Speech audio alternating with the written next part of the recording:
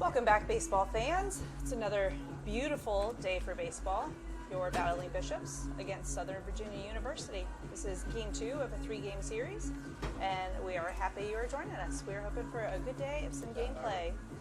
I am Brittany Armbruster joining you. We're going to have some fill-in by Adam Conti. We're going to have some fun things planned for the baseball game today. If you're watching,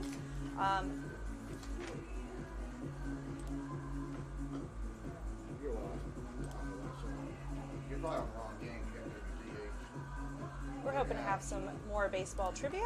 We're going to play a little baseball bingo. Some other fun things planned to talk about today.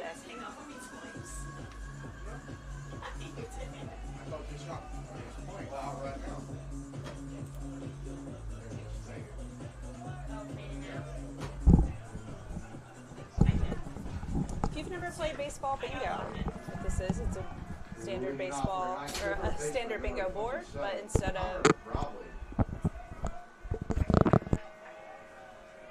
your B-I-N-G-O letters, you can fill in your own bingo board or find something online where you will be looking for bunts, strikes, errors, foul balls, 3 up, 3 downs, a lot of other baseball terminology we all know. Just keeps things interesting, keeps you engaged. It's going to be fun to do this.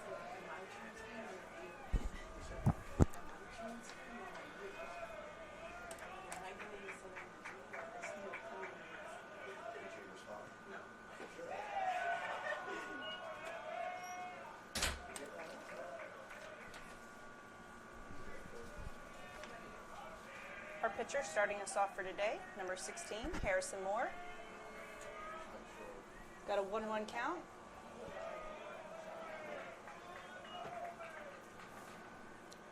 Up at bat, Southern Virginia's Connor Robley out of Utah.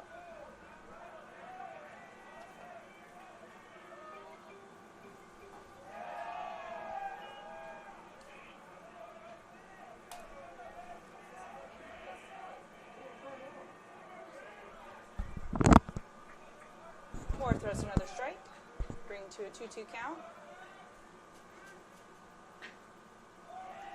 Robley hits it straight down, center to the outfield. Caught on a fly ball.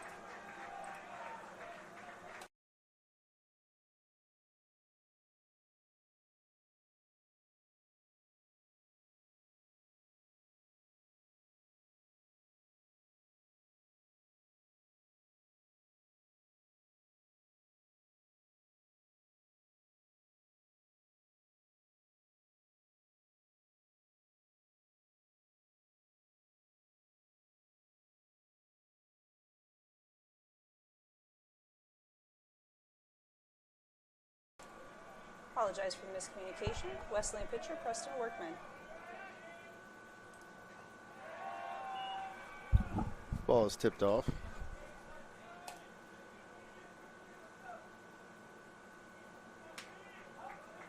Thank you, Adam, for correcting me. I was looking at the wrong lineup sheet. That was a little embarrassing. It's all right. Get that out of the way.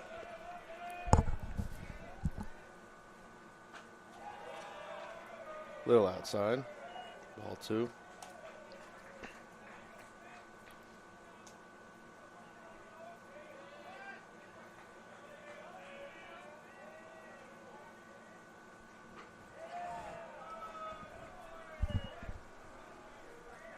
Slider outside. Ball 3.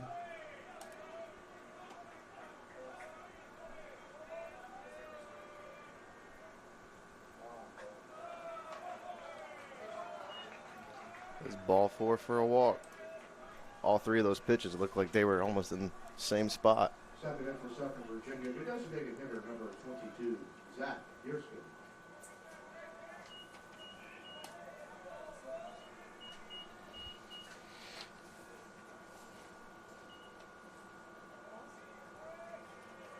Next pitcher up for Southern Virginia, Zach Gearston, also out of Utah.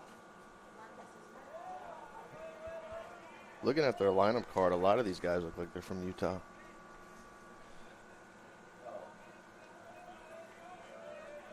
It's interesting. Have you ever been to Utah? I have not. I haven't, but it's on my list. Definitely want to make it. You know, my goal is to make it to every state. sooner or later. Cross that off my bucket list. But How many are you up to? I would say probably roughly about 15 to 20 in that range if I had to sit there and count them out. All right. Ground ball to Scoggins. Double play rolled. That was impressive. It's nice to see that kind of play early in the game. Yep. The infield here has always historically been very solid, and they make a lot of, nice plays, and they make everything look easy. Hey, and guess what? I have a double play on my bingo board. There we go. Cross Cross that one off. It's going to fall in that O lineup for our BINGO. Yeah, a lot of cool things on there. Yeah, we got a home run. So under the, what we would call the B column, I got a home run, pitcher's mound huddle, pitcher warming up, which looks like I see a pitcher warming up right now. A 3 up, 3 down, fan eating a hot dog. Are they serving hot dogs out there today? The first inning. Your score, Central Virginia 0. Your Battling Bishops coming to bat. I know last night was a fun time out here at Bauer Field.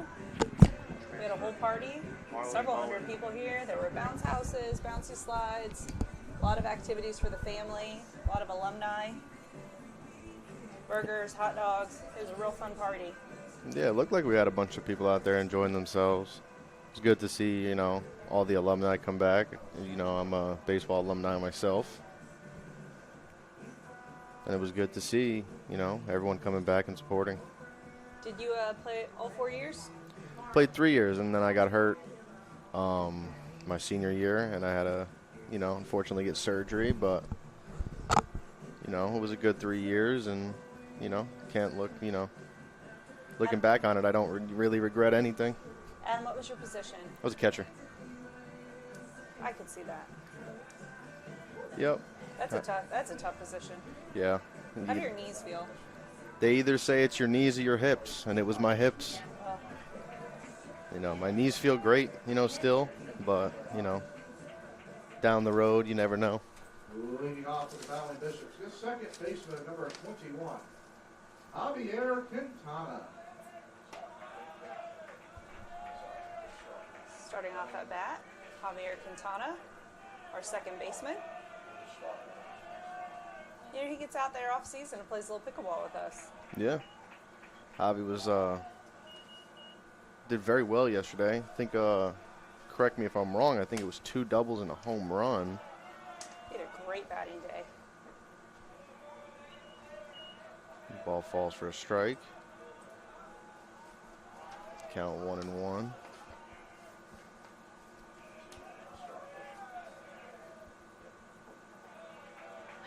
Fastball low, ball 2.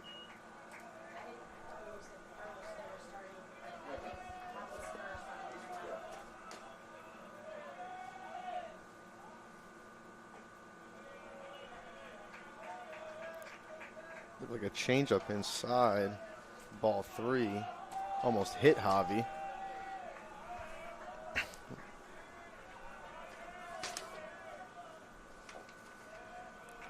Ball 4, Javi draws a walk. Bishop's on the base path early. Look, I got a little walk on my bingo card here. Yeah, looking at your bingo card. In my I column, it lists a grand slam, called strike. I guess we've had a few of those, but Yeah. I'm trying to be generous. A high five, an error, and bases loaded. In the Yep. end column, I would have a batter hits a single, a line drive, free spot, fly ball, and a walk. Oh, we have Brings a up bunt. Caleb Elias. Caleb Elias bunts. Sacrifice bunt. Moves Javi over to second. Gets thrown out at first himself. Gives the Battling Bishops their first out of the inning. Yep, and also puts their first, it's the first runner of the day for both teams in scoring position. 1 out, Jackson Hobbs at the plate. Going back to your bingo board, I see we got there's a couple things we could cross off, but we want to just kind of, go through the game and not try to get too many at once. See, we got a foul ball there. Yep, so in our G column, we have an RBI, a bunt. We had a bunt the last one. We'll go ahead and Yep. cross that off. Full You get that count. we might not see again this game. Got a full count. Pitching change. Batter takes a practice swing. We've seen quite a few of those so far. And our O column is a strikeout, double play. Batter hits a double, foul ball, and a 7th inning stretch. Yep. That brings the count to Jackson Hobbs 1-1.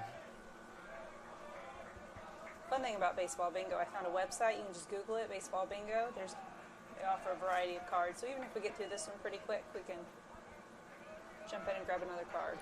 That off speed was swung on by Jackson Hobbs for strike 2.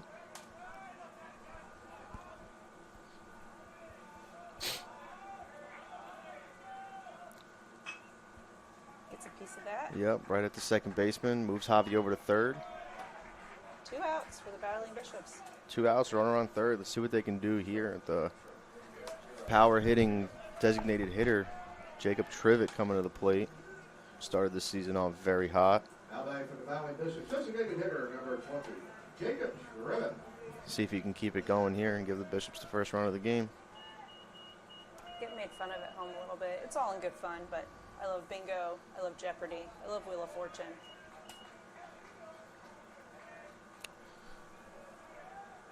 First pitch lands for a strike.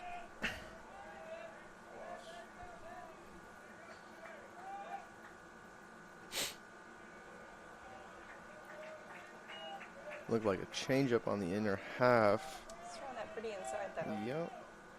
That one falls for a ball. The last hitter, the second time he threw, went right across the plate. There it is again. Yep, and there it is. There's the first run of the ball game for the Bishops. Jacob Trivet, the line drive single to left field. Brings Javier Quintana home. 2 outs, runner on first. Let's see what Mason Nance, our shortstop, can do here. The left fielder brought it in pretty quick. It's impressive to me the ball can fly so far in one direction and make it so far back. Quickly holding that runner just on first base. Yeah, he hit that. Would look very hard. Got out to him quick. First pitch lands for a strike to Mason Nance.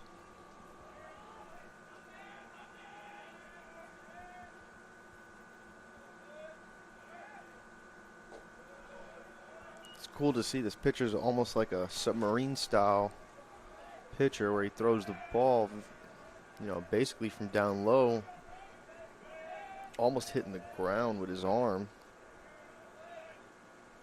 You don't see that often. It is an interesting pitch. It's working for him.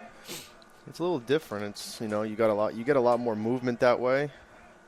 And, you know, sometimes it's also harder to see it.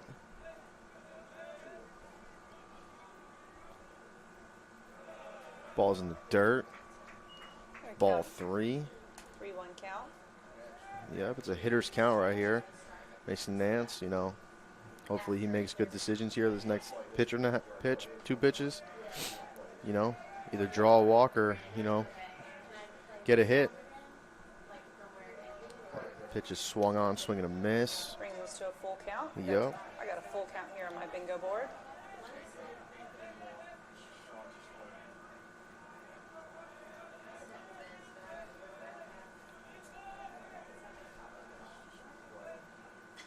Ball's popped up, right center field, caught for the 3rd out. We will be back in a couple moments after a message from Flow Sports.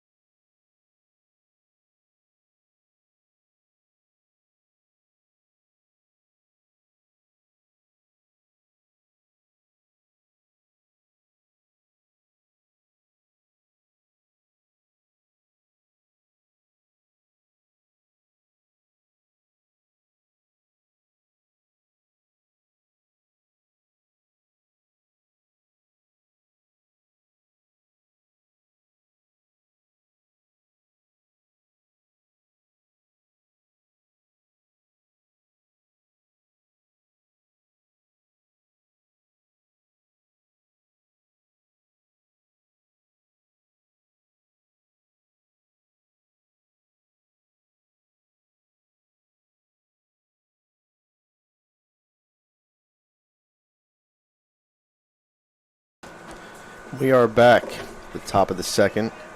Preston Workman still dealing on the mound.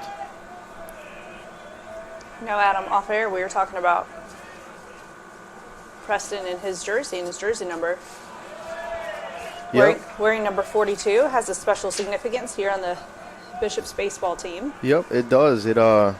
Number 42 was awarded to who is decided to be the unanimous best teammate of the prior season, and they get awarded for the next upcoming season for them to be able to wear the number 42. And It's that really is an honor. Yeah, it is.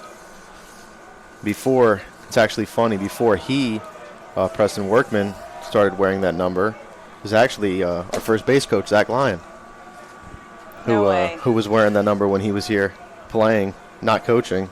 That says a lot about him.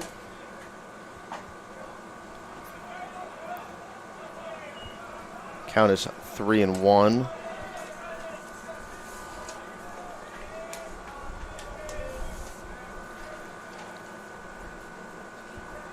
This is ball 4, and that will put Southern Virginia out on the base paths early in this half inning. This second baseman, number 20, Mitch Smith. For Southern Virginia, we have Mitch Smith, second baseman, senior, out of Utah. Up at bat. Yep, we have Stockton Hall taking a lead off first base right now. That ball is grounded to Scoggins. Flipped onto Javier. Double Then play. to Jackson Hobbs. Double play. Almost a mirror of what we saw at the end last inning. Same exact, flip around the diamond. They move that ball quickly. Yep, they do. Plate to plate. I will say I am out here about every day with these guys, even though, I'm not playing anymore. And it's just, you come out here and almost 90% of the time you can see these 4 guys in the infield out here taking ground balls all day. And that ball's popped up to Marlon Bowen, caught for the 3rd out.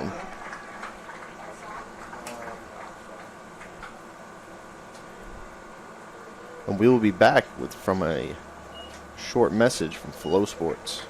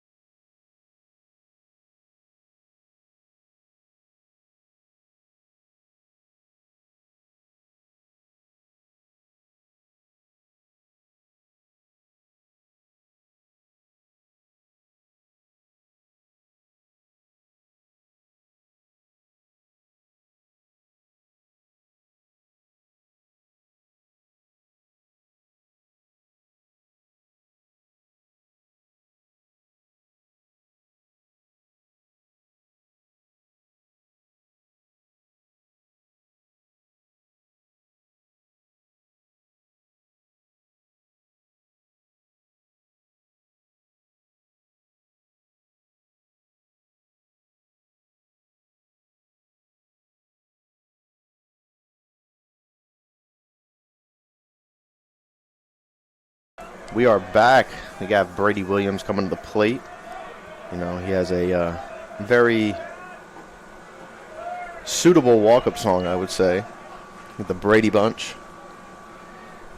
I think that always stirs up a little conversation.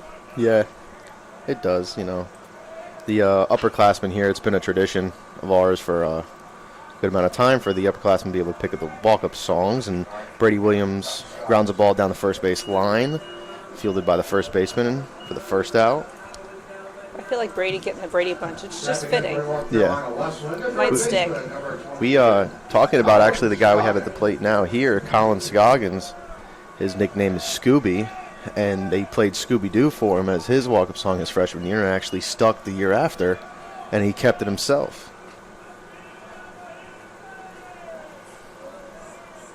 Pitch drops in for strike one. Second pitch of the at-bat looked like a slider from the submarine pitcher for strike two. Just gotta be careful here now. Yeah, it's just that motion is just so... And then he comes over the top right there with a fastball on the outer half, but ball one. It's smart action. Pitchers that can do that, they're just so hard to judge and read because it's never the same. Ball's fouled down the third base line. Got a little foul ball action on my baseball bingo card. Yeah, there we go. In my O column. We were talking about it over the break. I had a 3 up, 3 down listed on the card. Yep. Not close to a bingo yet. Still have a lot of game left.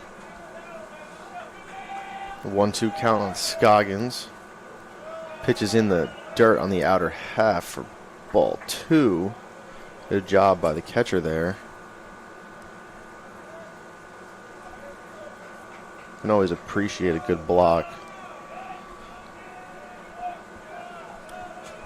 You haven't been a catcher yourself. Yep, there it is. Right up the middle for Colin Scoggins. Line drive almost took the pitcher out for a single. And once again, Bishop's on the base path pretty early here in this game. Already shown that they're a force. Now we got Marlon Bowen, transfer student here. Where did he transfer from?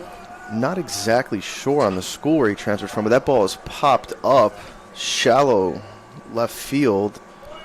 Actually brings the shortstop back for the catch. 2 outs. Scoggins still on first base here. That brings up our catcher, Seth Jones, who I've actually spent an incredible amount of time with here over my career. It's great to see the ball player he's turned into.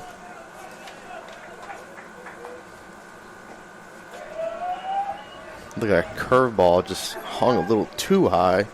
Ball one.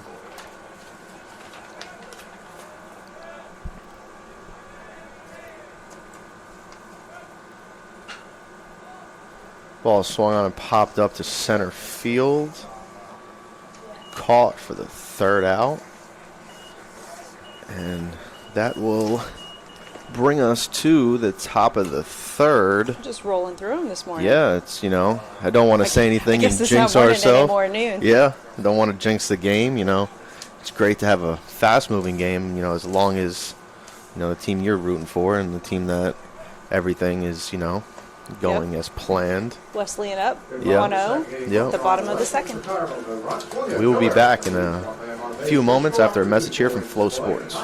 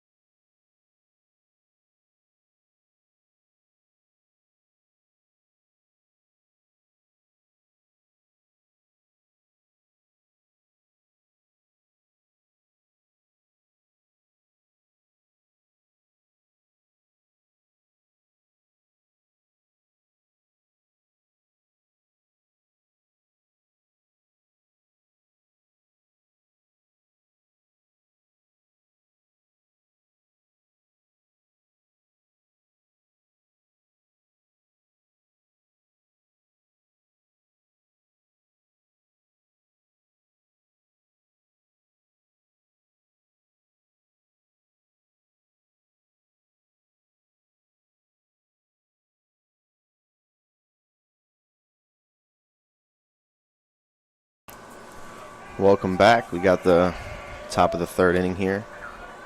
Pretty sure that this is batter in the box, Southern Virginia's catcher, if I'm not mistaken, number 9. That fouled way to the right. Yep, that ball was swung on and fouled off. Strike 1.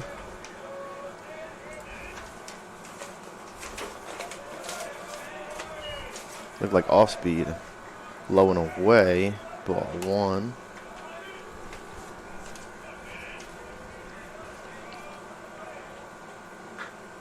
Ball's popped up, fouled again.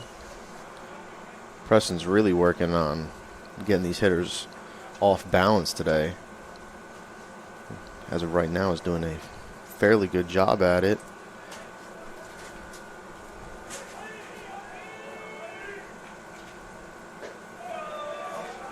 Great off-speed pitch, just a little bit outside. Got a 2-2 count.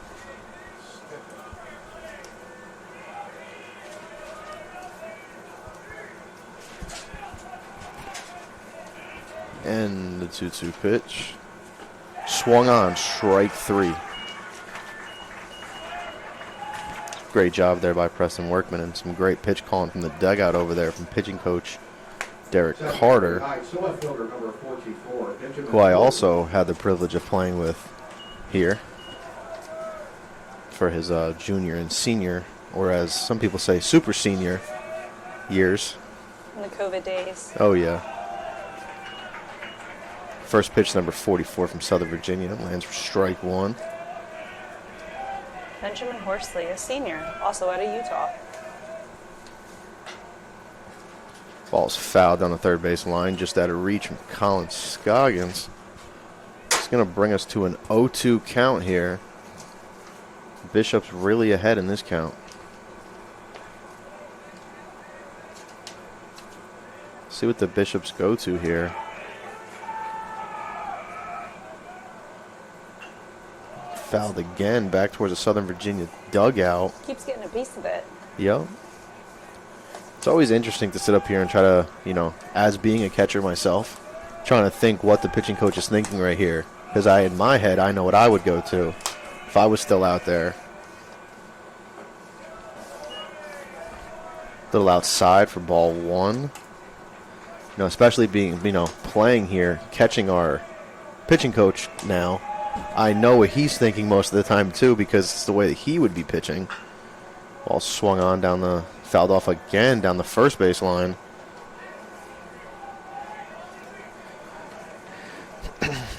We used to play a little church softball league back in the day, and they had a rule. It's a good thing we don't have it in baseball, but if you had 2 strikes under your belt and you fouled it, you only had an opportunity for 2 fouls. That second foul would be called out just to keep the game going. Yep.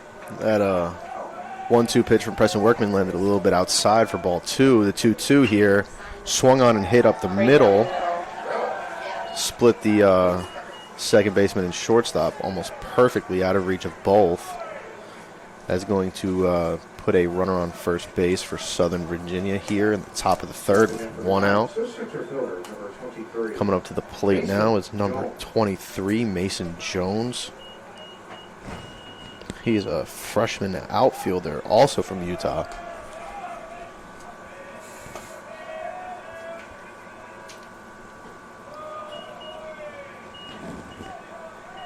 Ball a little bit outside for ball 1. Let's see what Preston comes with here for the 1-0 pitch.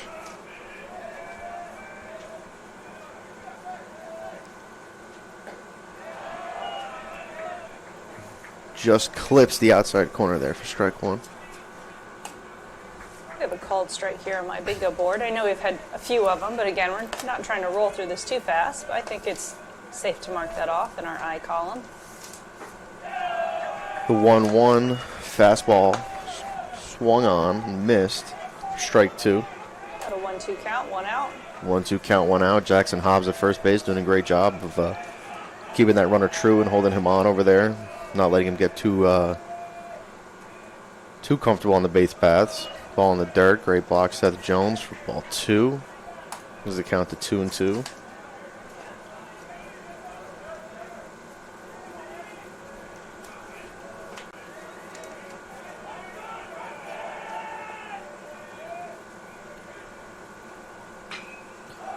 Ball swung on and popped up. Deep left field.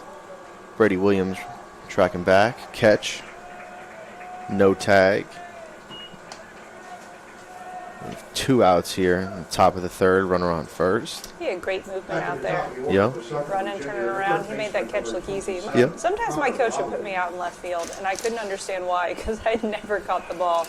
Probably back in high school, I should have known then that I needed glasses, but I just complained. They said my depth perception's off.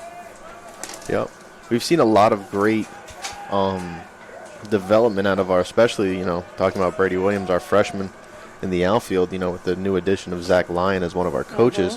One of the, the better outfielders that we've had here in this program in the, recent years. He's been working very hard with these guys to get them to where they need to be. And, They make it look easy. That's when you know they've put in the work, when they make it look easy. Yep. Those catches are not easy, especially when you're running and trying to put yourself in position. Yep. And especially when you're tracking back like that, and you know that you're going, decently deep into the outfield and, worrying about that fence. Yep. And also the drop-off you have over there between the clay and the grass on the warning track. These outfielders, they almost always know where they are. Brings us to a 3-1 count here. Got 3-1, 1 out. Runner on first still. Jackson Hobbs holding on the runner at first base. 3-1 pitch. 3-1 pitch grounded to Colin Scoggins. Crossed the diamond, great throw. And a phenomenal pick by Jackson Hobbs over there at first base. That's not an easy decision. He had 2 options. Yeah, he could have went either way there. But he assessed that. He knew that he wouldn't have been able to get it to second base fast enough and went with a tougher throw, but it paid off. Yep. And it's just like all these infielders, they have so much trust, in their senior over there and their graduate student player, Jackson Hobbs over there, who's, basically like a vacuum cleaner over there and just gets absolutely everything. North Carolina, Wesleyan 1.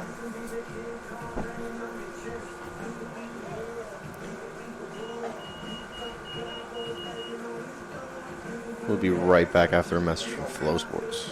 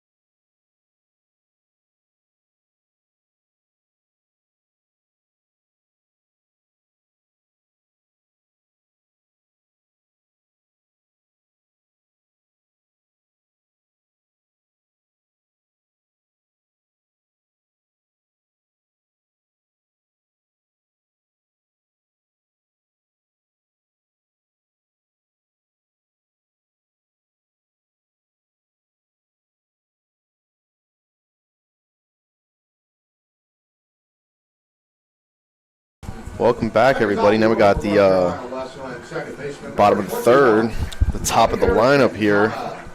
Javier Quintana stepping in the box.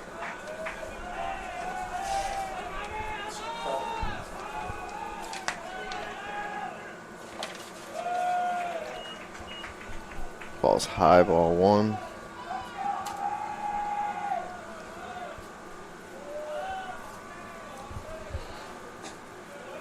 Inside, ball 2.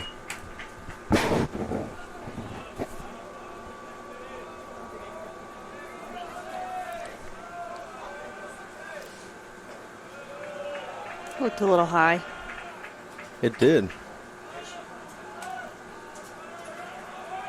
It's just, going back to this, sound like a broken record at this point, but that motion is just so hard to control from down there. Ball 4 brings Javi first base. Bishop's got a runner on the base path. No outs.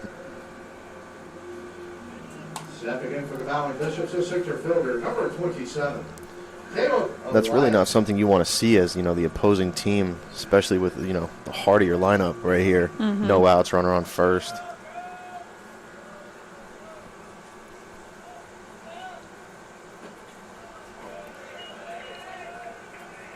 Brings up Caleb Elias. Count 1-0 on that. Looked like probably a two-seam. Just clipped the outside corner. Quick throw to first. Keeping Javier honest over there. Yeah.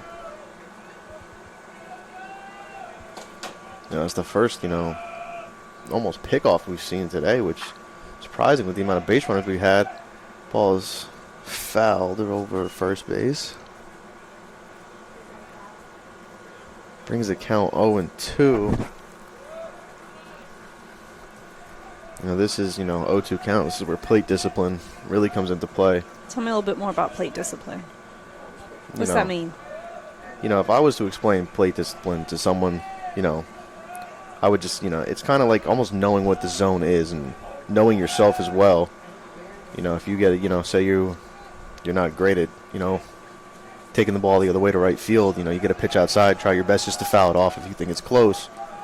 And almost like, knowing where the height of the strike zone is up and down and not, 0-2 giving yourself up. That ball swung on for strike 3. Looked like a 12-6. Stepping in from North Carolina, Wesleyan, good first baseman, number 15. Jackson Personally, myself, I Hobbs. face pitchers like this, and anytime it comes to an off-speed pitch coming from that low down there and having to go up and back down, it's just very hard to. Unfortunately, that gives us a strikeout on our bingo card in the O column. Yep. The ball's outside of Jackson Hobbs, ball 1.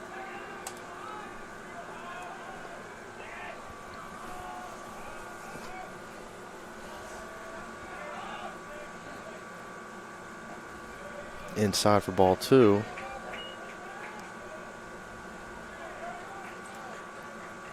And me and Hobbs were the same year when we came in as freshmen together, and we had a coach here that really preached plate discipline, and really got all of us really good here. That's something that I can say you see with Jackson Hobbs a lot, is a tremendous amount of plate discipline on 3-0s and even 0-2s.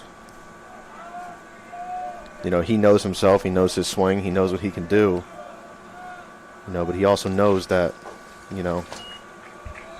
runners on base, bringing in RBIs and everything else, we need to focus on the team. He always talks a lot about that, Stepping in from North Carolina, Wesleyan, new designated hitter, number 20. Jacob Trivet. Trivet up to bat. See what he can do here. It's a sophomore just down the road out of Greensboro. Yep.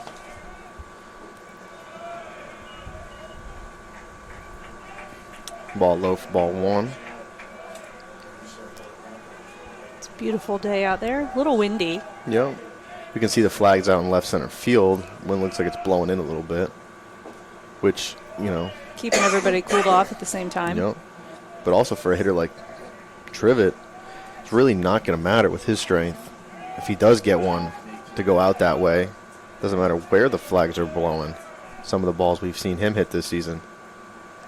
Ball gets away from the catcher, advances both the runners. Bishops have 2 runners in scoring position. Yep, 2-1 count, 2 runners in scoring position. One out. Pretty decent speed on the bases as well. Neither one of these 2 on base are particularly slow. So anything into the outfield here is probably going to bring home 2.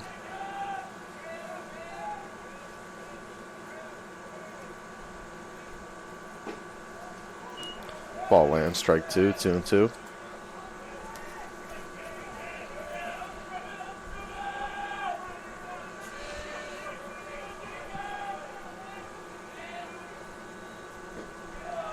Swung on, strike 3.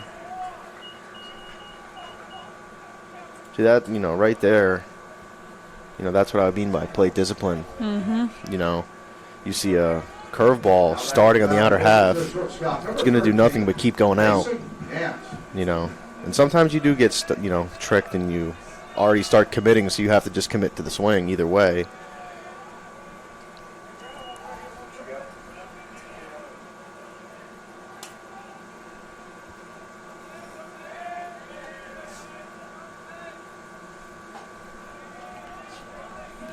Brings up Mason Nance. 2-0 count.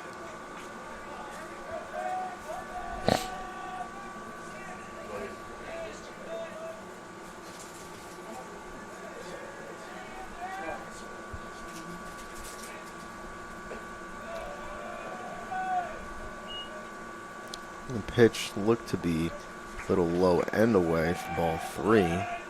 Back into the same situation. I feel like most of the Bishops are falling in today on 3-0 counts. Ball's low for ball 4. Bases are loaded. I do see a pitcher for Southern Virginia warming up over in the bullpen. Yeah, and unfortunately I expected to start seeing someone soon.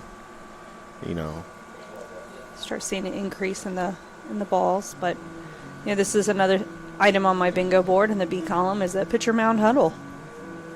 Yeah. I'm one away from a bingo, looking for a line drive. I'm not being too partial. This is either team here. Got a bases loaded card on there too. Oh, I do.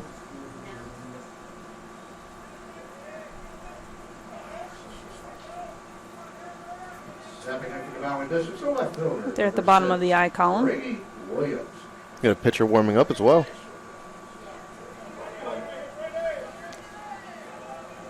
I'm paying attention a little bit more to the baseball game than I have in my bingo card.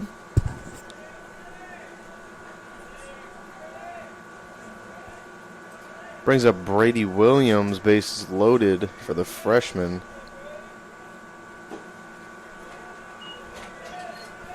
Ball drops in for strike 1.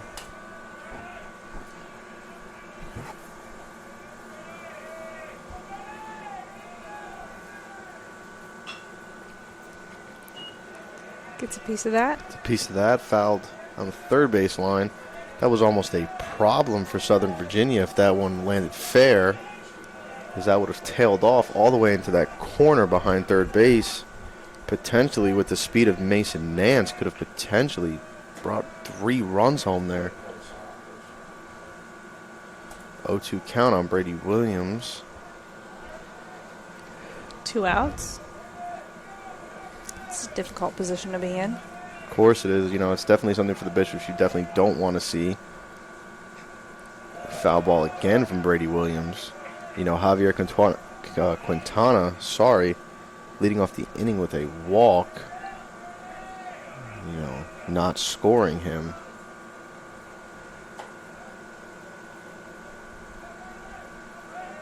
But I know that this team has all the trust in Brady Williams here.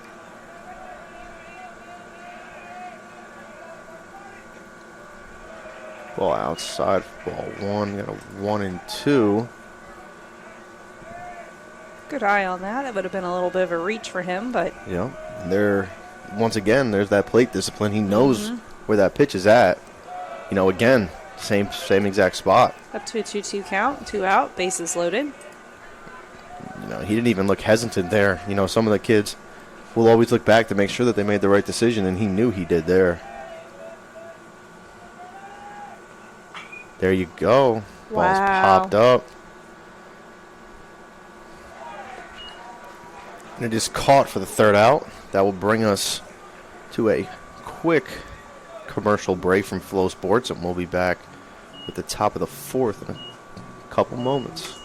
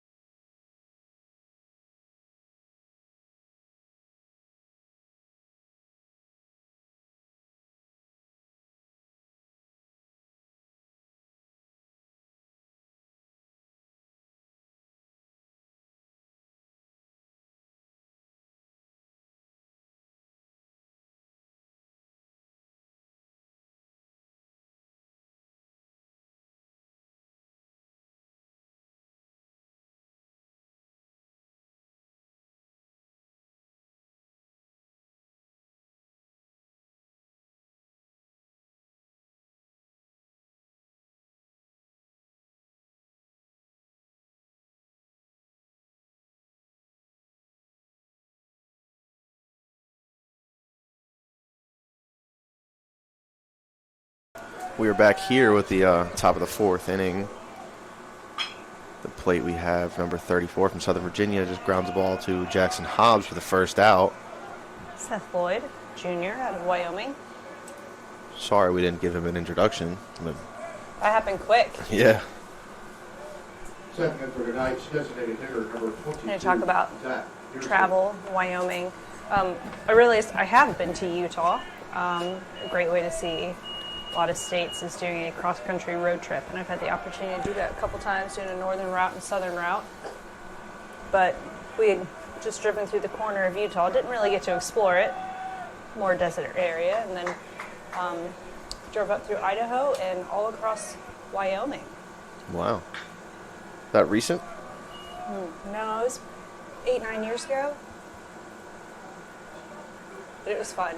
I'd highly recommend not trying to do it in 3 days either. You know, give yourself a week.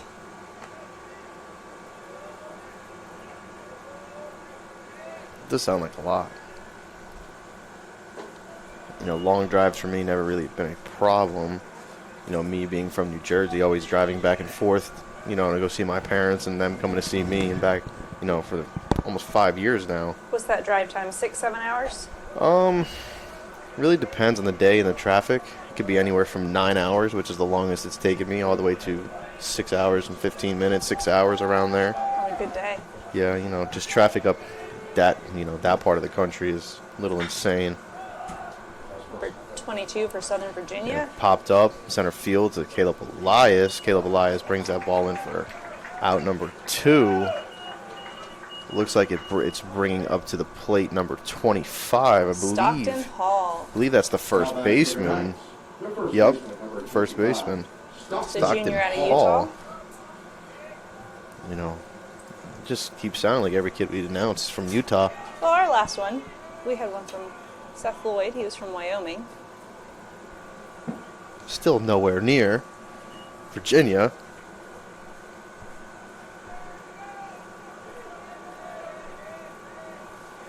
It's days like day, the weather like it is, the sun shining like it is, reminds you why Southeast is a popular place to play baseball. I'm from Ohio. We had a lot of teams that would come down to this area for spring tournaments. Yeah, I Just knowing remember. they get a lot of playtime with solid weather.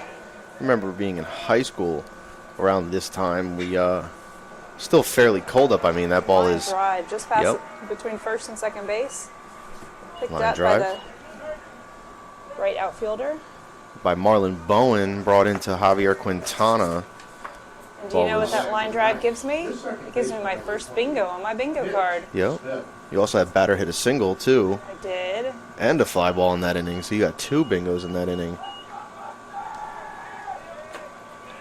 And across that second row and right down the eye line, or the end line. We'll just keep on going on this bingo card. We have time. Batter number 20, Mitch Smith, second baseman, senior out of Utah. Yep. First pitch to him was a strike from Preston Workman.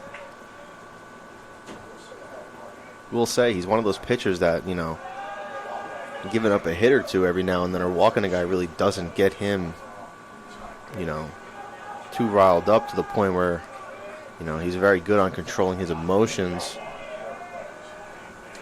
He knows he's good. They just have to be better.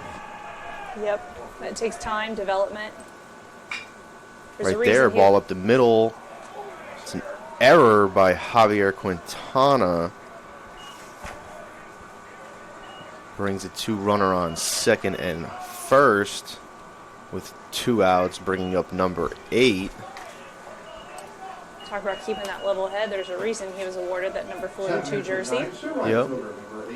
You know, if you look at him, it just doesn't seem, you know, like anything just happened. He just wants to keep going. You know, that's why they call him, you know, he's the workhorse over here. And, you know, you can walk into this, you know, baseball facility on just a Monday from 5:30 in the morning all the way till about 8, 9 o'clock at night, and one of the faces you are definitely going to see is Preston Workman. And that translates to the rest of the team. Yeah, he's big on keeping everyone engaged in the games when he's not pitching in the dugout, one of the loudest guys in there, which if you know him well is not of his character. He's off the baseball field, usually a pretty calm and quiet guy. We just had a foul ball by Garrett Stouffer, sophomore out of Utah.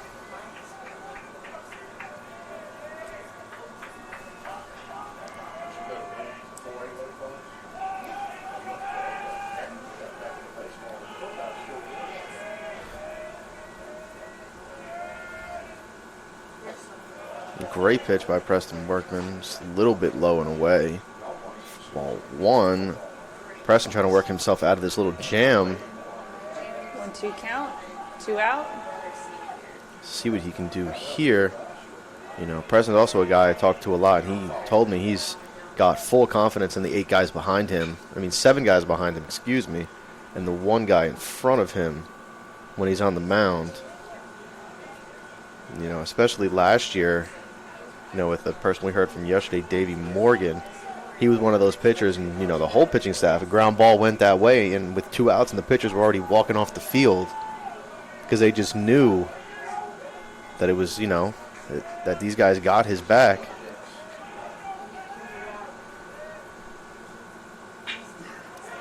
Ball is struck into center field. Caleb Elias. Looks like a error by Caleb Elias. Advances the runner to third.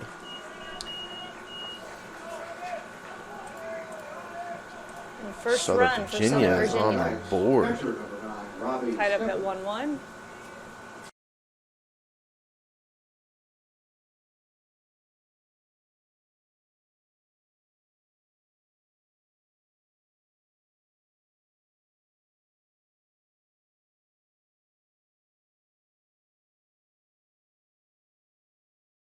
Ball's popped straight up. Jackson Hobbs behind the plate makes the catch for the 3rd out. Southern Virginia now on the board, ties the ball game up 1-1. So we go into the bottom of the 4th. Yeah, bottom of the 4th here. We'll be right back after a message from Flow Sports.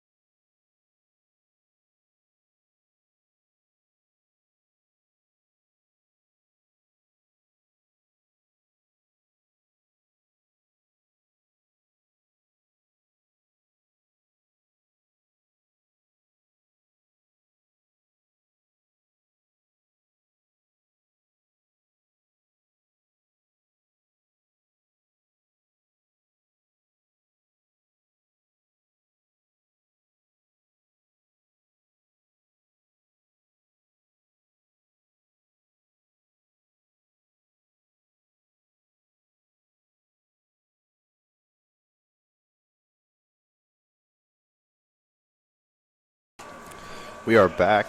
Colin Scoggins at the plate. Got an 0-2 count here early.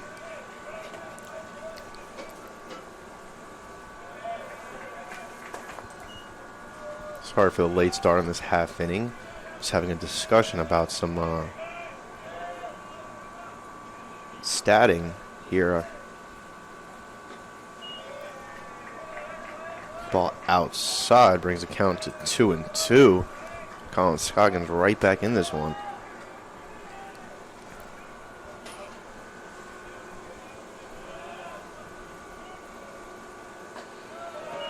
Three and two. Colin Scoggins doing a great deal of plate discipline here to bring this count back almost into his advantage. Payoff pitch. Swung on, foul ball. Still have Harrison Moore pitching, senior out of South Carolina.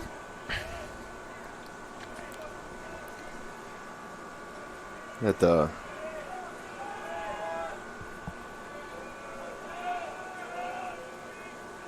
don't really see much action in their bullpen anymore. After that huddle, seems like he got what he needed. You know, starting to figure it back out again.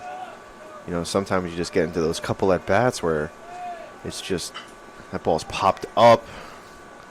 Shallow right center field on the run. The ball is dropped.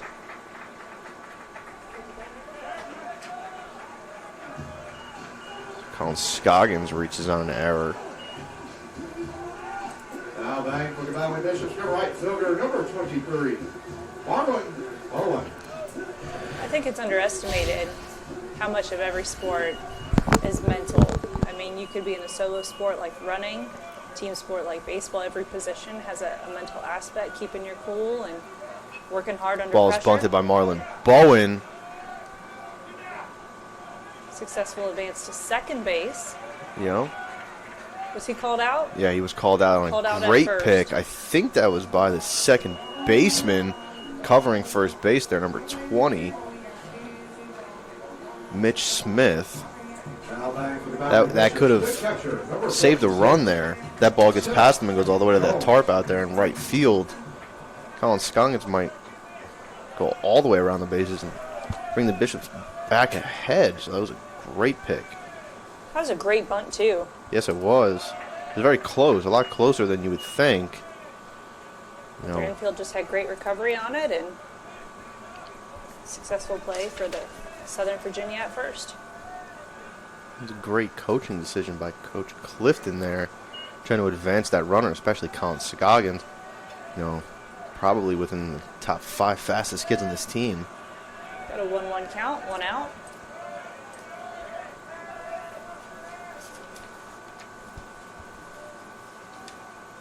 Pitch. Swung on. Miss. Strike 2. Batting is number 46, Seth Jones, Yep. Jr., New Smyrna Beach, Florida. Sure, it's a beautiful place to be at this time of the year. Ball's in front. The catcher, Scoggins, advances to third. Catcher with an off-balance throw almost gets past the third baseman, number 27, Connor Robley. Once again, another great pick from Southern Virginia to save a run.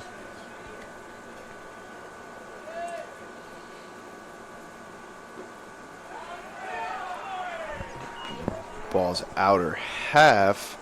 Called for strike 3. I don't know if me and the umpire saw the same thing there, but Yeah, that looked a little far out, but he's the one down there in the dirt. and we're not, so can't really argue with him from up here. No, and he's been calling a pretty fair game today. Yeah, I mean, I feel like it's going both ways, so can't really be upset about that too much, especially if it is both ways. Calls a strike on that first pitch for Javier Javier Quintana. Quintana. Quintana, thank you. Ball is hit deep left field, and that ball looks to be out of here for a home run from Javier Quintana. His second in 2 days, if I'm not mistaken. Javier Quintana is on fire yesterday and doesn't seem like that flame was put out for this morning. Brings a runner in and then successfully crosses the plate himself. His little finger gun stance there. Body slam with the rest of the team. It's fun to watch. Stepping in for the Valley Bishops, this center fielder, number 27. By the reaction of the Caleb Elias. left outfielder, I didn't quite know what happened. He had to jump and put his arm up in the Yeah. air. I thought he caught it. You know, I was like, that was the thing there. I knew, like for me, I knew he didn't catch it, but I didn't know where the ball was because of that shade out there. So I couldn't see if it was off the fence or out of here. Got the soccer field in the background and the shade, the trees. Great job for Javier.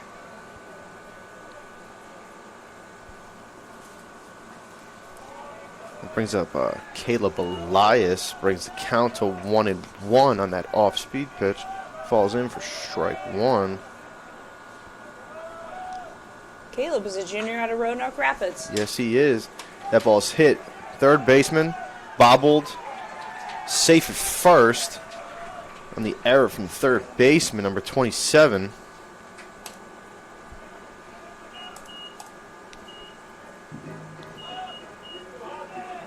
Now back to the Valley Bishops, their first baseman, number 15, Jackson Hobbs. Got Hobbs back at bats.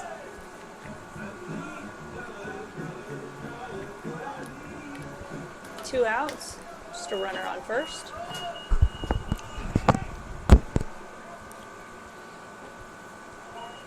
Strike one for Hobbs.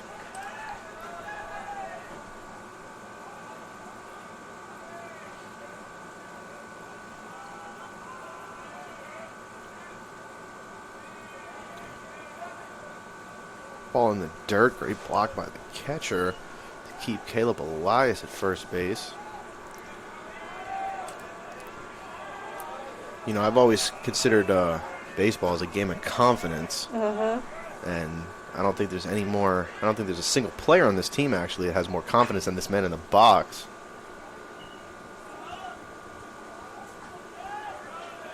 Got a 1-2 count here. 2 outs, runner on first. And Jackson Hobbs. You talk about the team as a whole, and you develop that trust with all your teammates, and when you have people like Hobbs who can play his position at first the way he can and finds a way to get everything thrown at him. You know, it's one of those develops things. a lot of confidence. Yeah, it's one of those things like, you know, me and Hobbs, this is 5th year now together. And, you know, I've seen it all the way through being, you know, the last 2 years we were, you know, fortunate enough to win conference. Ball's fouled away by Hobbs. You know, especially that first team that we had Luke Chung at shortstop, you know, now professional shortstop. Oh, I think it's over in Japan. Davey Morgan at second base. Now just got signed by the Lake Erie Crushers. Wow.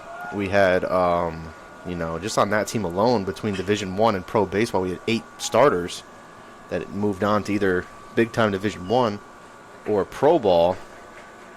And it was just like, you know, especially, you know, from the pitching staff that I've heard, like, any ball that was either hit up in the air or it looked like it was hit at a player, with 2 outs, they were walking off the field because they knew that they had their back. And it was just one of those things where it was like, we knew that a team would have to bring their best game that they could ever play to beat us. And we were going to play our best game every game. Absolutely. Absolutely. We're But making a transition in the inning here. we'll be right back from a message from Flow Sports as Preston Workman on the mound warming up for the top of the 5th.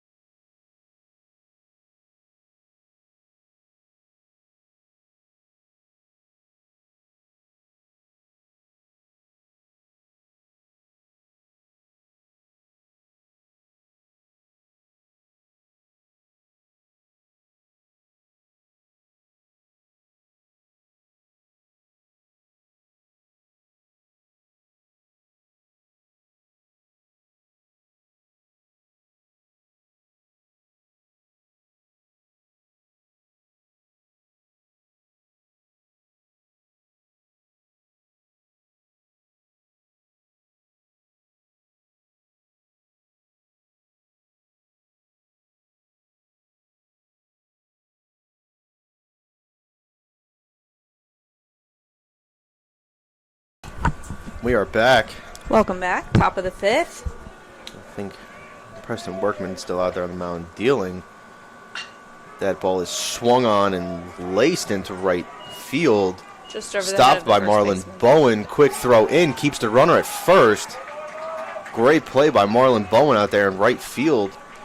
Protecting from, The runner advancing to second. He had a great pickup with his glove and just Second and for tonight. quick reaction on that. 23. Mason. Yep, it was kind of like a reach and hope you get it. That doesn't matter because he did. I would think the runner was surprised. He was actually almost thrown out at first base from taking too big of a turn. referring back to the bingo board. We didn't mark off, but we had a home run last inning. I don't know if we're serving hot dogs today, so I don't think I can get that. Yep, we can cross that RBI off there, though, for Javier Quintana on that home run as well. I don't think have we seen a double today? I'm not sure. I don't think so. Count is 2-0. Still a lot of baseball left. With a ton of baseball left. You have a whole another 9 innings after this. 2-1 the count. I believe it's number 23. You know, last night we were talking some baseball trivia and things you didn't know about baseball. Ball swung on. Foul. That was a good eye on that because that was right there next to the line. It's always funny to look in the team that's hitting's dugout when a ball is called foul because they act like they saw a ghost.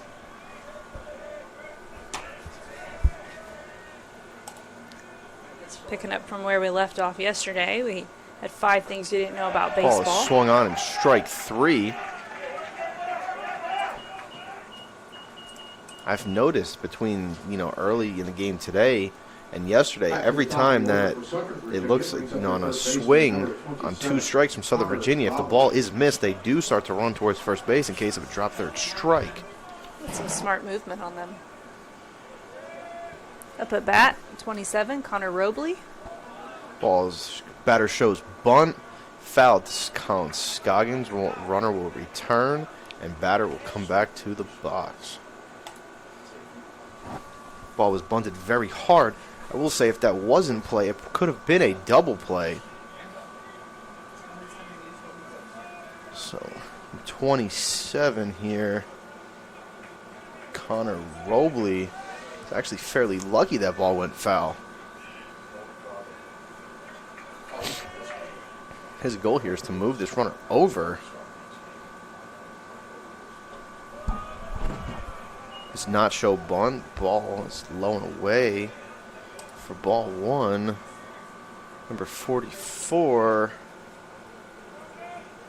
Still on first. This is our left fielder. Ball pitch falls in for strike 2. Jackson Hobbs holding on the runner at first base, keeping his lead honest. 1-2 count, 1 out. Pitch is low and away. Dirt in the left-handed batter's box. 4-2. It's usually the action pitch right here of the at-bat with a 2-2 count. Like I said, ball popped up. Caught by Jackson Hobbs right behind first base for 2 outs.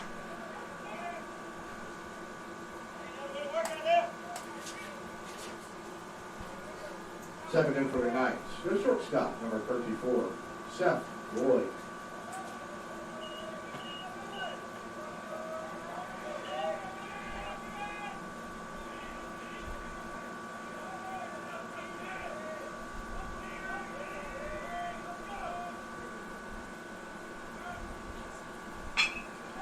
Ball swung on, hit into right field. Fielded by Marlon Bowen. Throw it across to Mason Nance. That makes it 2 outs. Runner first and second. That was hit by Seth Lloyd. Yep, after the hit from Seth Lloyd, ball was struck pretty well there. Now up at bat, number 22, Zach Gearston. Seth Lloyd did a great job of noticing there that he has the ability to take the ball the other way. And with Jackson Hobbs holding that runner on at first base, left a massive hole in between Jackson Hobbs and Javier Quintana. He took advantage of. First pitch here, fouled off, strike 1.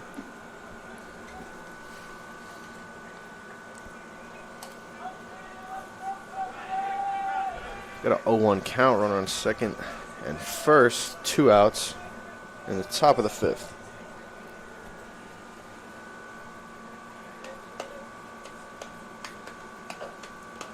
Ball's inside and high for ball 1. Looked to be either a 4-seam or a 2-seam. Definitely was any sort of off speed there. Very firm.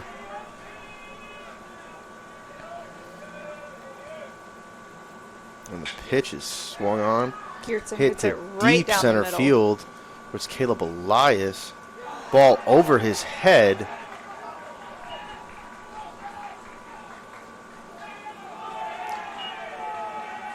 That is Slides into third. a triple for, I believe, number 22, Zach Gearston. That brings 2 runs across, ties the ball game back up.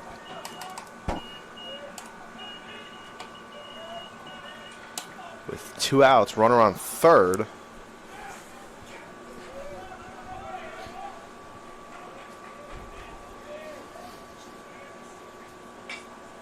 Ball swung on and fouled into the visitors' bullpen area. Up at bat number 25, Stockton Hall.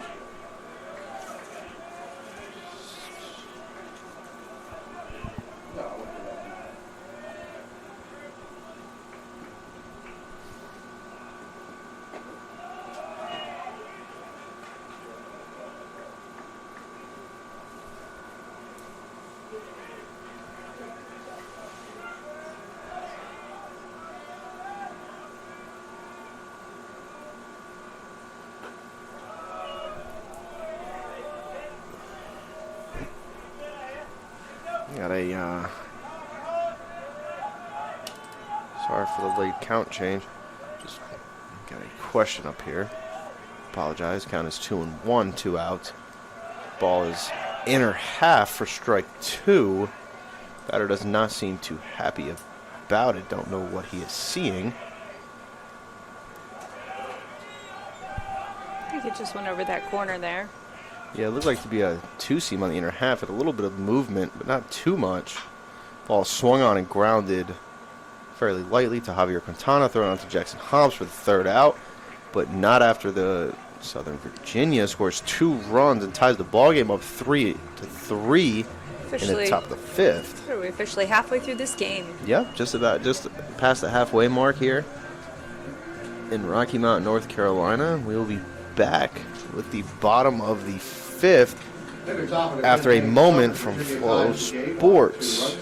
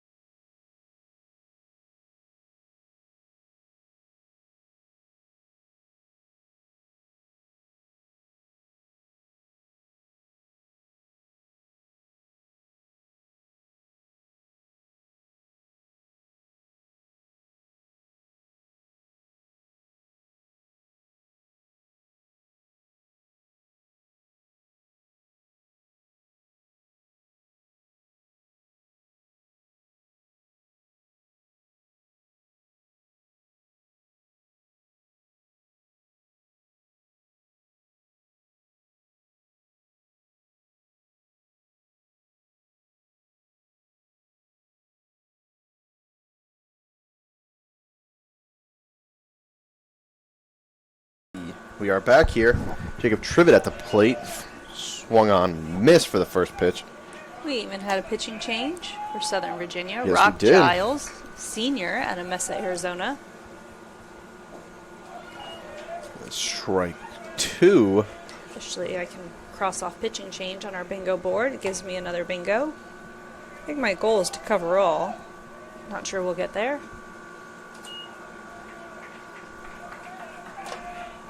I think the ones you're going to see that are very hard, especially going to be a grand slam and a fan eating a hot dog. Since I don't think they are serving any today, we can supplement that hot dog for something else. Well, there's a Sheets across the street. Yeah, so of course. Maybe someone shows up.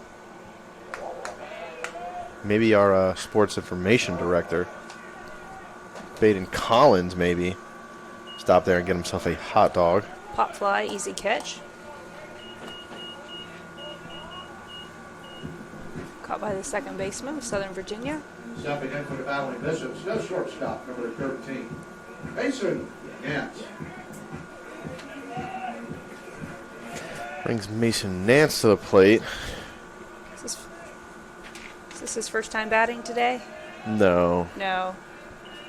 I think we've seen him maybe twice. That's right. That's right. Twice, so far this game. I think maybe the first time, if I'm not mistaken, I think he got a hit and walked the second time. He did. Pretty sure. Don't quote me on that one. But brings a count to 1-1. Ball in the dirt. Bounces. Ball 2. Catcher did a good job of framing the bounce. Sad thing that does not count.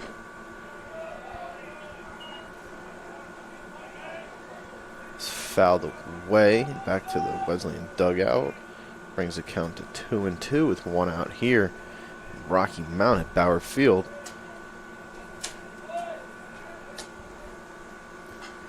Ball's fouled away again. He had great contact with that. Yep.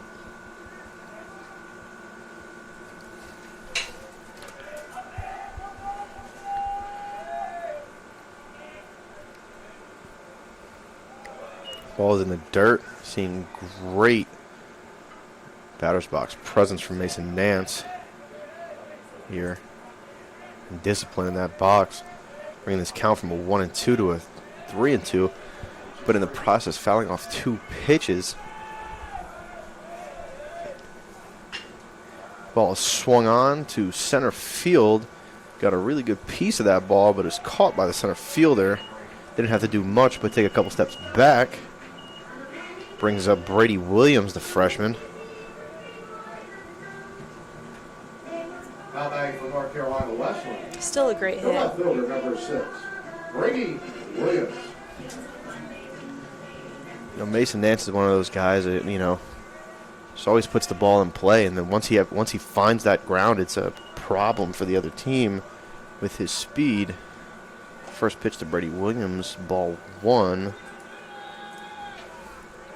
Got 2 outs. No batters on base. 2-0 count. Indeed. 2-0 count here, 2 outs. No one on.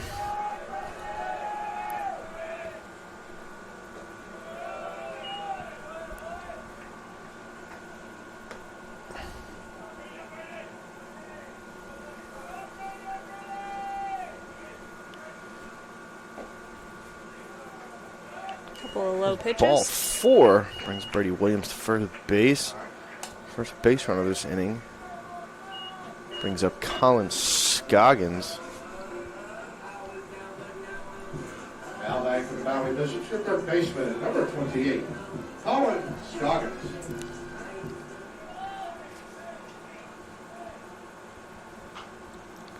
Ball swung on and dribbled to the first base line. Throw the first baseman for the 3rd out of the inning. It's going to bring the top of the 6th inning.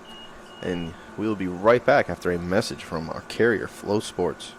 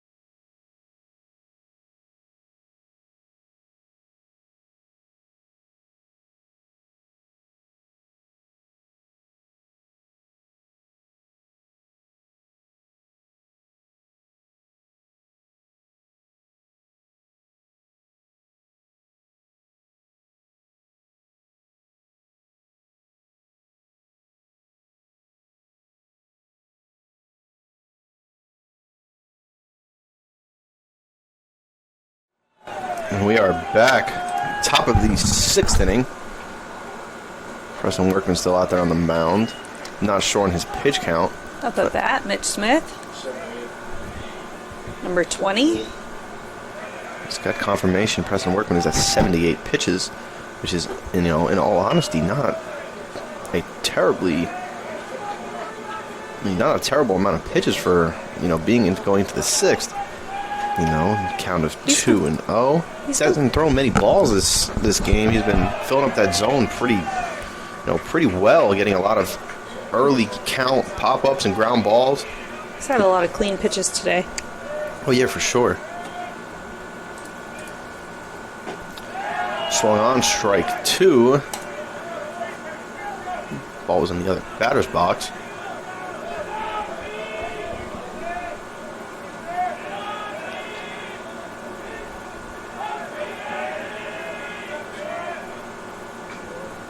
Ball's fouled away.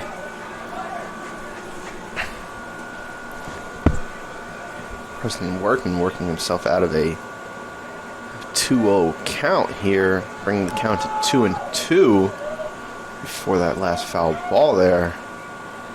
Ball is looked to be a slider, low and away in the dirt, brings the count to full at 3-2.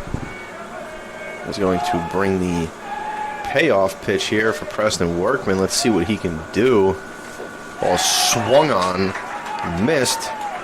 Great pitch, slider in the other batter's box, and Southern Virginia decides to swing. It's frustrating. Yep, I mean, it's, I will say for catching him for 2 years, that off-speed pitch he has does move a lot. Very deceiving. Up at bat for Southern Virginia, Garrett Stouffer. Ball is swung on and grounded. Mason Nance fielded cleanly, thrown over. Jackson Hobbs for the second out. Ball flipped around the diamond. It's going to bring up, I believe, the number 9. I believe that is their catcher. Robert Stempin. Now back for Southern Apologize. Virginia, the catcher. Yeah, and that is the catcher. Stempin.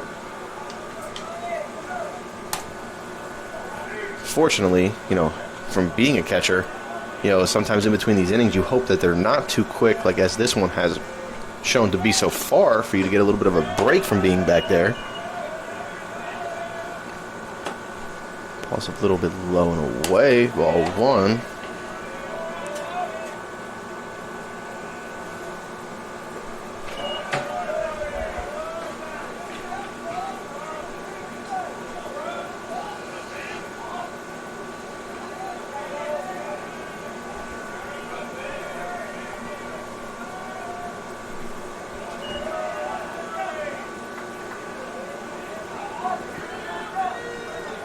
Three-0 count, 2 outs.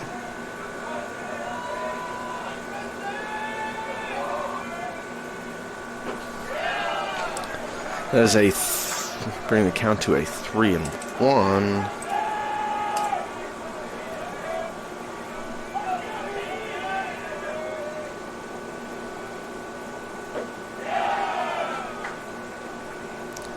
Full count.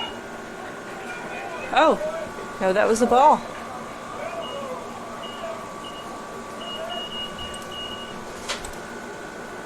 Stepping in for the night, still left over. Number One runner on 44, base. Benjamin Horsley. Up at bat, Benjamin Horsley.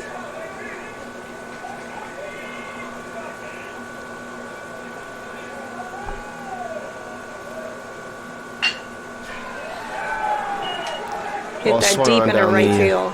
First base line. Marlon Bowen gets the ball. Runner looks like it's going to be held up at third base. That is a double. Batter hits a double on my baseball bingo board.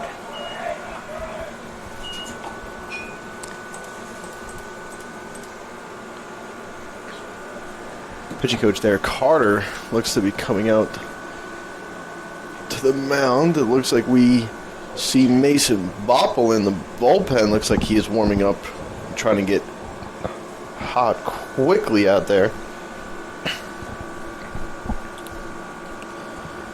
It's just it's a sight for sore eyes when you see, 2 outs, no one on.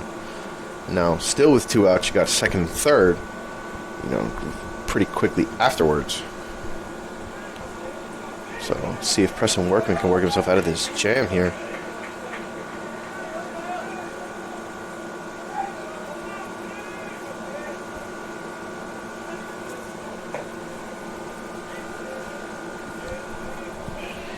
Here's a fun fact for you. One of the 5 things you didn't know about baseball, in MLB baseball, lasts 6 pitches. Whether it's due to a ball going out of the park, getting dirty, or damaged, it has said that a single Major League Baseball baseball ball only lasts 6 to 7 pitches. Interesting enough, it has also been said that a typical game goes through 5 to 6 dozen balls. A single club must have at least 90 on hand for each game. That's crazy. 90 dozen baseballs. It just sounds wild. Well, 5 to 6 dozen. Ball's popped up. Marlon Bowen for the catch, and the third out is not going to score a run, which means we are going into the bottom of the 6th with still a tied ball game. We will be back after a message from our carrier, Flow Sports.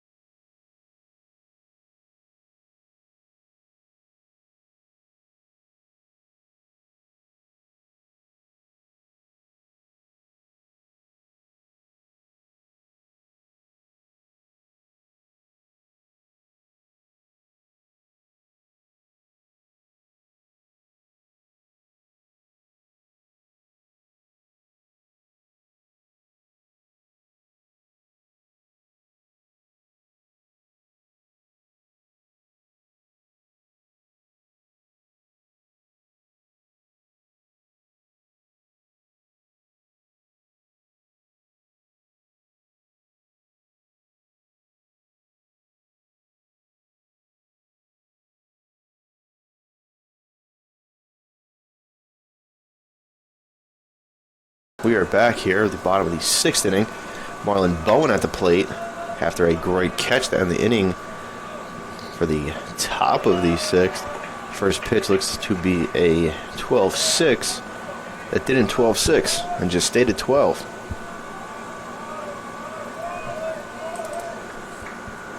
There we go with another one outside corner for 3-0.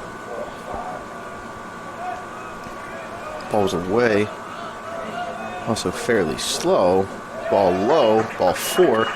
It's Marlon Bowen, first base. Bishops on the base path early here. Let's see what they can do. Our catcher, Seth Jones, stepping into the box here. And I believe in the on-deck circle we have Javier Quintana, who has been shown, is showing everyone not to give him anything to hit.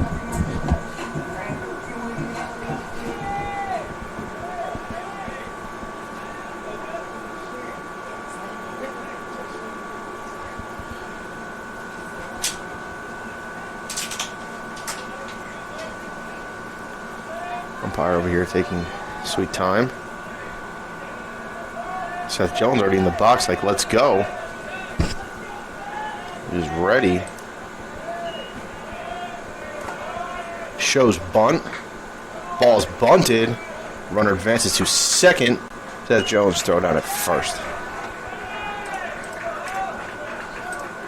Perfectly executed sacrifice bunt there. That was Coming great. up, you're probably your hottest hitter in your lineup right now, Javier Quintana. Back to the top of the order. You can see the outfielders backing up a little bit. Baseman number 21. Javier. Playing Javi a little deep. Same thing with the infield here, trying to knock something down and not let it run through. Let's see what Javier has to say about that. Another 12-6. About above Javier's head. Trying really not to give him anything to hit here. Ball in the dirt. Bounces up. I almost caught that one. Up here in the field box. Second advances to third. Yeah, he advances to third. Ball was spiked about 55 feet from the mound, right over the catcher's head. That was a good recovery by the catcher, though. Oh, it was great.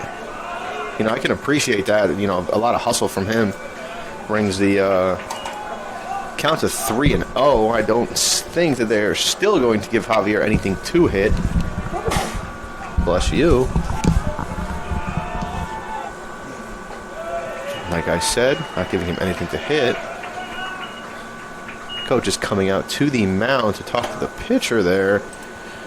And the Bishops are going to have one out, runner on third and first. Bringing up Caleb Elias. They are going to a pitching change, it seems, here. So we will be back after a message from Flow Sports.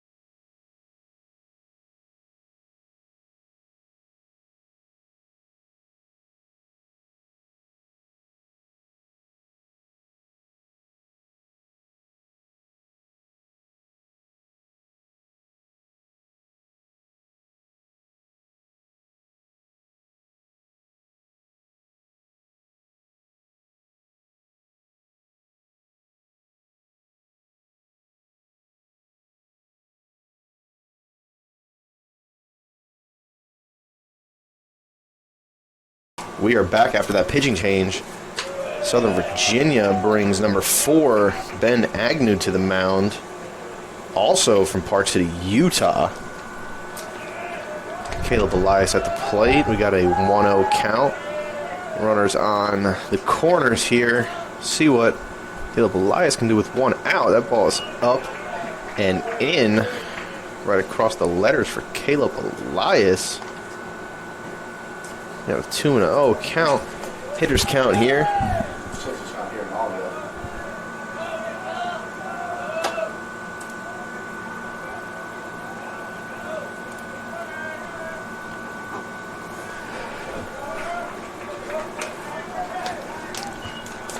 Ball falls for strike one.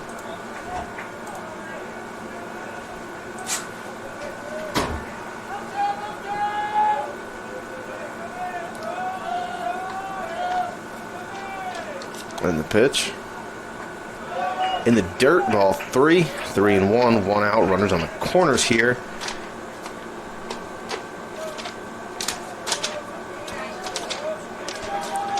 Got Marlon Bowen at third, Javier Quintana at first, Caleb Elias at the plate. Pitcher steps off and checks Javier over there, making sure he's keeping him true. And he indeed is, as when he dove back to the bag, his chest was over the bag. Probably not the best time to pick off there, but you never know what's going through their minds. Ball's inside. Almost hits Caleb Elias. Breeze past his shoulder.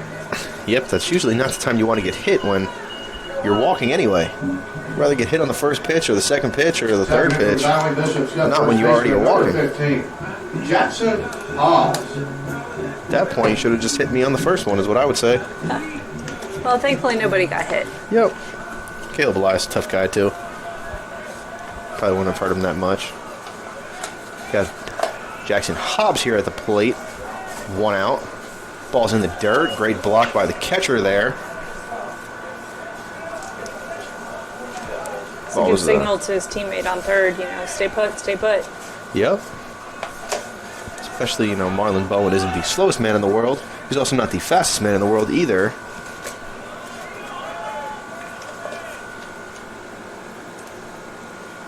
That ball is past him. Marlon Bowen will cross the plate safely. Runners advance to the second and third. That is going to bring it up to 4-3. Bishops.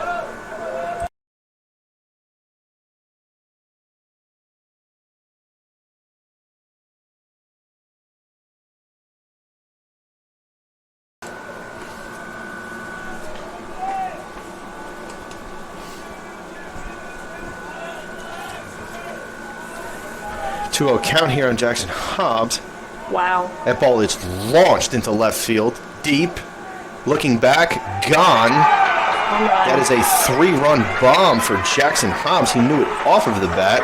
He had great contact with that, and he just launched it. Yep, and he just knew it off the bat that one was gone. And look at the team here welcoming him as he jogs nonchalantly. Team hug.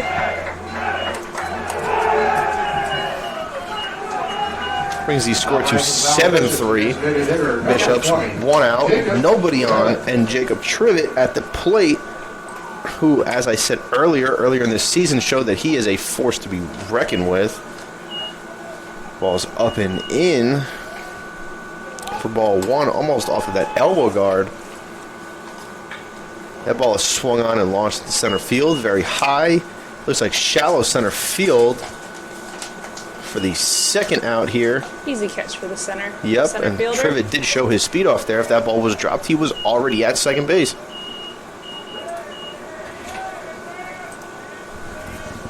Now back for the Valley Bishop shortstop, Mason Nance. Got Nance back up at the plate.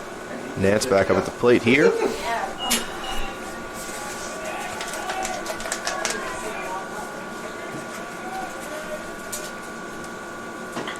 Ball swung on and launched into left Just foul. That looks just like past the bullpen. That looked like it hit a black Tundra out there. I wonder whose truck that is. They'll wear that dent proudly. That ball is in the dirt. It's like it. Looks like it was a misread block by the catcher. Got off of his Shaking his hand out. wrist. Yep, I can tell you that hurts a little bit.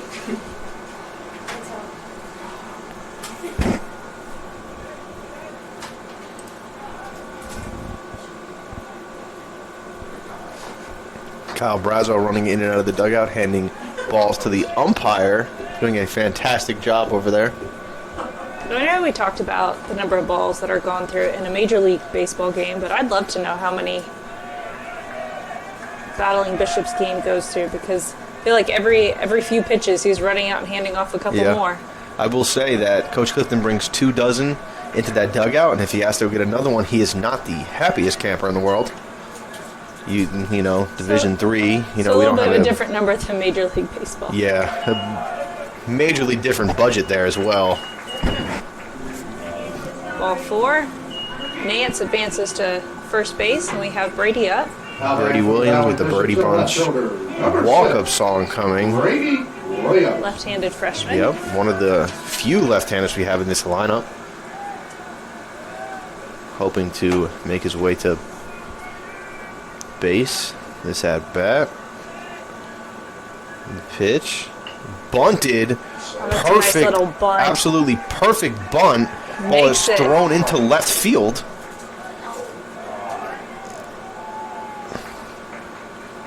Mason Nance looked like he swam over that tag. Umpire said, no, I don't have my glasses on.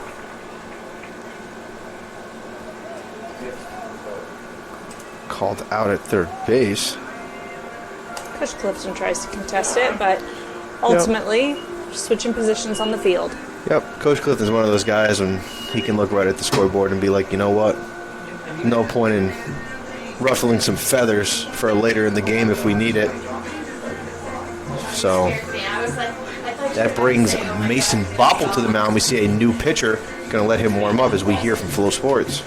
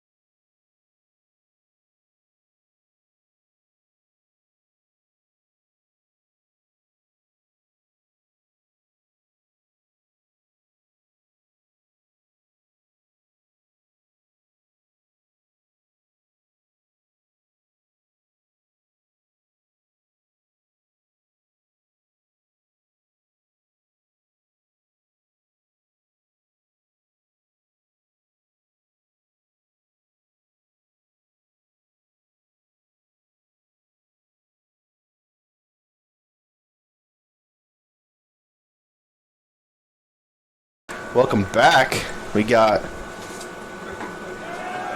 Top of the 7th. top of the 7th here. We got Mason Bopple on the mound. We got at the plate. We got number 27, Connor Robley. No, he's got some fans in attendance today. That's awesome. That's what you want to see. We do appreciate everybody coming out here today. Those of you online are listening probably from home or your cars, but this is a great crowd out here today. Beautiful, beautiful Saturday, sun shining, little breeze blowing. Love to see everybody out here. Have some fun baseball trivia, one more. Let's hear it. All right, this is called the 12 seconds to pitch. According to Rule 8.04b of the MLB Handbook, a pitcher has 12 seconds to pitch after he has received the ball back from the catcher when the bases are empty. If the pitcher surpasses his time, the umpire may choose to add a ball to the count, calling the occurrence a delay in the game. You talk about pressure, added pressure, and staying level. I think if I were a pitcher in that position, knowing I only had 12 seconds, you have to be pretty calm and cool and know what you're doing to keep it together and get that pitch off in 12 Swung seconds. on. Strike 3 for Connor. Doesn't look too happy about that Yeah, he looks one. pretty disappointed walking off. Number 9, so shortstop, number 34, Seth Lloyd. We have number 34, Seth Lloyd. If I'm Lefty not mistaken, junior. I think he might have a hit today. I think he roped one into right field earlier. He did. He's our shortstop.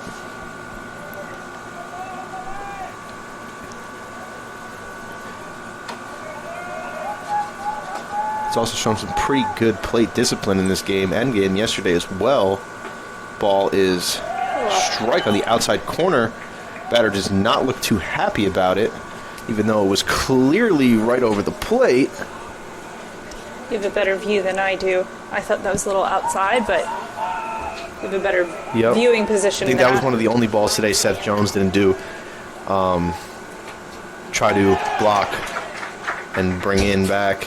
That ball is in the dirt, swung on, blocked, thrown out at first. You know, that was smart for the batter, though, to see what was happening. The ball was dropped, and so he had an opportunity to still run for first base. Didn't make it, but that was a good, quick reaction time. And yeah, got a 1-2-3 there. Next up, we have number 22, Zach Geertsen. He's also had a hit today. Ball's up and away. Ball one. If I'm not mistaken, I think that's probably one of the first balls Mason Bopple's thrown this inning. He's just been filling that zone up fairly well. Ball's away. Got a little away from Mason. Tapped his chest. Said he knew it out of his hand.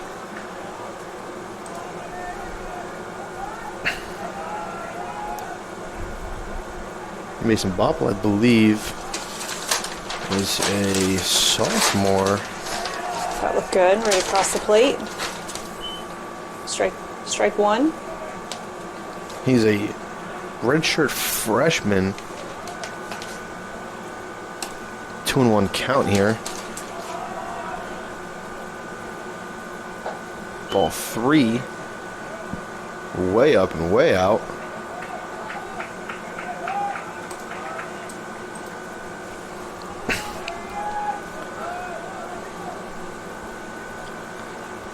Letting that arm fly a little too out there and releasing the ball a little too early. Great pitch from Mason Bopple. Bring the count to 3-2, and we are going to see a payoff pitch here. Geertsen got a good piece of that. Yep. Just needs to straighten it out. Mason Bopple, 6'4", I believe, 210 pounds. He's a freak athlete as well, I will say.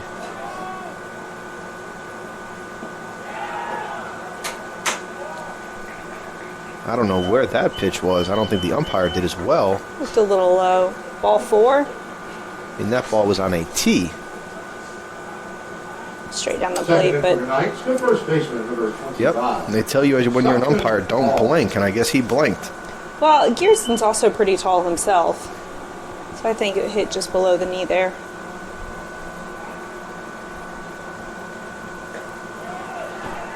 It's outside corner for strike one. About 3 balls out of where that last one just was.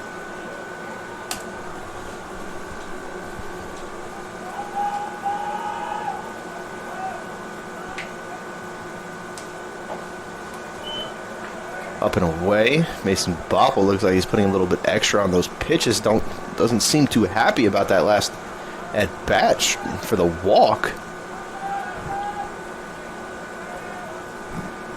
There it is. Once again. Number 25, Stockton Hall. I think that one's just catching too much of the plate. Got a 2-1 count.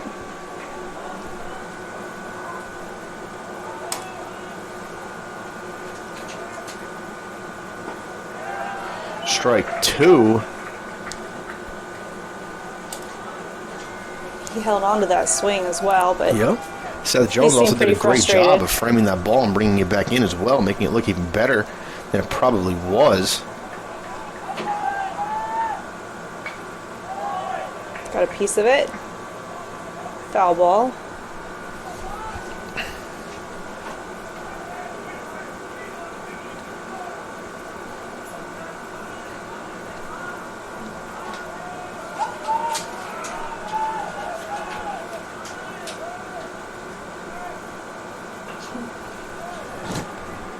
It's a pretty nasty, would look to be a 12-6 curve there.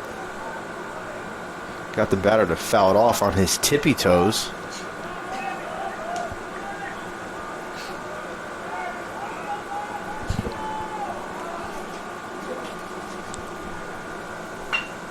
Ball is hit.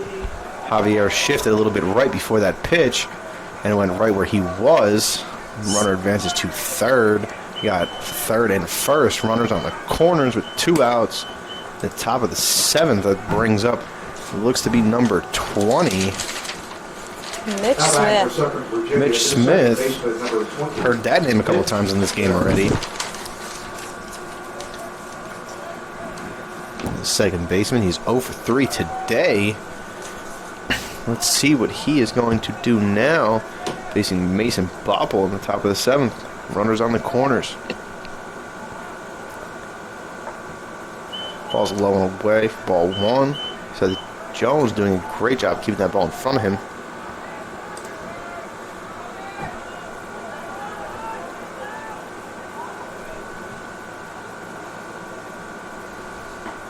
Swing and a miss. 1-1. Ball right past the hitter. On a swing, strike 1.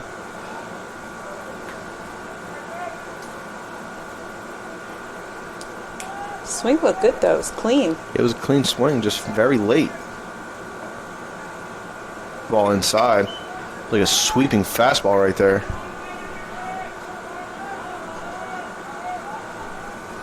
You know, when you had like Wesleyan pitching staff, very tall pitching staff. I think there's a pitcher 6'9", 6'7", and a bunch of guys around the 6'3", 6'4" range. Just crazy to see that, you know, that movement coming straight down, especially off that, like, I think it's maybe about 2.5 feet incline off that mound coming down. You know, Clay Wardy is 6'9", and when his hand goes up, he's probably almost 11 or so feet in the air coming down to the plate. Ball's popped straight up, out of play. We got a 3-2 count here. I think that went right over our heads. Yep. I was waiting for it to actually smack down. We were talking last night. We're grateful for this screen up in front of the window. I don't think this is shatterproof glass up here. Nope. I don't think so either. Got a We do 3-2 have a count, net 2 here outs. in front of us. 3-2. That ball is way up. Way out. That looked like that slipped halfway out of his hand as he was Yep. halfway through the throw. That was a little rogue. I definitely don't think that was what he meant to do. It happens. You know, especially these pitchers out there. It's a warm day, sweating, sweat on their hands. There's a all lot of of it. pressure on that position. Yeah, of course. I mean, Mason Bopple should have definitely been out of that inning earlier. The umpire was not taking a nap.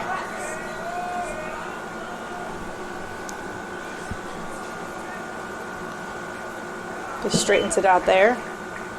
Little tip off the bat. Will be strike 1. Just keeping an eye on the runners on base. Southern Virginia did bring one in.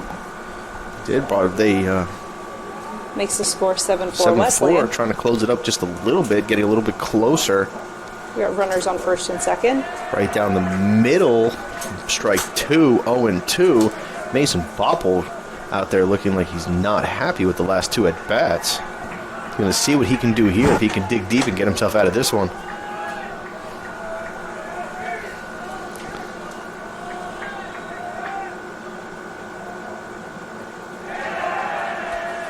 Yes, Mason Bopple says sword, sword, sword.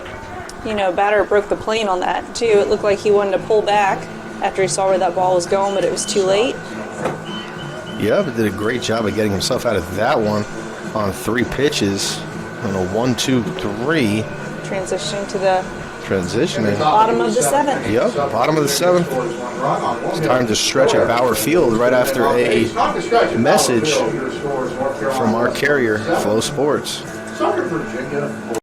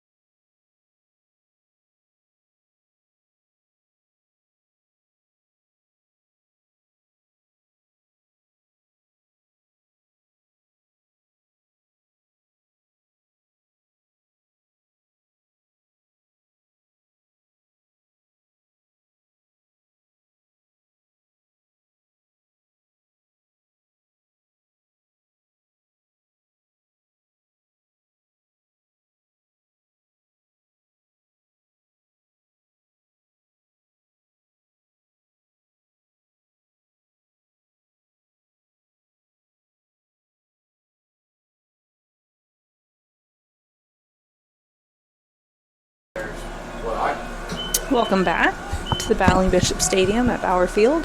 We are at the bottom of the 7th. Up to bat.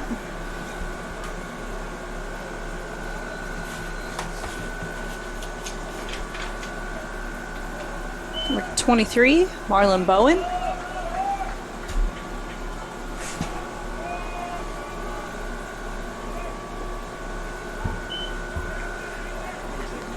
Count is 1-2. We had one out already before we came back on. Clifton,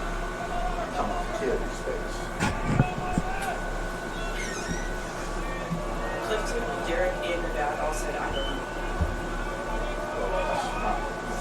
Do I ask their coach? I'll go.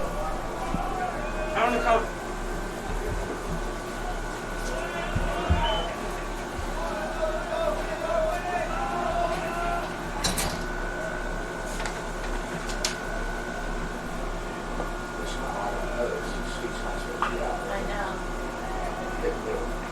Full count, foul ball over to the Wesleyan bullpen.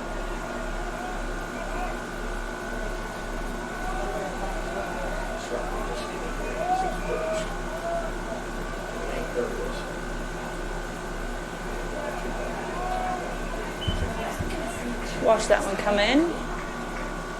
Fourth ball, gets to walk to first base.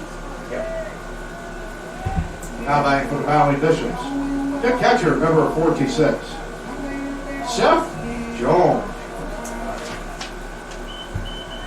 Upper bat for the Bishop, Seth Jones.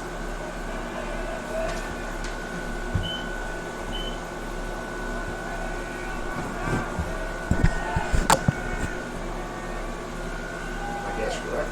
Javier Chris. Get the guy right. Wow, I guess right.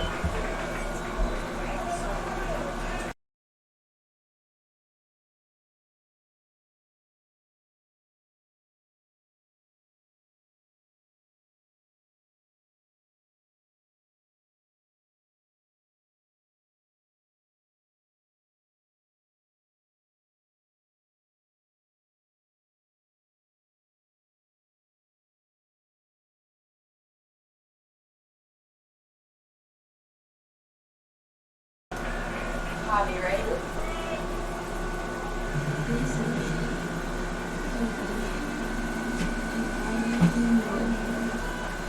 Back to the top of the order for the Battling Bishops, the second baseman and number 21. Back at the top of the Javier batting order, Quintana. we have Javier.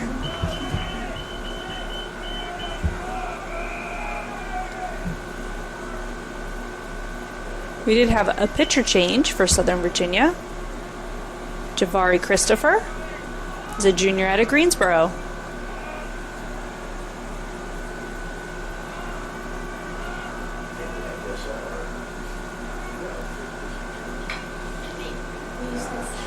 Javi hits one down to the third base line.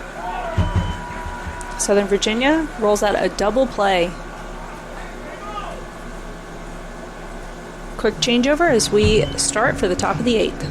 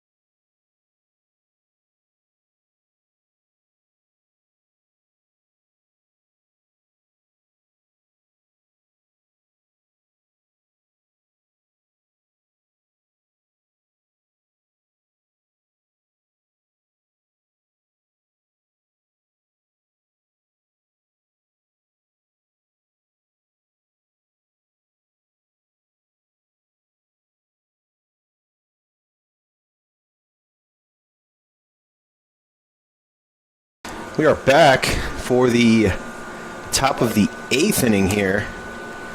Score is still 4-7. We had an issue with the roster. Their pitcher, Javari Christopher, wearing number 32, but 30 on the roster, which is a small problem, but that will be grounded to Mason Bopple, making a spinning toss for the first out of the inning. They're sorting that out at the moment. Yeah, should be okay.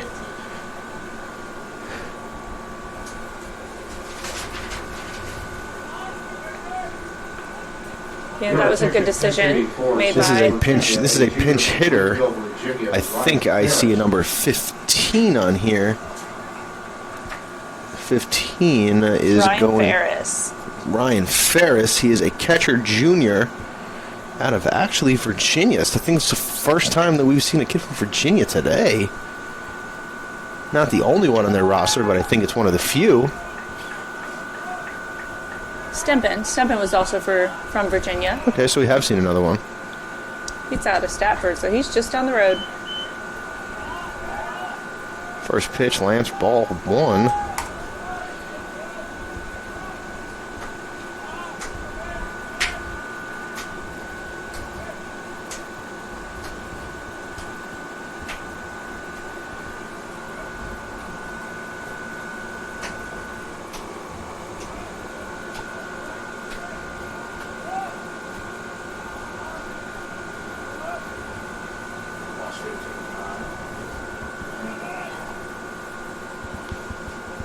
Something's going on. Umpires are coming in. We are having an issue here, I think.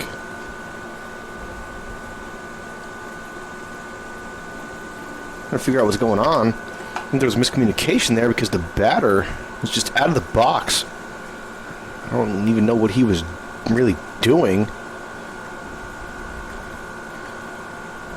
It's all right. We have a whole list of some weird baseball facts. I can toss one out here.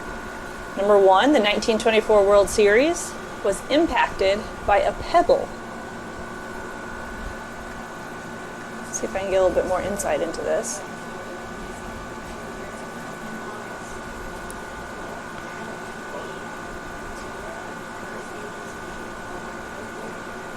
I don't know what we're doing here.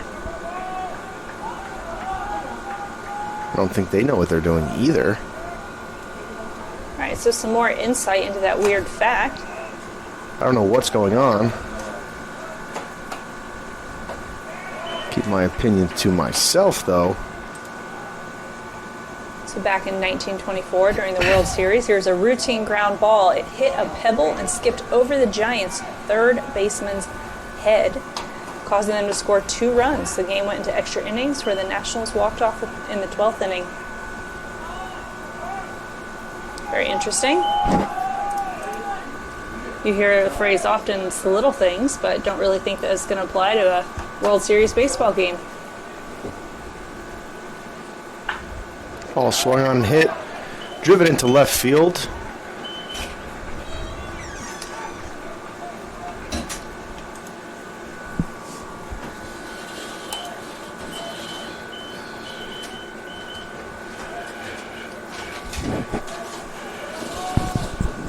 Back for Southern Virginia, center fielder number 23, Mason Jones. Up for bat, Mason Jones, number 23, center fielder for Southern Virginia. We're on first here. It's ball 1. Just outside.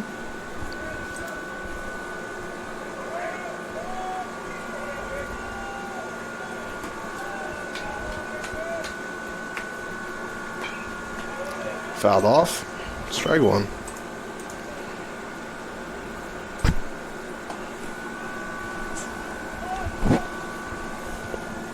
What has he done today at the plate? Looks like he's 0 for 3. He's our center fielder today. He's made a couple nice catches. Hasn't had that much luck at the plate. That is strike 2. We got a 1-2 count here. Still Ferris at first base.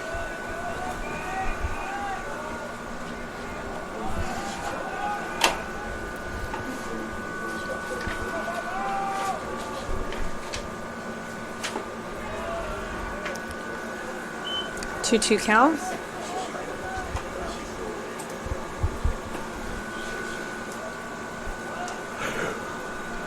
Mason Bopple looks to be noticeably unhappy with that call. I mean, I would be too. Fouled off straight backs. Count stays at 2-2. Kyle Brazo once again showing off his 40 time out the dugout.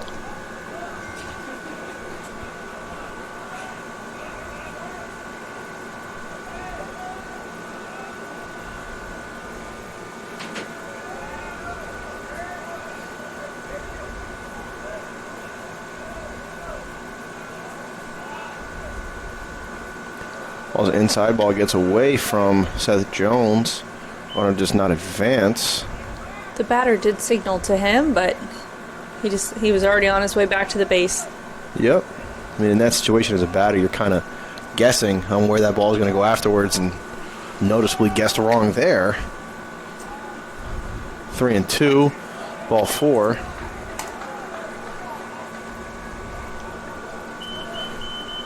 Runner on first and second. Ground ball does get you out of this one. You turn it cleanly around the diamond. Back to the top of the order for Multiple different ways as well. Number 27, Connor Robley.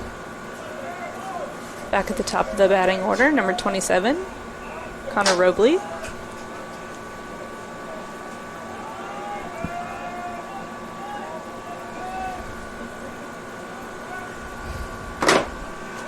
Ball's popped up. Foul ball. Came straight behind us.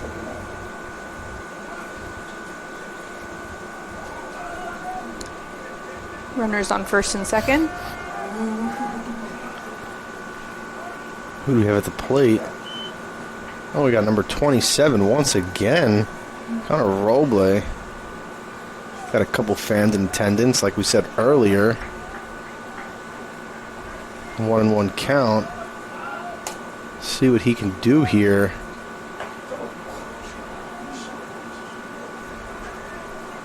It's 2-1.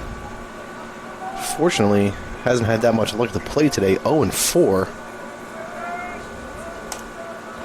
See if he can turn his luck around here in a big situation for Southern Virginia.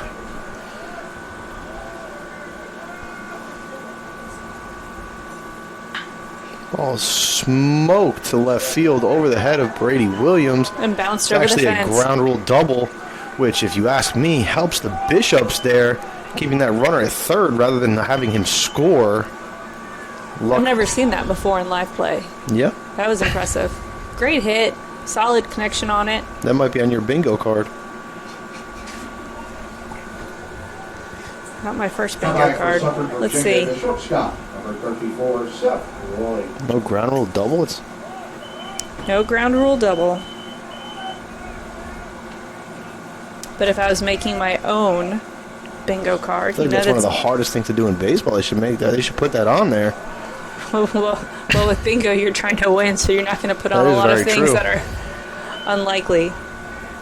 But they put Grand Slam, which is kind of surprising. They did hit. They did have on here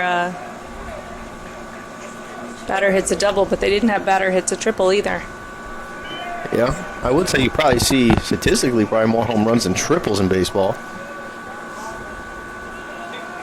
Probably even more Grand Slams. Triples are Yeah, but fairly hard to do. You got, it gives you something to hope for, Grand Slam. sorry, we're a little behind here. Got a 2-0 count, 1 out. Ball gets away from Seth Jones. Run scores 6-7. Still ahead by the Bishops. Still with a runner on third. Yep. One out. Unfortunately. 3-0 call. 3-0 count. Got a pitcher up in the bullpen right now.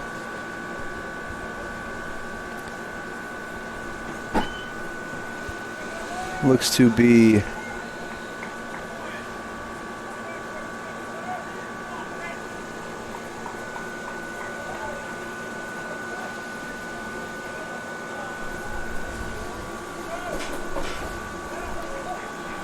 Ball 4. Runners on first and third. The lineup, please.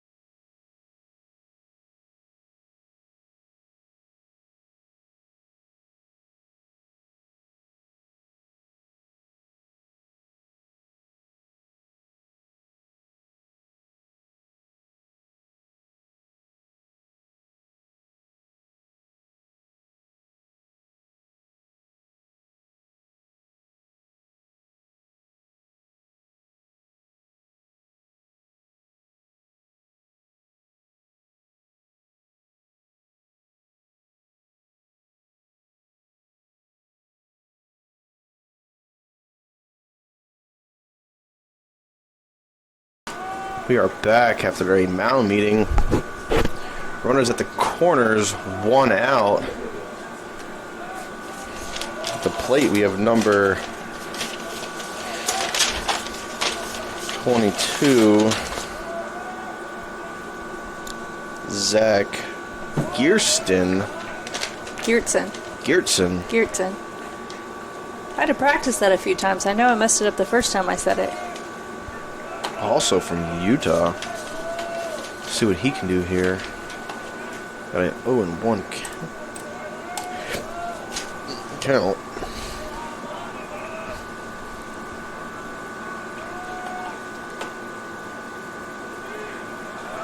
Ball gets away from Seth Jones once again.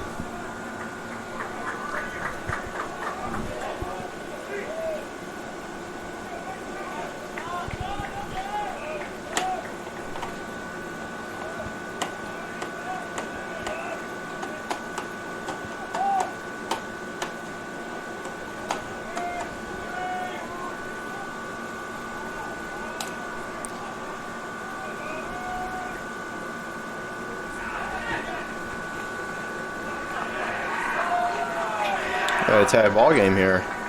A pass ball.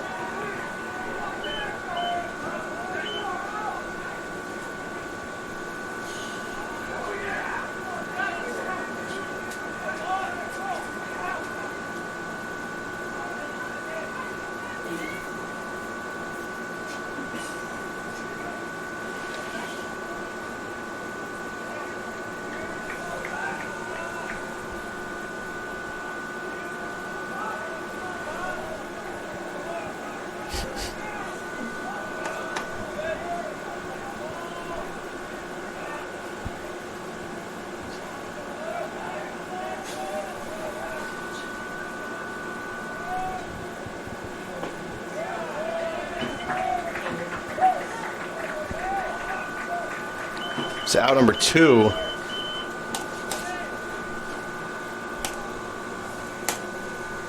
Stepping in for Southern Virginia, the first baseman, number 25, Stockton Hall.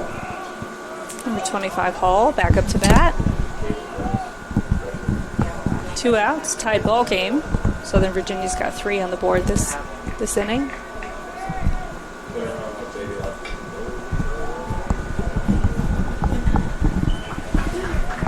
And that'll wrap up the top of the 8th inning. Got a tied ball game, 7-7. We'll be back after a word from our carrier, Flow Sports.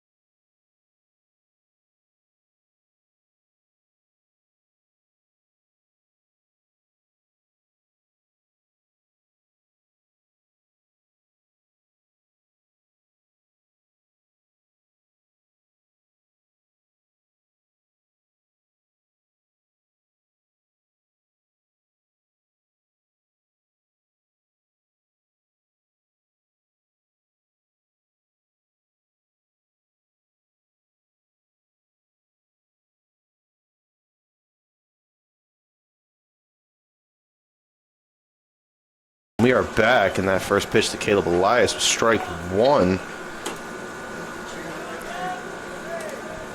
Bottom of the 8th inning here. Strike number 2. Hoping to strike. get some bats going. Hopefully we can get something started here. You never want to rely on that last time you have in the bottom of the 9th when you're the home team. Staying alive with the foul ball. Yep, exactly. It's exactly what you have to do here. It's good play discipline. And just knowing what's going on.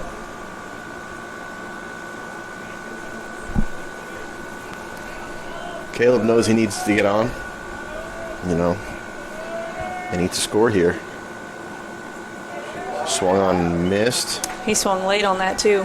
Yep. He made a late decision. But it's okay. We have Jackson Hobbs coming up to the plate. Seeing what he can do today. Stepping in for the Valley Bishop's fifth first baseman, number 15, Jackson Hobbs.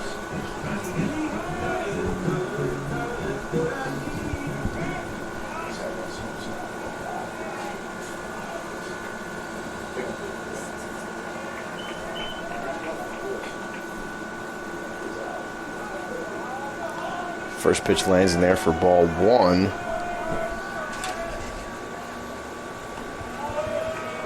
Second pitch lands for ball 2. Seeing what Mr. Hobbs can do here. And that one Way over the back of his head. almost hit the fans in the stands. Ball 3.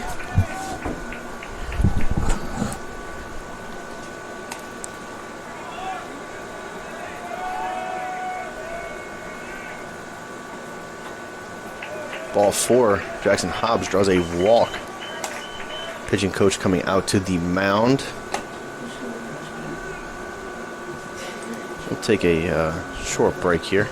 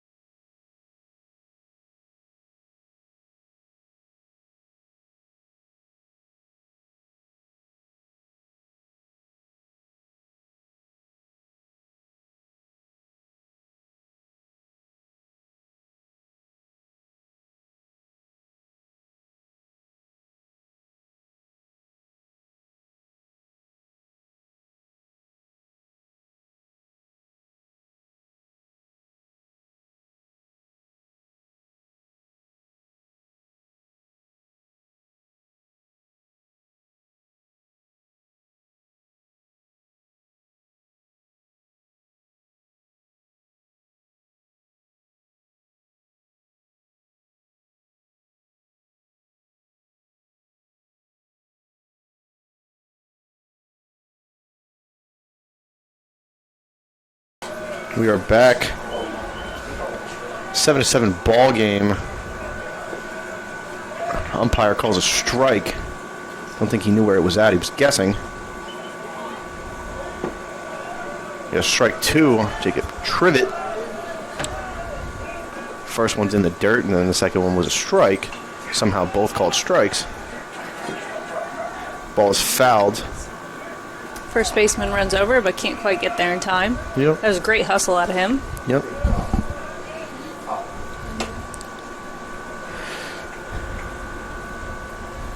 Jacob Trivet noticeably unhappy. Hopefully he can clear his head for the rest of this at-bat. Strike 3. 2 outs. Mason Nance walking up to the plate. Now batting for the Valley Bishops, a shortstop, number 13, Mason Nance. Nance back up to bat. First pitch lands, strike 1. Looks like it caught the outside corner. Foul straight back for strike 2. We do have a new pitcher for Southern Virginia, Stockton Hall. We saw him. He's actually hitting. He is. We've seen a lot of action out here on the field today from him. It's a little Ball low in on the that dirt. pitch. Dirt Came with great ball force, 1. though. Oh, yeah, for sure. 1-2 count. Swung on and missed for strike 3. Bishops go down on 3 Ks, 1 walk from Jackson Hobbs, and an error on the umpire. We'll be back after a short message from Flow Sports.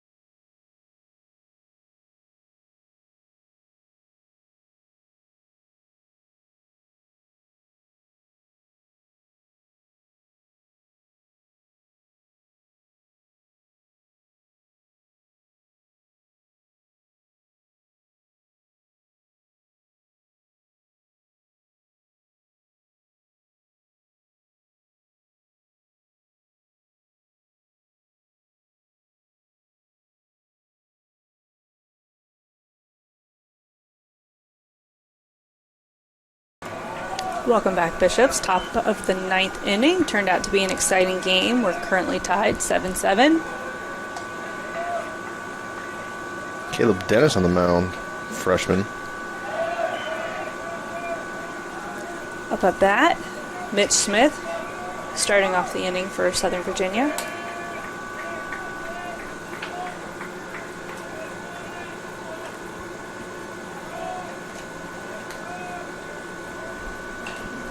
Pops straight up. Third Colin baseman's running Scoggins in. calls off. Seth Jones makes the catch for out number 1.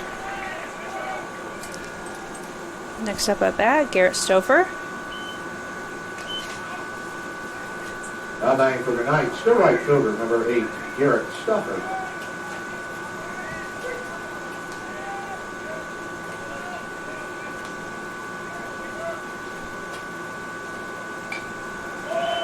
Another foul ball.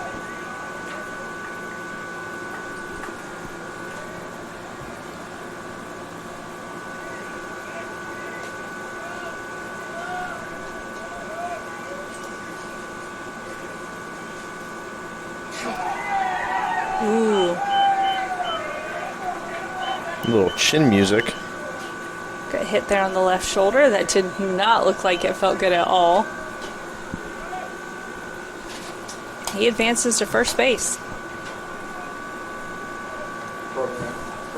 Program.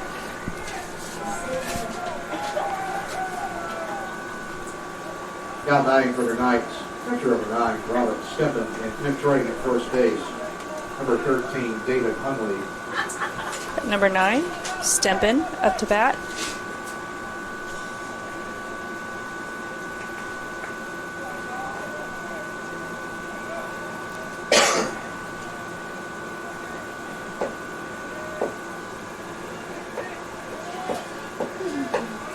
You know, my brother played baseball one year, and he got the award for most hits. Really? He was hit the most of anyone on the team by the pitchers, and that was his last year playing baseball. Bunt? Nope. Shows it, pulls it back. Ball 1. No connection on that. He had to run for it a little bit and realized that was not what he wanted to bump for.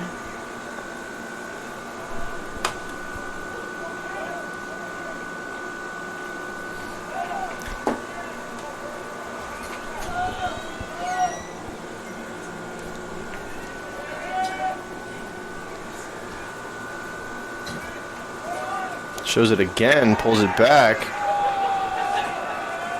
Sees that's outside and does not run after it that time. Great recovery by the catcher. Finds it quick, gets it back to the pitcher.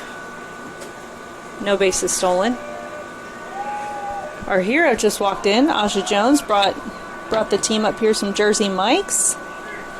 Give them a shout out.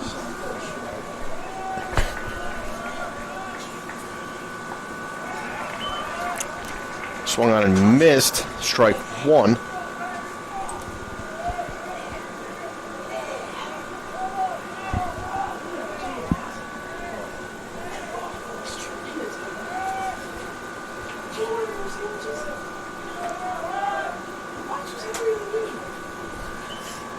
Bunts and misses.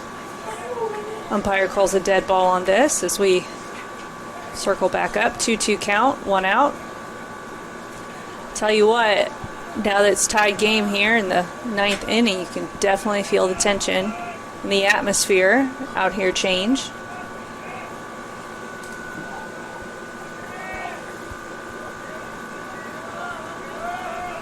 Still got to run on first. Fairly small lead over there. The pinch runner. 2-2 count. Ooh, that went right by his face, and he didn't even flinch.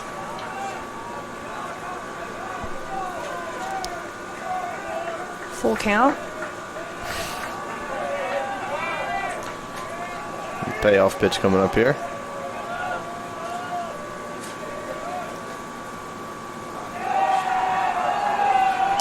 Ball 4.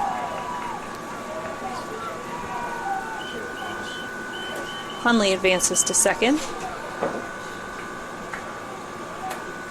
Up to bat, number 15, Ryan Ferris.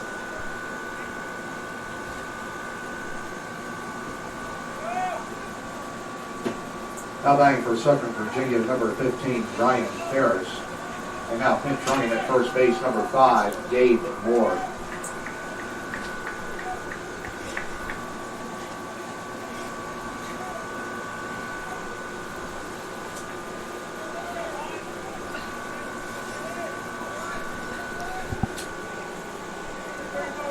Pitcher and catcher have a moment there.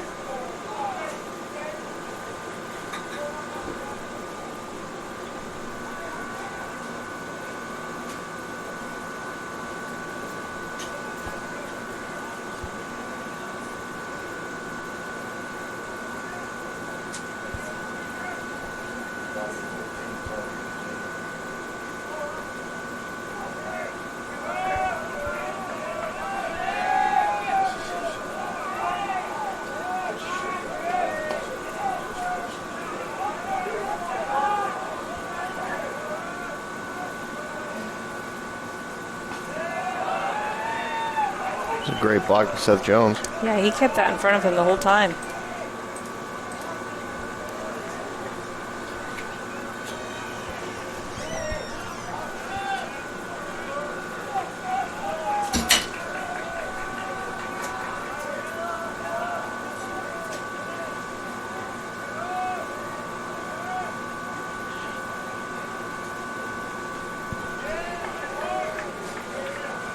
Golf out straight back.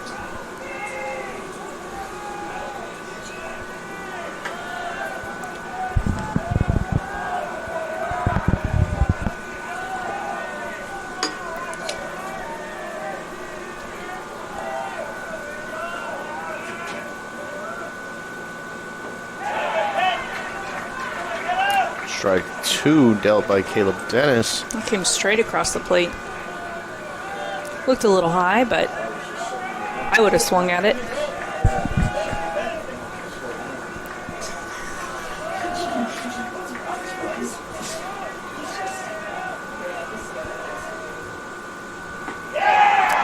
Strike 3. 2 outs for Southern Virginia. Runners on first and second. Up at bat, number 23, Mason Jones. He's a freshman. Second in for Southern Virginia, center fielder number 23, Mason Jones.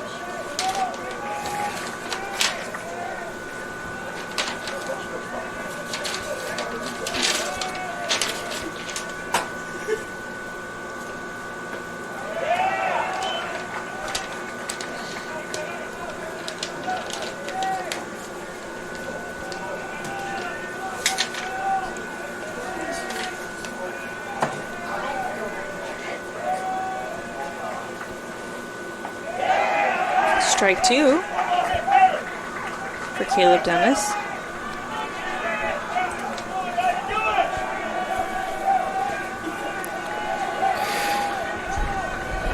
Big pitch coming up right here.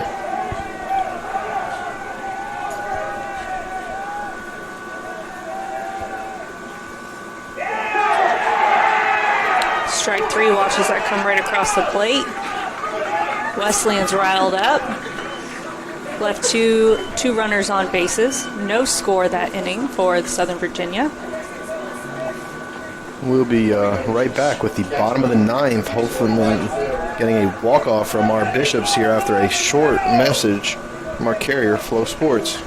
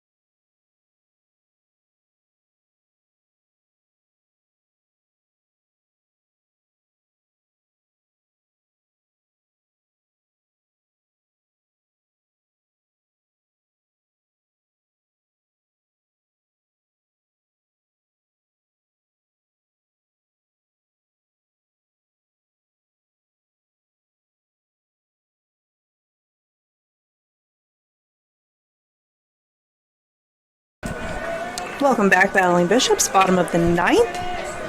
Bishops are up at bat. Starting us off,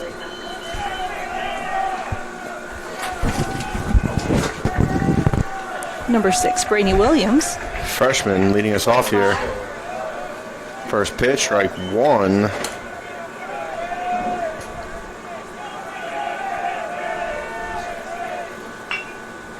Ball's hit hard off the pitcher. I think it caught him in the glove first, but still probably did not feel good. He runs fast but can't make it in time to first base. For North Carolina Wesleyan, the third baseman, number 28. Just a little toss from the pitcher to the first baseman.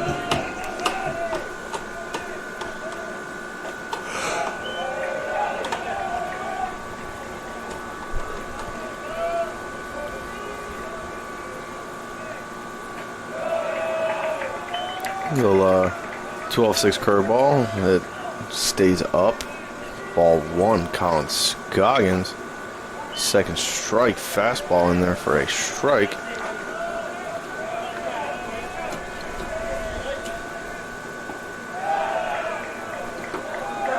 check his swing. He did not go.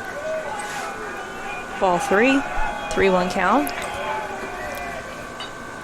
Foul Here. ball. Gets a piece of it. Pitcher's moving fairly quickly.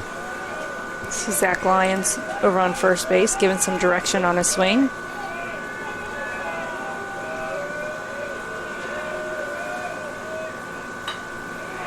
That ball is down for a single. That was a great hit. Lobs it about 10 feet over the first baseman's head and drops down just before the right fielder. Your attention, pitching for North Carolina Wesleyan, number 5, Malachi Hayes.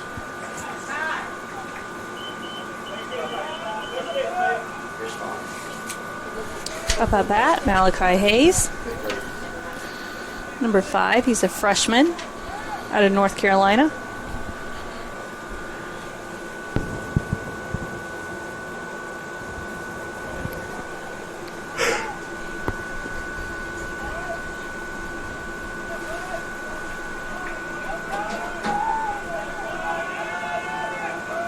It's a big situation for a freshman. See what he can do about this. Ball, I think, was fouled off. Strike 1.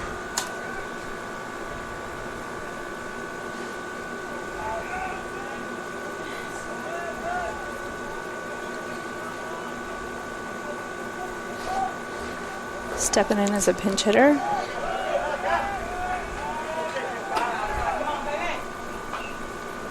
Was fouled off. Strike 2. An 0-2 count here with 1 out. It's not the ideal situation, but He's getting some pieces of it. see what he can do here. Fouled off again.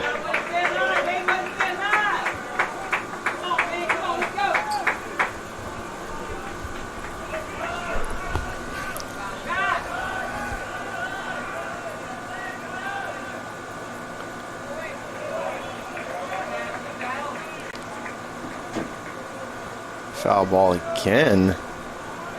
That one looked like it ricocheted off the catcher somehow, somewhere. He is walking a little uncomfortably at the moment.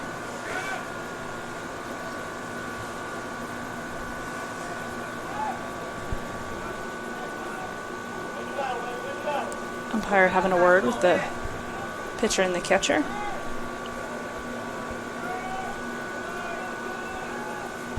Hayes is still alive. Think of that.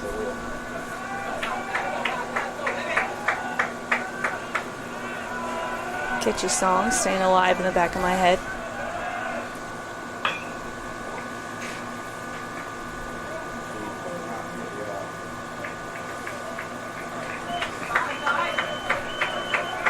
Two outs. Brings up Seth Jones to the plate. He had a line drive just to the first base, but first baseman chose to throw it to second. Seth Jones. Second baseman tags the bag just in time. Hayes is safe on first. We now have Jones up at bat.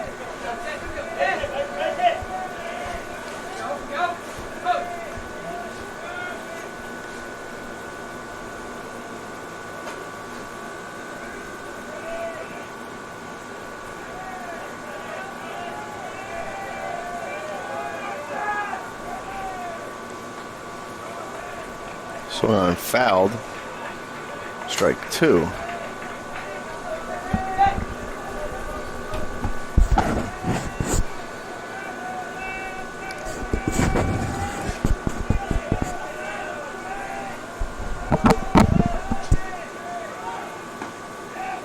Runner is off. Thrown out at second. Runner is thrown out. Second. That'll Attempted bring a us steal, slid in, but didn't quite make it. to the top of the 10th. Right after a quick word from our sponsor, Flow Sports.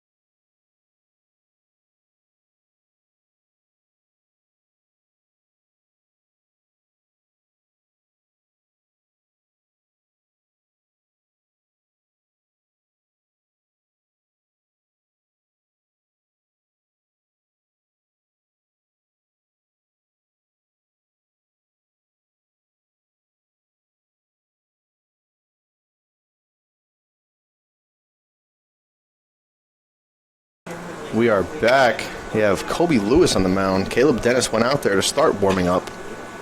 And I think he had some tightness in his forearm is what it looked like he was pointing at. So the Bishops put out Kobe Lewis. Starts off with a strike. That looks good.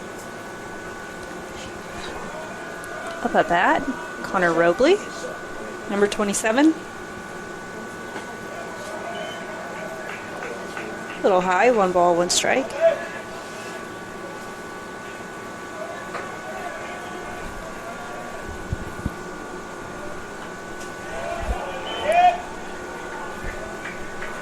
This little piece of it, foul ball.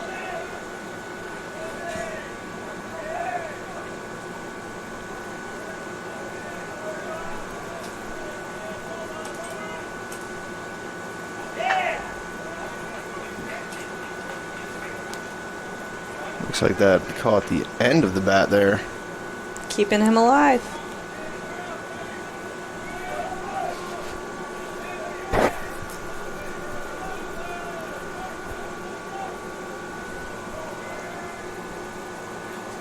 Strike 3.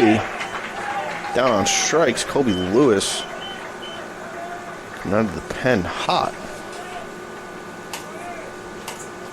Stepping in for Southern Virginia, the shortstop, number 34, Seth Lloyd. Up at bat, number 34, lefty, Seth Lloyd.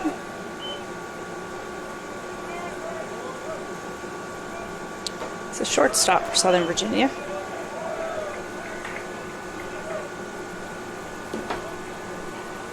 First pitch falls in there for a ball.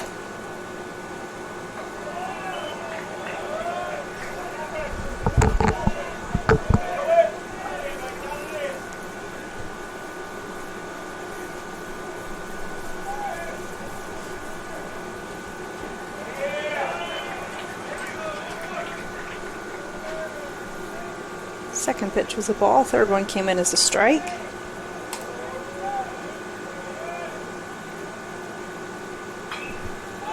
Ball's popped straight up. That was called off. Caught and by Seth Jones. Our catcher, that was good work of him. Off came his mask, then his hat, and he waved off his teammates and still caught it in plenty of time. That ball went up there pretty high. Zach Kirsten.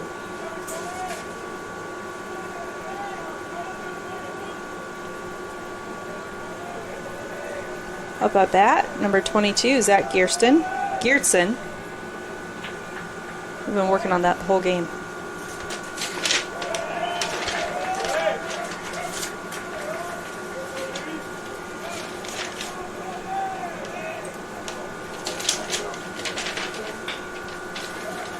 Ball's popped up. Deep right center field. Looks like it's going to be down, and it is. That is a double. 2-out double.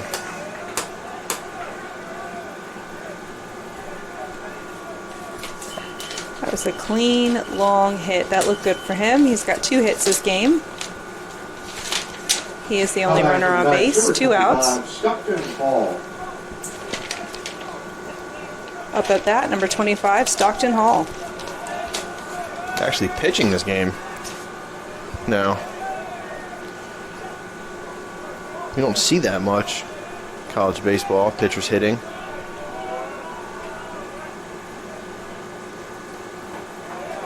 Definitely a diversified player. First pitch was a little high.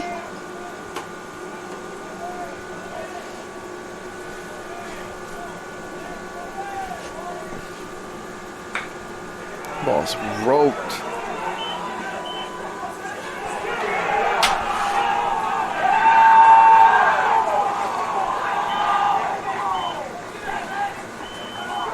It's a solid hit. Went a little bit to the right of the third baseman to where he couldn't get it, and finds its way out to left field. Couldn't get it in fast enough, and Southern Virginia has scored.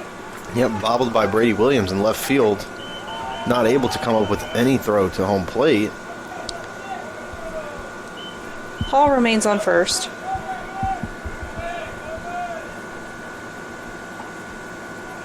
Pitch rides a little bit inside, almost hitting the batter there.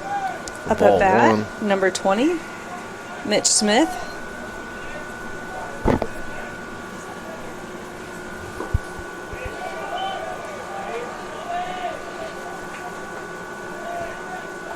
He hasn't been able to make contact yet on a good hit today, but you can tell in his demeanor he's hoping to finish out strong. Ball's grounded to second. Flipped to Mason Nance for third out. Coming to you with the bottom of the 10th. Bishop's down by 1 after a message. Mark Carrier, Flow Sports.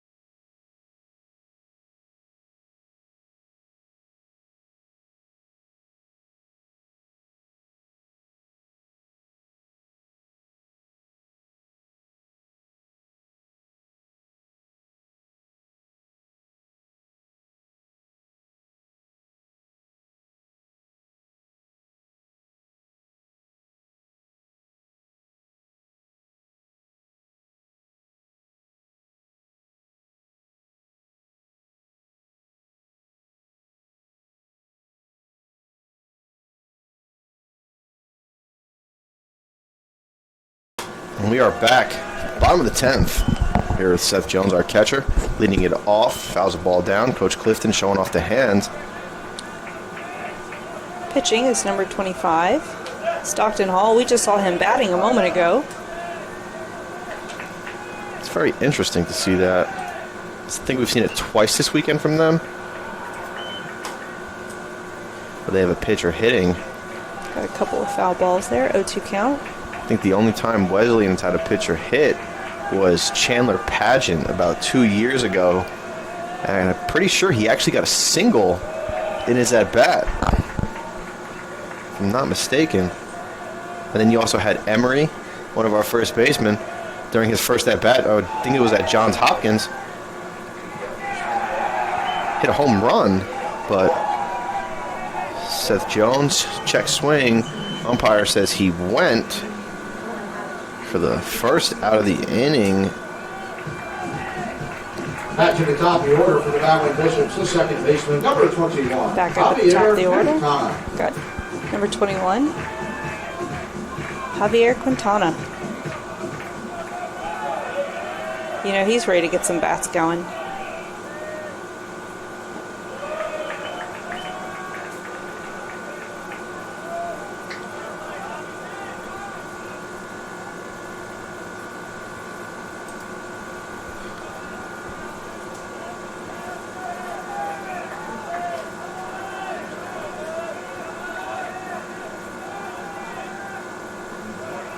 Strike one.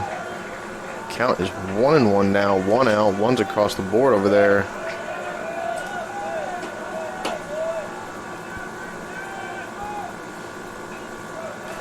Fouled off.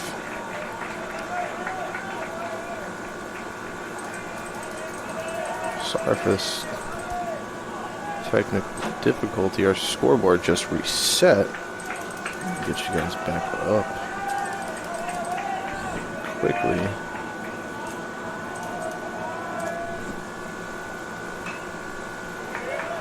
Ball is hit and caught. Laid out dive in right for that field. one. Wow. What a catch for him.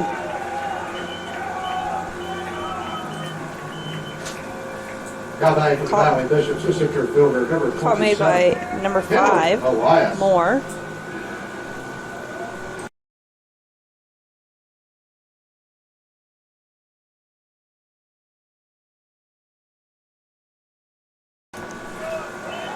Strike one. Sorry for the scoreboard on the screen. I think it glitched out. Put bat, number 27, Elias. 0-2 count, 2 out. Feel the pressure right now.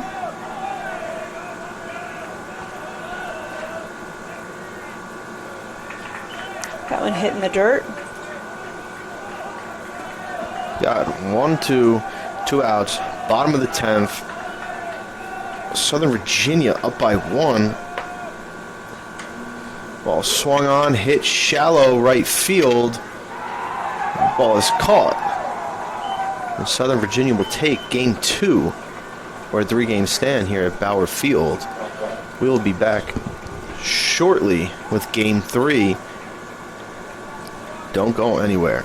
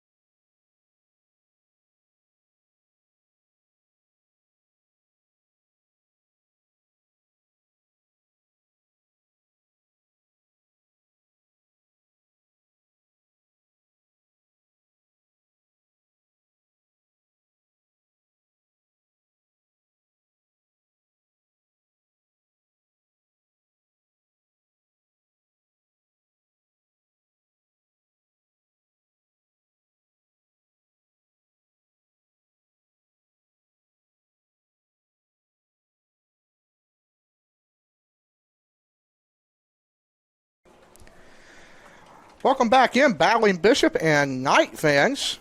Join you here for Game 3 rubber match.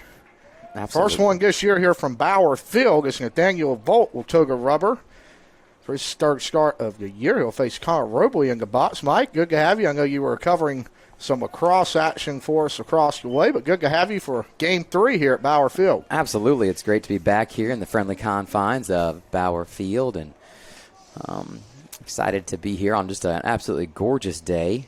Sunshine is very abundant, and I think that's 3 pitches, 3 strikes, and 1 out for what you like to see. Nathaniel Volk there. If you're a Battling Bishop fan, that's certainly a nice sign after the struggles in the top of the 7th inning that they had.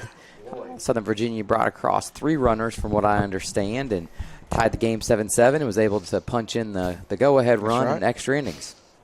Heck of a comeback for SVU. Yes. They were down 7-3 after a 3-run homer from Jackson Hobbs in the left center field, but the Knights really took advantage of Mason Botwell's miscues on the mound, really struggled to find the strike zone in the later innings, were able to come back and win that game, and that's why we're setting up a rubber match here this afternoon. Is Robley will, excuse me, that is actually Number Seth 34, Lloyd. You were correct, 34, Mike. Seth Lloyd. He will ground that one out in Nance for out number 2. I believe the starting shortstop for the Southern Virginia Knights.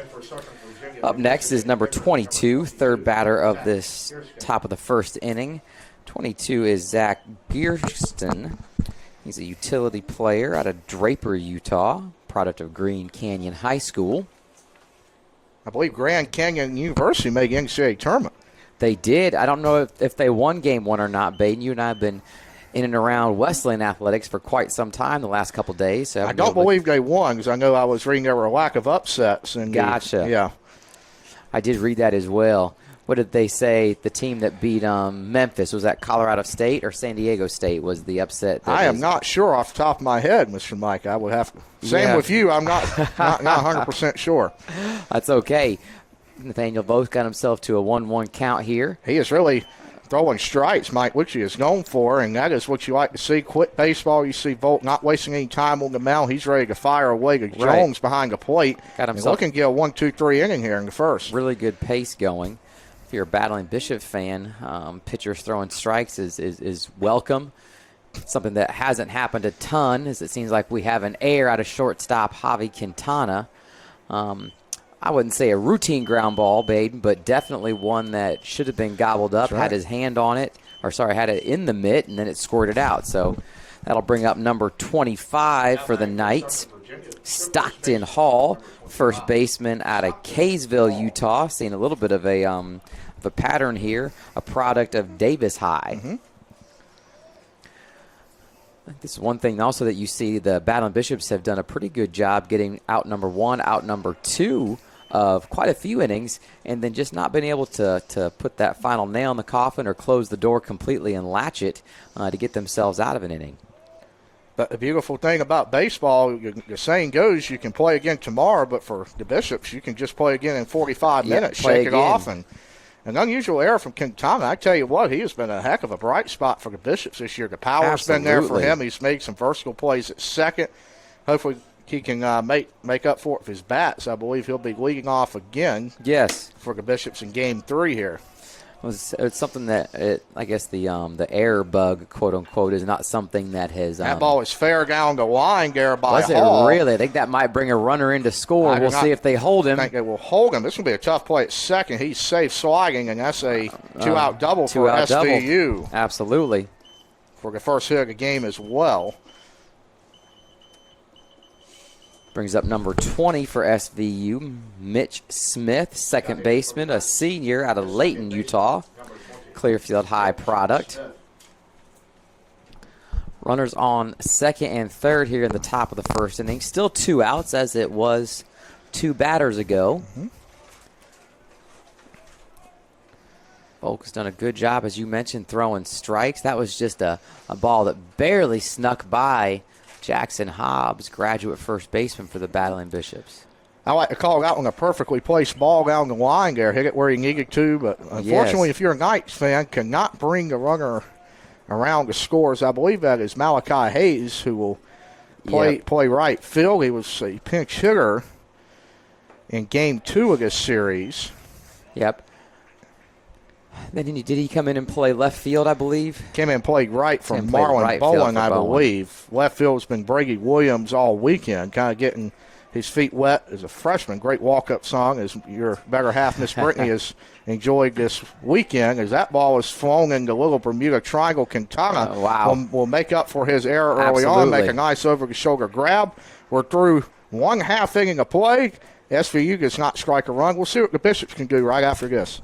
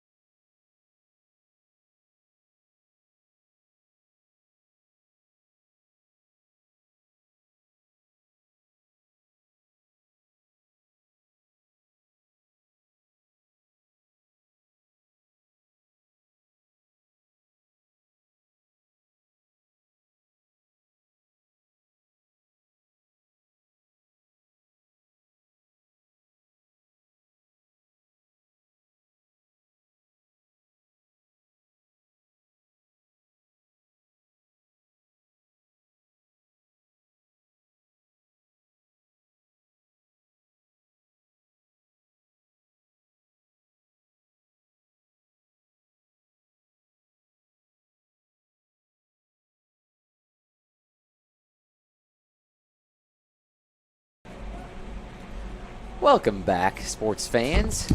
Beautiful Bauer Field here in Rocky Mountain, North Carolina, the campus of North Carolina Wesleyan University. Pitch number 1 is just a fair bit outside for number 14, Jeffrey Hill, starting pitcher for the Knights today. Once again, we see a bit of a pattern. Tremdenton, Utah, out of Bear River High. That's right. Quintana steps in his first play appearance today. He has gone the yard a few times this weekend. He's had a nice weekend. He's been looking back at the pitch clock a lot. I think he's trying to slow down the rhythm of the Knights pitchers up there. Leadoff spot for Westland. He'll take strike 1 over the plate. 2-1 to count Quintana. Mike, I believe John Calipari is taking on Rick Pitino right now in the NCAA tournament. We got Arkansas versus St. John's for a spot in the Sweet 16. That ball is hit just by the third baseman. It was really a tough play right there for him, as it went right down. May not quite hug that line quite as much as the first hit of the ball game for the Knights, but golly, did it hug that third base line. And number 27 over there, Connor Robley, tried to back up to get a better feel for the ball and just couldn't do it. Still a tough play, had to backhand it, and the official score will give Quintana the benefit of the doubt there. But as mentioned, I think St. John's is right now behind by 3 as we head into halftime. Arkansas, a 10 seed, is up on St. John's, a 2 seed, by 3 points. Pretty athletic game, back and forth all first half. Curveball misses just a bit low and outside there to bring the count to 1-1 on Jacob Trivet. I think those are two coaches that do not like each other too much, from my understanding. Yeah, I think that what did Calipari say? Healthy respect, maybe. Yes. Healthy respect. It doesn't. Maybe you can translate that as no love lost between them. That's right. Both probably are some coaches that have been around that have had a large amount of success. Both of them, and I believe as a hit through the gap right there. Battling Bishops off to a really solid start at the plate. Perhaps they can get themselves a run on the board here and provide Nathaniel Volk with a little breathing room. I believe that John Calipari was on Rick Pitino's staff back when Rick Pitino was at St. John's, if I'm not mistaken, initially. be interesting to see if he sticks with the Johnnies up there. Well, I was doing a little reading, talking to head women's basketball coach Trader, and the gentleman that funds the NIL, St. John's NIL for basketball and perhaps football, is a St. John's alum. If you allow me just a moment to look up who that gentleman is. Quite interesting. I did not know that. Yes. I don't think he's going anywhere.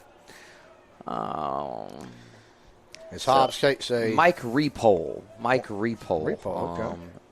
Has done some stuff. Sold, I think, 2 different beverage brands to Coca-Cola, upwards of, I think, $3 billion plus for both.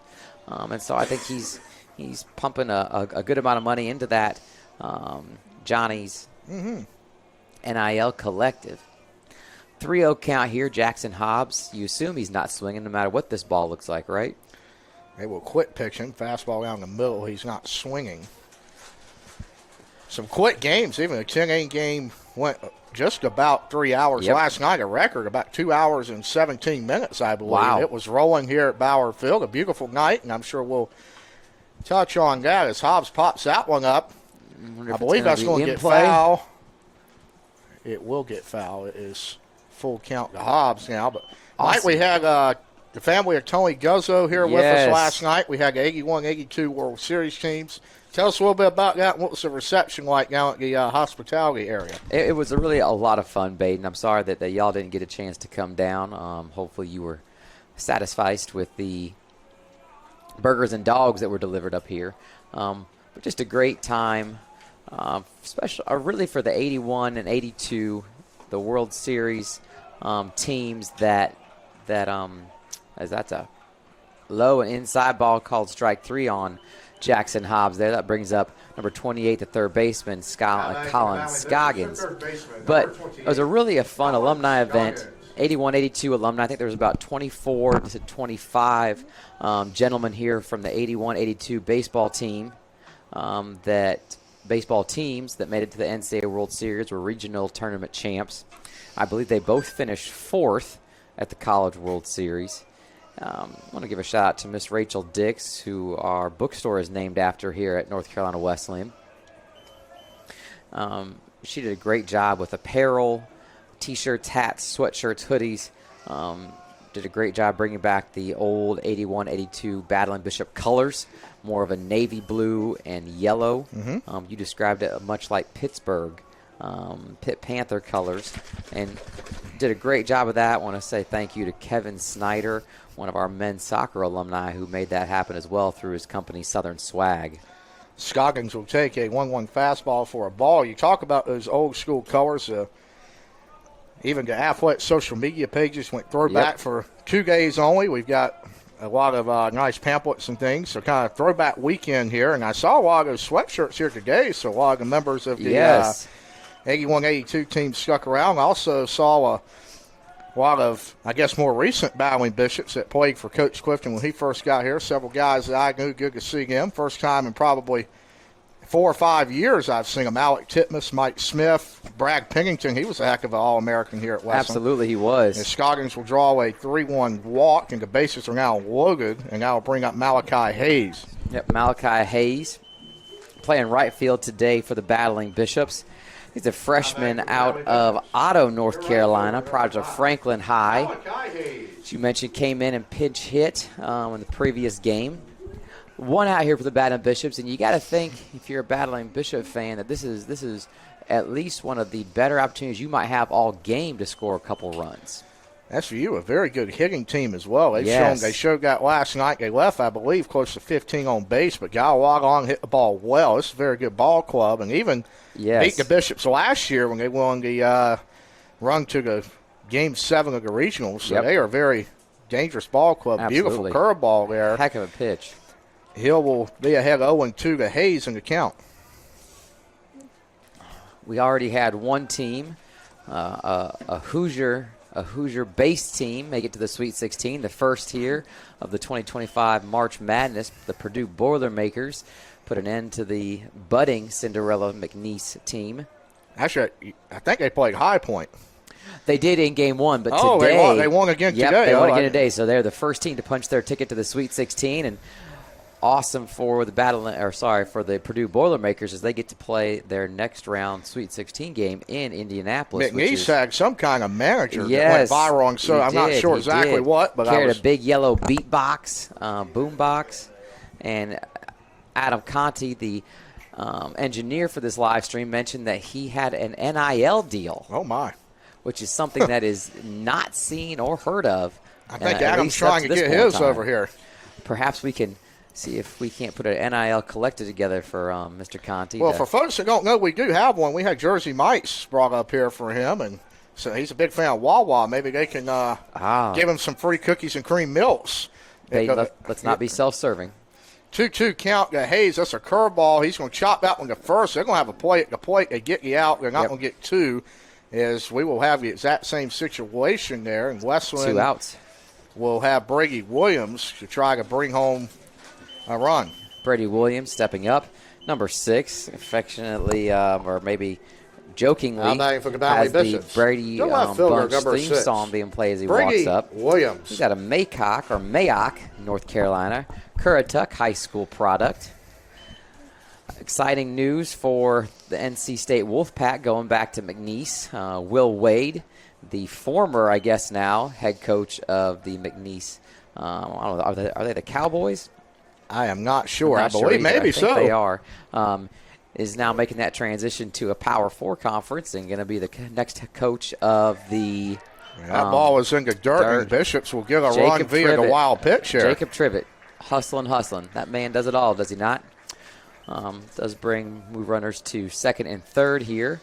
Still 2 outs. Brady Williams, freshman out of Currituck High, has an opportunity with 2 runners in scoring positions to provide a little breathing room for Nathaniel Volk. But, yeah, you got to be excited, Baden, as a fan of all things North Carolina basketball, to have the Wolfpack competitive again. I believe the NC State women advanced to the second round. They just got a big win in Reynolds Coliseum, in my opinion, where the men should be playing, and they defeated Vermont 75-55. I'll also say, as we have a pitch, hey, I tell you what, that curveball is beautiful. Not going to get the call, but he drops in there, doesn't it? He's got a very nice pitch there. I kind of like the way the women's tournament does it, which is much like the D3, D2 model. You get the host. I think you should. How about can you imagine a Duke men's basketball Sweet 16 game in Durham? Wouldn't that be a that would be something, wouldn't it? Now, Baden, as you and I just witnessed there, walk doled out to Brady. I'll bring up number 13 for the Battling Bishops, the starting shortstop, Mason Nance, out of Virginia Beach, VA, Bayside High.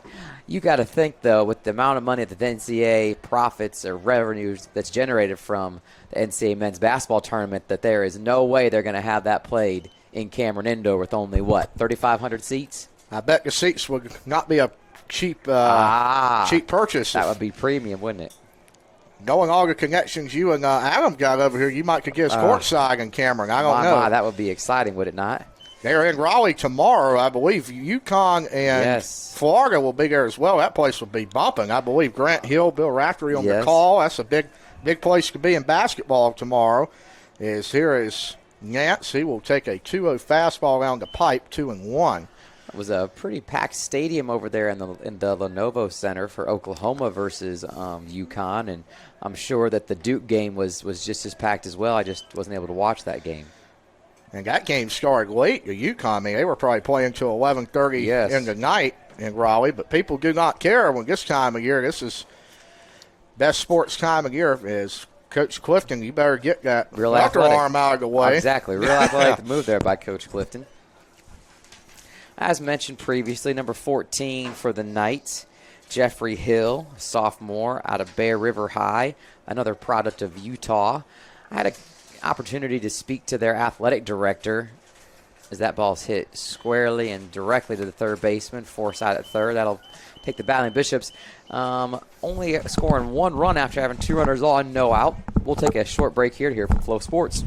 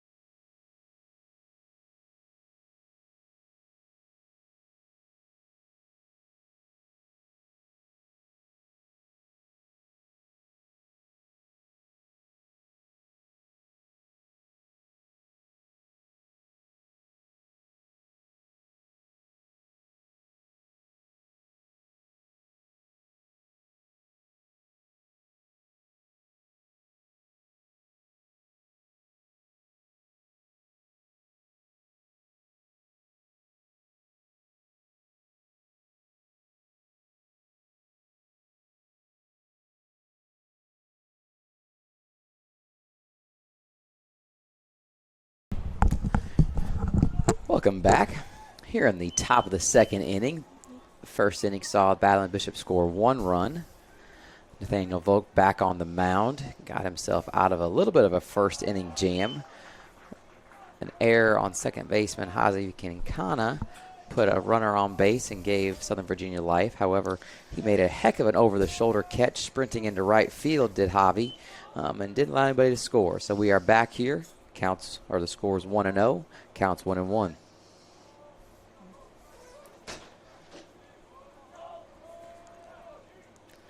Volk got a wind up, 1-1. Slow for a strike. Really Fouled nice off behind pitch the there. backstop. Score updates from around NCWU Athletics. We had ourselves a really, really competitive lacrosse game on campus today. Saw the Battling Bishops come out on the losing end, but wow, did they play really well compared to what they have early this season. That ball hit sharply to the shortstop. Nance makes a great play. 15-9, Huntington over your Battling Bishops. Competitive, though, throughout. It sat at 7-4 at halftime, and the third period really put the Battling Bishops under. It was 5-1. Huntington won that period, but 3-3 in the first period, 4-1, 5-1 in the second and third, and then the Battling Bishops actually won period number 4, 4-3. Volk's first pitch is a ball low Looks to like a Ferris, good who's pick. behind the plate. Yep. It's again for SVU. Men's and women's tennis in action up at Mary Baldwin today, starting at 2 p.m. They have 6 courts up there. Nice snag by Scoggins. Really That was a nice. shot to left. Yes, hit right at him. Didn't have to do much. And our softball program here is at Pfeiffer. I believe they're at number 23 or number 24 in the nation. We are down 4-2 right now in the bottom of the 5th. I believe that is the second game of the doubleheader. We dropped the first game 4-0, I believe. 4-0. So competitive as ever with Coach Brackett's swing on pitch number 1. 2 outs, Baden. We've talked about this. Let's see if Nathaniel can get out of this thing unscathed here without any more batters needing to be faced. I've got confidence in Volt, Mike. You know, when you throw strikes and you're able to trust your defense behind you, especially what you've seen out of Quintana and Scoggins here. And I know you did not see this in the first game, but Scoggins made several nice diving grabs. The Bishops turned a few double 5-4-3 double plays. Really? They did. Looked very good defensively, so I'm sure Volt's going to trust his defense out there this afternoon here in inning number 2. He's got a 0-2 count of Benjamin Horsley for Southern Virginia, who will be the night left fielder. He will kind of snip that one. It's going to be a backhand by Nance. Don't think he would have had a play regardless. I don't now think it's a so. hit for Horsley. Yeah, that ball was just popped, not into the air, just kind of backspinned almost out there like a cutter on the tennis courts. You see those really talented players swing through the ball and swing down, almost slicing it, and that's what it looked like the ball did. It hit the dirt. It kind of tailed away from Mason as well. But that's what you like to see. If they're going to get hits against you, if you're a pitcher, infield hits, keep the ball low. That's what Volt likes to do, get a lot of ground balls.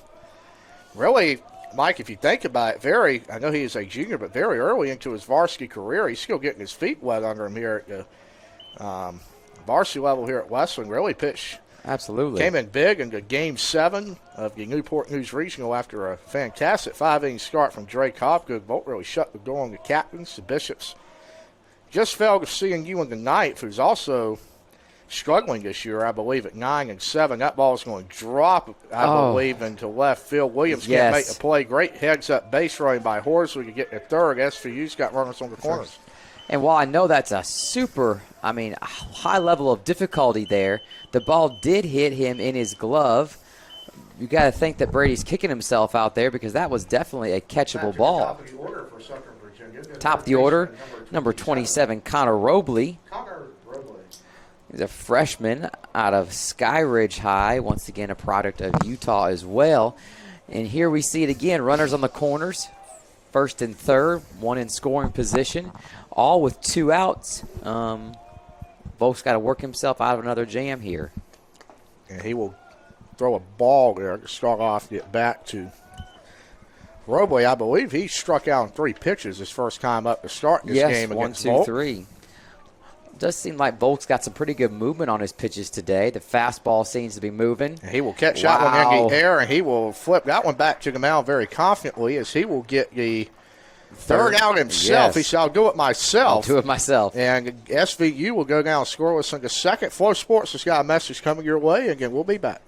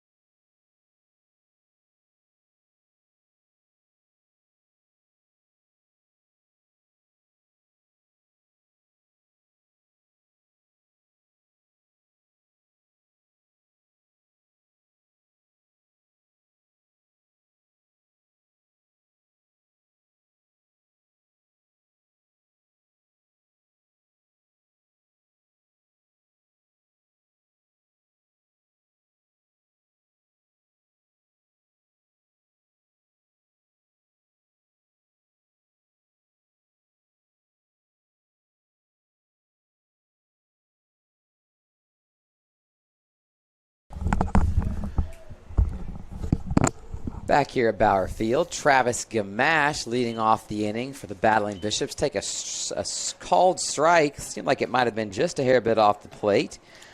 Nashville, North Carolina native, product of Northern Nash, just down the street. That would have been a strike if very close Ferris to could have it. held on to that one. I think you see that might more at your Division III level. The strike zones at Spenga, they're going to give you a ball or two off the plate compared to Division I, and professional baseball has a smaller strike zone. A very nice snag. Really nice pickup there, That'll but be a bad Robley, throw. But we can't make the throw. That's going to be an error on him. Gamache, I don't think he's going to get the third. Nope, wise by him, standing there. Coach Clifton coaching over there on the third base bag nearly. I think he might try to get on the action if I didn't know better. I'll bring up for Battling Bishops, number the catcher, 46. number 46. Seth Jones. Seth Jones is the number 9 hitter in the batting order, and so got to be excited if you're a Battling Bishop fan to have the top of the order coming up with a runner in scoring position right now after Seth gets done batting. Love to have a nice little poke single out of Seth.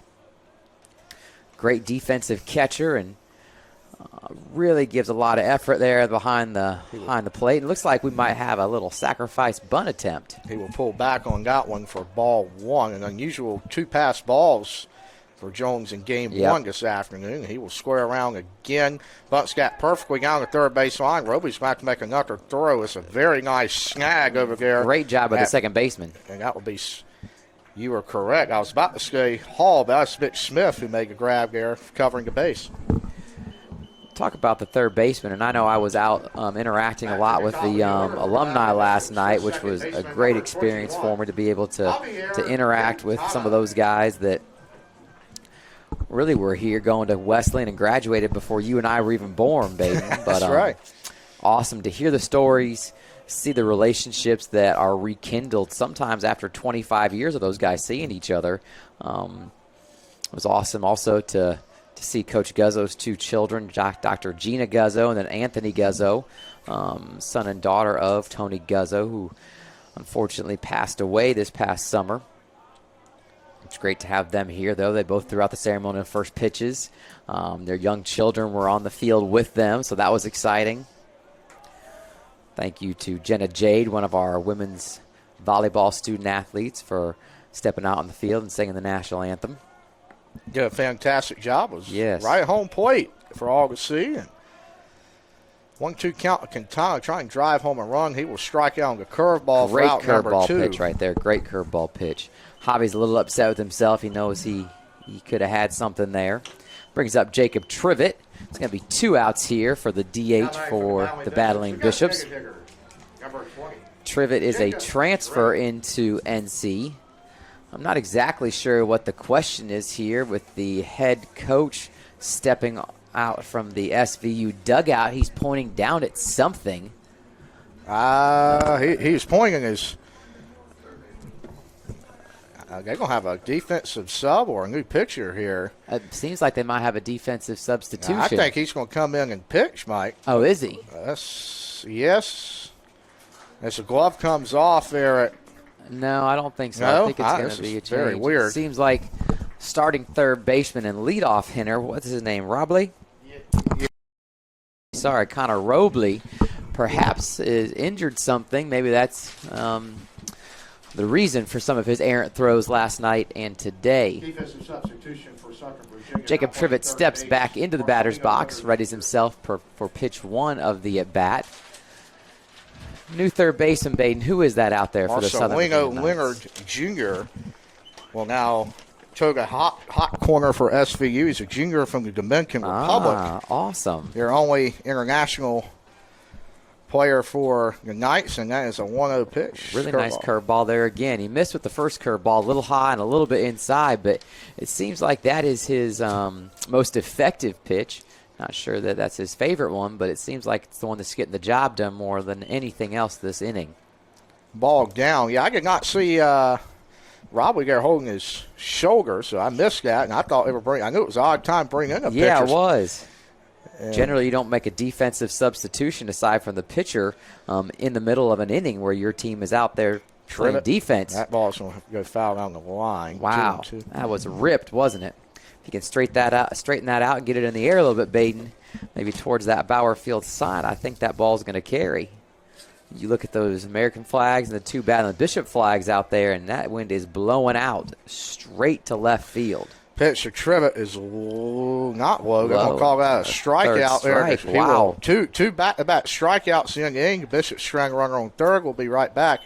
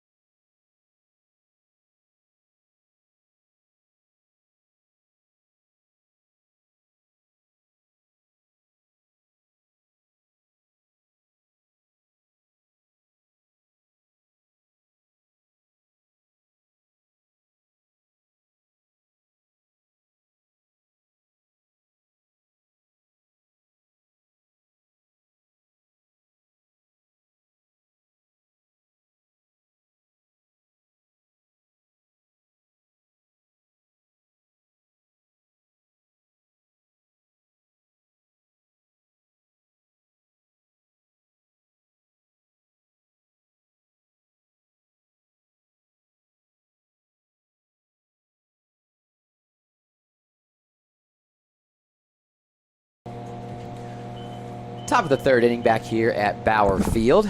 Number 34 for the Southern Virginia Knights is Seth Lloyd, shortstop junior out of Wyoming. Crazy, Baden. I know that there is a loose connection between Brigham Young University and Southern Virginia University. They're not sisters nor parent child schools, quote unquote, to use that parental vernacular, but there is a connection through that faith affiliation, as that ball, I believe, is going to be called foul for strike 2 or maybe strike 1 of the at-bat. And it's just funny to see those kids that are student athletes that make that trek from predominantly Utah out here to Southern Virginia. Long ways from home, I would say. That's Long a heck of a ways. trek and a beautiful part of the country out there in Utah and southwestern United States. Well, and because of that faith affiliation, you see kids from North Carolina, Arizona, Ohio, South Carolina, Utah, Virginia, California, Arizona, Idaho, Wyoming, Oregon, and Mississippi. Volt's got a 1-2 count here. Fire from the windup, throws it low. Nice scoop from Jones. Counts now even at 2 balls, 2 strikes. Score update over here from NCAA March Madness. Arkansas is up 40-33 with just over 2 minutes gone in the second half. That will not be good for me. I'll be the second Final Four team eliminated after the first weekend. Maybe the Blue Devils can keep it going for me, but it's been a rough start to the bracket. I guess that's part of it, Mike. You know, you see the lack of upsets here in March, but that's really something a lot of people love to do, including myself. What upset, and it's tough to pick them. It is. I'm not sure anybody's ever had a perfect bracket, but I don't believe anyone's had. Talk about a bit of a rough start. The UNCG women's basketball program, as that runs way off the side of the plate, but nice fastball must have started in. I mentioned a little bit earlier off air that I'm not a baseball guy, but it does seem like Mr. Volk has his pitches moving a little bit. Number 22, Zach Geertsen. Apologize on the mispronunciation there, sir. A junior out of Draper, Utah, steps into the box. UNCG down 15-40 to USC women's basketball. Juju out there, as they say, cooking.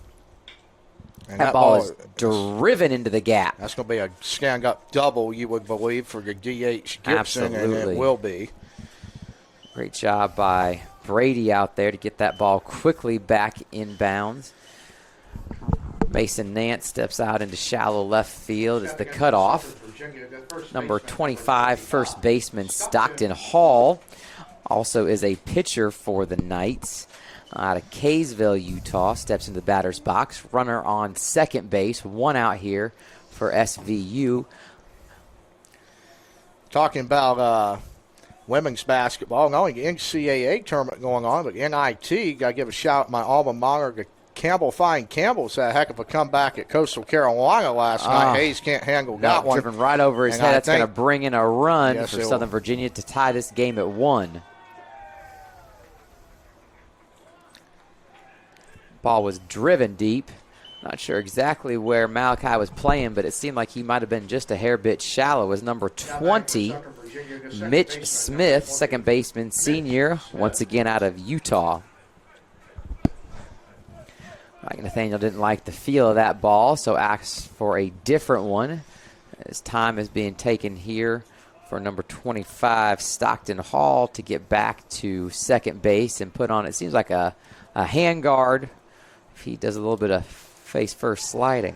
Not to give Volk an excuse out there, Mike, but the flag's bowling pretty hard out there. They are. I'm sure the wind carried that one over Hayes' head, but it's, again, one of those balls not an error, Mike, but probably one he should have caught in the gap there. Yeah. That is a Definitely could have. first pitch fastball, 0-1. SVU's tied this game, really have trailed this whole series, and just the comeback kids, as you like to call them. They're They able are. to scrap away, and they've got a rubber match, and they're tied in it in game 3. As you mentioned, I wasn't able to watch much of that first game simply because of the lacrosse game that we were hosting here against Huntington College.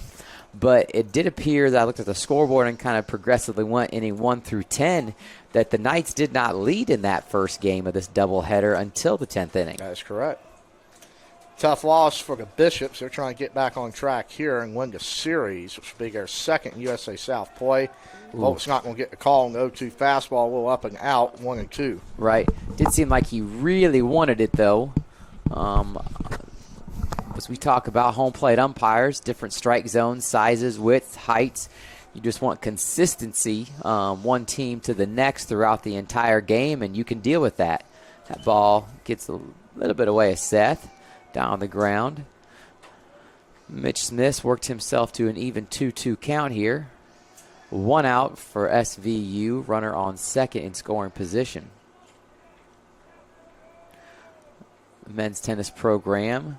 It's kind of funny. We talk about the conference success that they've had with 16, well, presumably 16th straight men's USA South Conference championship out of the men's tennis program. They are out taking on some really high-level competition in California.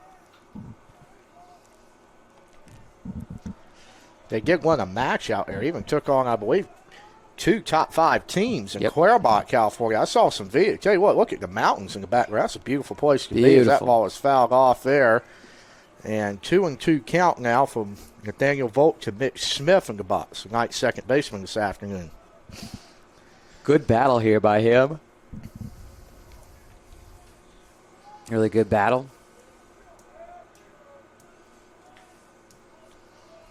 That wind, as you see, Baden, is whipping across the diamond here. Not only do you see the flags moving, but the batter's eye mesh back there screen. As he will rope one down the third base line, not going to get the benefit of the call. That ball is foul. He's staying alive. Has done a great job putting some really big charge into that ball.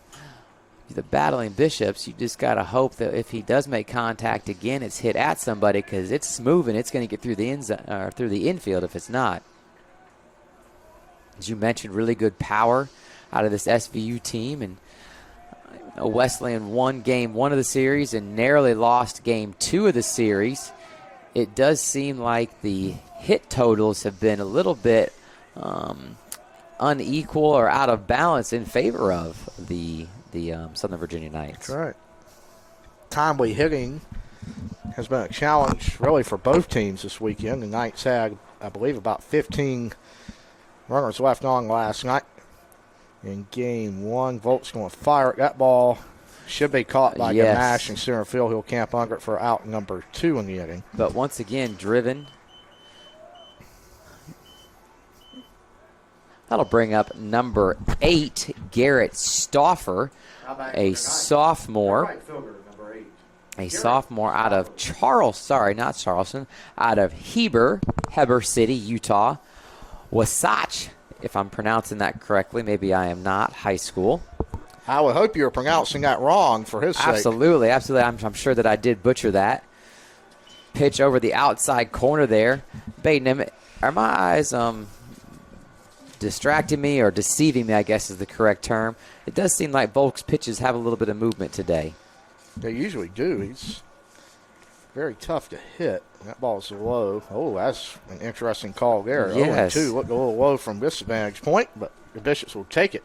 Hey, and talking about eyes deceiving you, what is on top of the Wesleyan dugout now? That's a great question, Baden. I was wondering if it was like a stuffed animal of sorts. It's a llama, apparently. Okay. Not going to live llama, folks, but it is trying to change the luck here. Gotcha. A little bit of that baseball superstition. I believe that's been around for a few years, if I'm not mistaken. Yes. I believe one of the Paget, Drifting or Chandler, I'm not sure which one, started that tradition. 2 really talented players. They were back here today. I was able to speak to them, and that is a wild pitch there from Volk, and that will advance, I believe, Stockton Hall over to third so the Knights have a runner 90 feet away from taking the lead here. Go ahead, run, absolutely. Little score update. Arkansas is now up 46-36 on St. John's. Well, that'll be the whole left side of my bracket is now toast after a day and a half or 2 days and a half, I guess. Offensive rebound for St. John's and a score, 46-38. Where's that game being played, by the way? That's a great question. I think it's in Providence, Rhode Island. Now, I could be very wrong. Providence, Maine, perhaps. Northeast somewhere. I think that's why you see such a large contingent of St. John's fans. Great job by Seth there to track that ball as it just snuck out of his glove.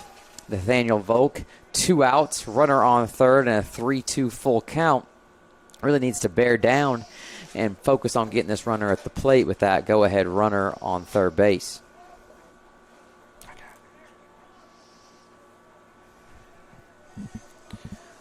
3-2 count here, as mentioned. Volk out of the windup. Fire got one. That ball is going to probably be Yep, fair. It will it be down is to wide. driven probably right as far into that corner as you could possibly get, as it seems like it's going to be a stand-up triple. Yes, it is a triple. He will slide anyway. Slide into there. Nice piece of hitting there as that ball was driven the other direction by number 20. There's some kind of argument here from Coach Clifton. Not sure exactly what it is. As that ball was I don't know either. fair. Maybe interference on a. I don't know. Did not see it, to be honest with you. I could not tell. I was watching to see how far that ball squirted over into that corner. Perhaps Coach Clifton is asking something of the first base umpire. Maybe the ball squirted out of bounds and should have been capped off as a double as opposed to a triple. I'm not exactly sure what could be the question, but he seems pretty adamant that he has one and wants to at least have his time in court, so to speak. That is the only argument, Mike, I think he would have, is that ball swiveled down the out of bounds line into the SVU bullpen, which again would be the same as it bounces over the fence in a ground rule double. Now, obviously, down the third base line, Coach Clifton has a much better view of it than we do. They will conference about it, but perhaps if I'm not mistaken, the SVU runner was on third. So either way, he will come around and score. It's just a question of where do you put the batter. Correct. So I think Scoffer will either have second or third, but that's the only argument I can really see here. But there is a conference. You got replay in Division III, so. Absolutely. As we have discussed a multitude of times, 2 outscoring opportunities, 2 outscoring runs being given up by the Battling Bishops here in the early to mid part of the 2025 spring season. So based off what I just saw, the safe sign, Coach Clifton may have thought he missed a bag. From that reaction from the first base umpire. So he may have thought he missed first base, but I did not obviously see that. So correct. Into the batter's box nonetheless. Steps Ryan Ferris. We will move on. Yes. This is the SVU catcher, I believe. Correct on that is he will pop that one up. Scoggins in foul ground. He should camp under that one for an easy play. But in the third inning, Southern Virginia is going to retake the lead. Bishop's going to have to fight back. We'll see if they can. Bottom of the third coming up from Flow Sports.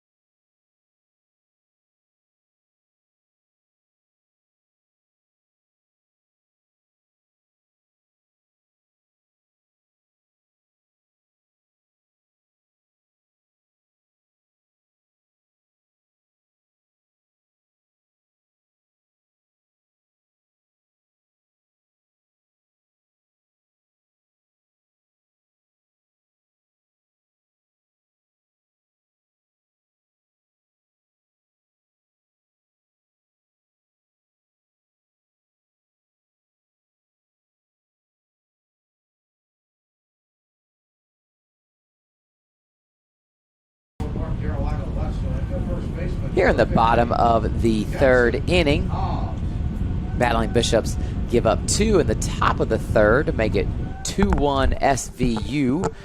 Jackson, who I believe had a home run yesterday, if I'm not mistaken, in that nightcap opening game of the 3-game series, drives that ball deep, maybe not deep enough, as the right fielder camps under. 1 pitch, 1 swing of the bat, 1 out.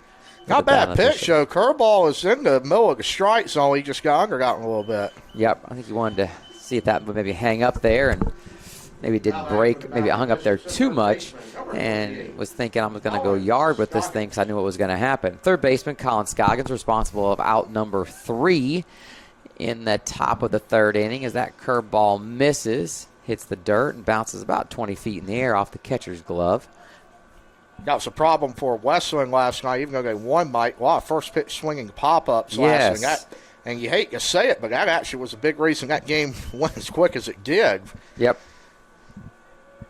So we continue here. Scoggins has a 2-0 count. He has a little flair for a long ball when he gets a Hogan one, especially with the way the wind's been. However, I just looked out there. It looks like the American flag is now barely waving. It's drinking dead for a second there. Yes.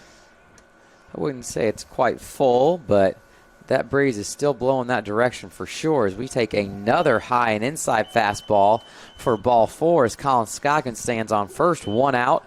Malachi Hayes with a little SpongeBob SquarePants theme song steps into the batter's box, a freshman for the Battling Bishops, playing right field. So we will see if the freshman can get himself a little poke here into the outfield. Perhaps bring Colin Scoggins, not pretty good base path speed. That ball was called a strike that seemed to be pretty far out there, Baden.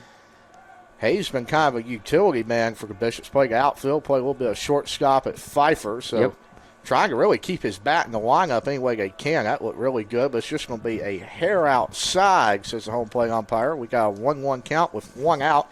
Bottom of the third, SVU leads the Bishops 2-1. Baden, I don't know if I've seen another Division III pitcher with that much movement on a curveball.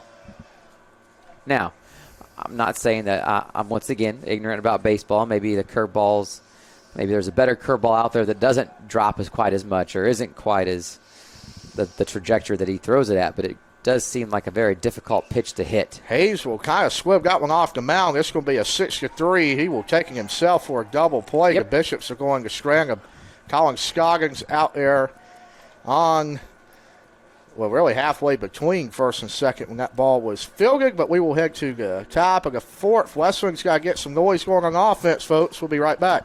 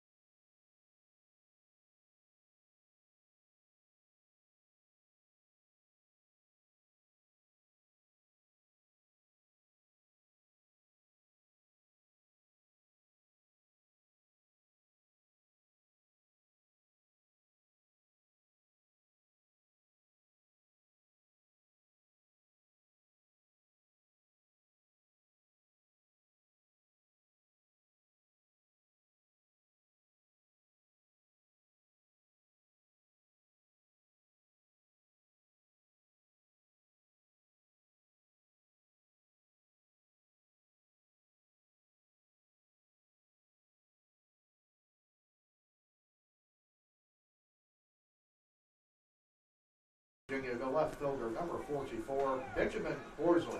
Left fielder Ben Horsley, senior out of Spanish Fork, Utah, product of Maple Mountain High, steps into the batter's box here against Nathaniel Volk. That ball is abruptly popped vertical. I think Scoggins will be the only one with a play on that one. He overran the ball, and that will drop for strike number 1. And, Mike, you're always taught as an infielder, that ball always comes back towards the field of play. He overran Gotwin. It'll be strike one. A long run for sure, but definitely if you can overrun it, you can run to where it is.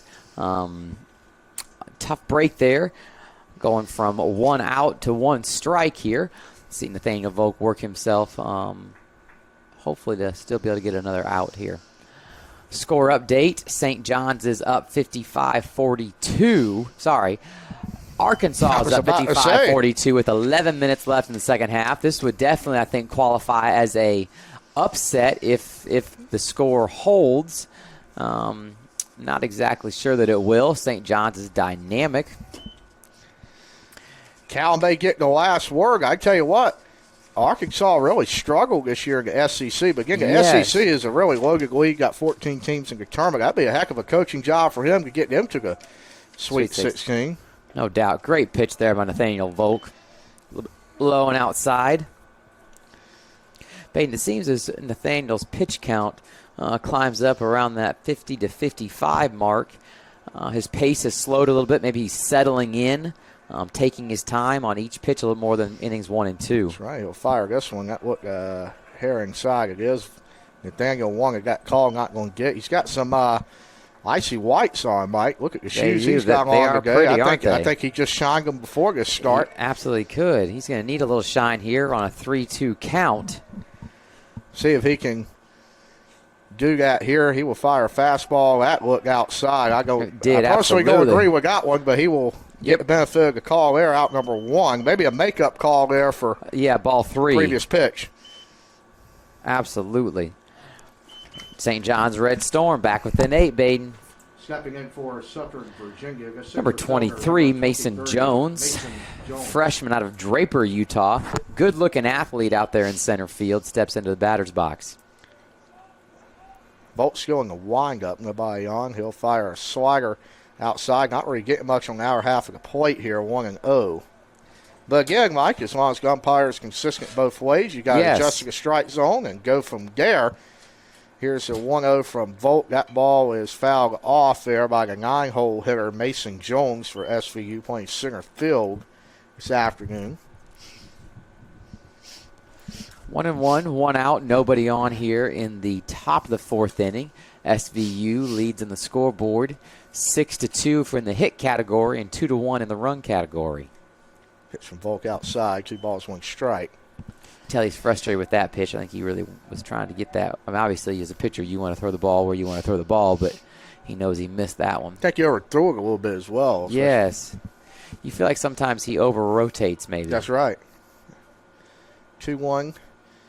That ball is hammered down the line in left center field. I think that's going to be a stand-up double for Mason Jones, and I don't think he's going to have a problem accomplishing that. SVU has a runner in scoring position, 1 out. I'll bring up the substitute or backup third baseman, number 28, Marcelino Leonardo Jr. out of Dajabon, the DR. Top of the order, the third baseman, number 28. He steps in for the for his first at bat of the game, and I believe first at bat of the series. Is that correct? He may have hit last night, Did he? Okay. If I'm not mistaken. I could be totally wrong. There was a lot going on. I don't really remember. Head statistician Madison Morrison has given us the thumbs up to suggest that, yes, he did have an at-bat yesterday. Swung on that one. He's got a nice shin guard down there going with the yellow shoes to match the guard. And I think he's got a arm sleeve and a little oven mitt, as they like to call it, for when he runs the bases. Yes, so in the back pocket. Yeah, all the same color, so very stylish for Marcelino Leonard Jr. here. I believe the red swoosh on his yellow cleats is SVU red. Right. I like that. Very, very nice color coordinating. Pitch from Volk. Fastball is fouled back. I get to see when the Knights were hitting batting practice yesterday, had T-shirts that said the Bulldog Club. There is only one way to play the game. I'd like to know a little bit more behind that. Yes. I know I had the opportunity to go to Randolph-Macon for football. First round, be a site director up there. You're for the NCAA that's right. site rep, correct? And, Randolph-Macon warm-up sweatshirts for football were kind of navy blue, Carolina blue, and Pedro Aruzo, the head coach, told us that was for a blue collar up there. So a lot of inside twerks of programs that are very interesting to me. So maybe that's somewhere for the Knights is Marcelino Winger Jr., leadoff man, has his first play appearance this afternoon. He's got 1-2 count. As Volt will try to get out number 2 in the 4th. No, this occurred much more long ago. Sorry, much longer ago than you and I were alive. But you wonder what was the genesis of that. I'm sorry, I'm losing the word. The superstition. How and when did that come into athletics at all levels? You see some people wearing the same socks, or you see some coaches saying, I'm not going to wear this outfit again, a la Coach Trader, head women's basketball coach here, if my team loses when I'm wearing it. You kind of just wonder, what was the genesis of that? Well, in my opinion, you think of superstition, you more think of baseball. Probably most superstitious Absolutely. sport out there. And some guys will put on their will dress in the morning the same ways. They have to put on their socks first instead of their shirt, or vice versa. And that is a very interesting go. I've never been a big believer in that stuff, to be honest with you. But if it works, it works. And I guess. Here's a pitch from Volt. That was a good pitch to hit. Great there. job there. Yep, great pitch. And I think that there's a difference between the superstitions and the habits, right?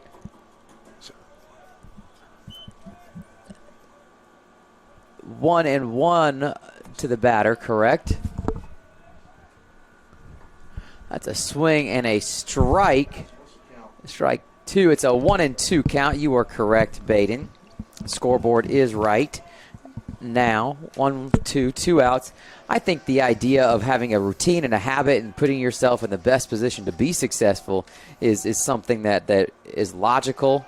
But the superstition part, to me, as you mentioned, I don't put a lot of stock in it. Great job there by Nathaniel Volk, and you got to be excited if you are a Battling Bishop fan to see that triple not come back to bite the Bishops as we remain 2-1 in favor of SVU heading into the bottom of the 4th. We'll take a moment to hear from Flow Sports, our athletic carrier.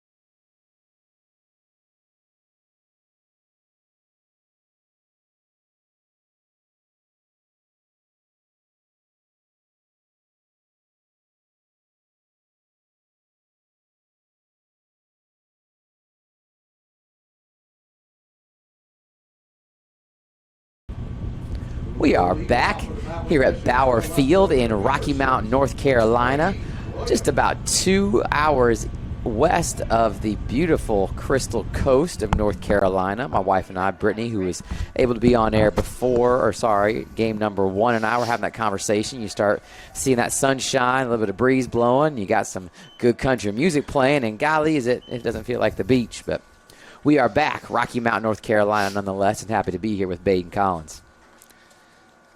Mike looked like a March Madness television in front of him right now. Yes, just got to make sure that I'm providing the fans with enough sports information and updates to make sure that they're not missing anything. Sounds like you're going for my job as sports information's in my title. No, I'm simply here for the viewers, Baden. You're here for everybody. I'm strictly here for our Flow Sports viewers. Talking about the beach, Mike, you I hear there's a little seafood fest going on for the baseball team after this game. You a big fan of seafood when you and your better half go to the ocean? Absolutely.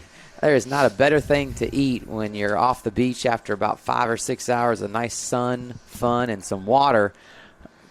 That ball is driven. Shallow left center. Nice play there. Great job by the left fielder coming in on a sliding one-handed catch. Golly, that was really nice. That was Benjamin Horsley out there for SVU. That brings up to the plate the starting shortstop, 2-year starter here, Mason Nance, number 13. He is out of Virginia Beach, VA, Bayside High product, 5'11", 170, bats right, throws right. See if he can't get something started here for the Battling Bishops with 1 out. The score sits 2-1 in favor of SVU, as that is a called strike 1 here. Score update, 61-53 in favor of Arkansas. How much time is left? We have about 8 minutes left here in the second half. Oh, plenty of time for Yes, Rick plenty of Pitino. time, and your bracket maybe being salvaged. Nice curveball there. Really nice I tell job. you, SVU's had some breaking stuff this Yes. weekend. It's really been impressive. And I got to say, I go to a Nike school, and I like the way Nike uniforms look, but that red and white's pretty sweet out there this weekend. He thought he had strike 3. Yeah, he absolutely did. I thought the catcher was just waiting to be able to throw that ball down the third baseline. I'm a really big fan of the script, the Knights they have across the uniforms. That ball's skied. It's going to be right in line with the first baseman where he was standing and moved to his left about 5 to 10 feet, and that is out number 2 for the Battling Bishops. Number 22, the center fielder, Travis Gamache out of Nashville, North Carolina, hometown boy here, Northern Nash. He's a junior outfielder. Travis Gamache, direction center field. Thank you, sir. Hopefully maybe the hometown boy did a really nice drive into right center. Great job by the center fielder corralling that ball as Travis gets a healthy round lead off of first base, but thinks better of it and heads back to first base with a little 2-out hit. You know, I think maybe the Battling Bishops, after they struggle to get other teams out with 2 outs, maybe they can create a little 2-out magic themselves. Lead the catcher here, Seth Jones. Great defensive player for the Battling Bishops. I know he had a little bit of a struggle in game 1 of our doubleheader, but back doing a great job behind the plate right now, takes ball 1 high. St. John's down only 4 now. 7 minutes left. He will almost get hit. Almost got hit, didn't like he pulled his right foot up and avoid that ball. Just in time.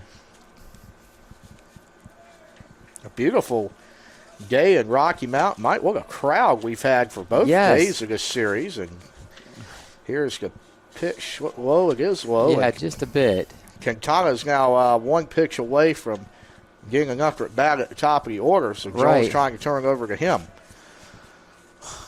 Battling Bishop and you'll take a hit or a walk, one or the other. He's probably not going to swing at this. And called, no, that was a called ball. Ball 4. 4 pitches right there in a row, 4 balls, and the Battling Bishops might have themselves a start. Bring up the top of the order, as you mentioned, Javi Quintana. Bit of a journeyman around the baseball infield here at Wesleyan. He's played much of his career at third base. I think he's played a couple games at least at shortstop, starting second baseman for the 2025 iteration of the Battling Bishops baseball team. And he's also been a DH, which I think he held that position most of the time last year. Dealt with a little bit of health issues. It's good to see him back healthy enough to be out there on the field and at the plate. Played well late in this season. I think he was big in that CNU regional. Yes. It's pitched at him. He will take that breaking ball low and away for ball number 2, trying to bring up the designated hitter Jacob Trivet, and he's had a heck of a start to the year. He struggled this weekend at the plate, but hopefully he can turn around. He is due, as they say, in the sport of baseball. And Quintana, that was the pitch to hit, but he got under that one, and that will be flown to center field. Backtrack there. The wind took that one a little further than I expected, but that'll be out number 3, and Wesleyan will be held scoreless for the 3rd straight frame. We head to the 5th inning of play. SVU leads Wesleyan 2-1.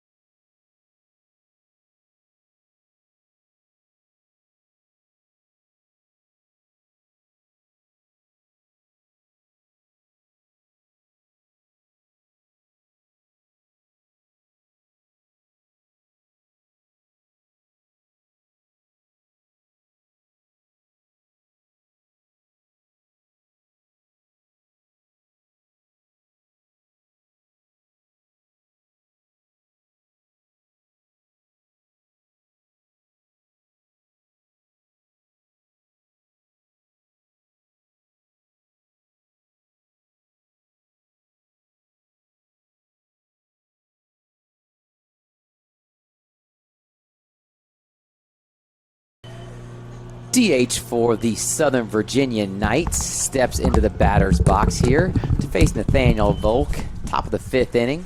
Volk has done a really solid job, only giving up 2 runs so far as that ball is hit.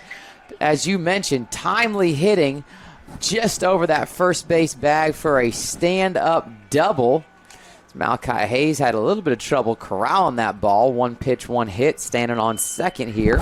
Nathaniel Volk in the 5th inning. Stepping up to the plate is number 25. I believe that's the left fielder, Stockton Hall. Or sorry, the first baseman, Stockton Hall.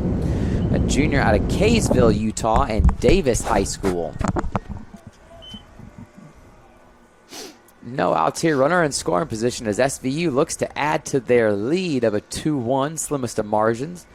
They will bunt here, and that is a heck of a bunt. Scoggins, he's going to have to make an on-the-run play very nicely.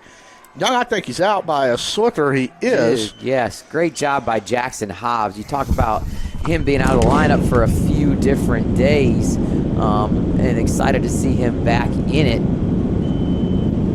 Seems like we might be having a little bit of difficulty with the scoreboard. Bade's going to take a step off air to get that figured out. As we have number 20 stepping into the batter's box, Mitch Smith. 1 out here, runner on third for the Southern Virginia Knights. That ball is skied high. Seth Jones giving chase, but I believe it's going to be out of bounds for strike 1.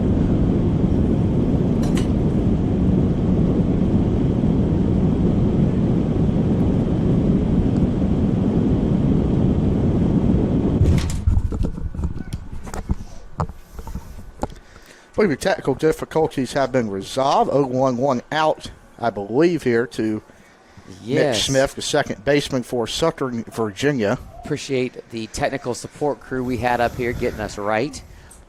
Score update, Arkansas 62, St. John 60 with 5 minutes left. Pitch from Volt. Slider hit very hard. The Scoggins not going to be able to corral it. SVU will now have an insurance run on the board. 3-1. 1 out here. Runner on first for SVU as number 8 steps into the box, Garrett Stauffer. He's a sophomore out of Heber City, Utah. I believe, Baden, you mentioned he's playing right field. Is that correct? That's right. Right fielder here. Made a couple good plays in game 1 of the series. Volk now Knights trying to limit the damage to 3. That's foul. He's given up 9 hits so far in this ball game. 1 error will not count against him. Errors are even in this contest. Bishop's, the offense has really been a struggle this weekend in timely hitting.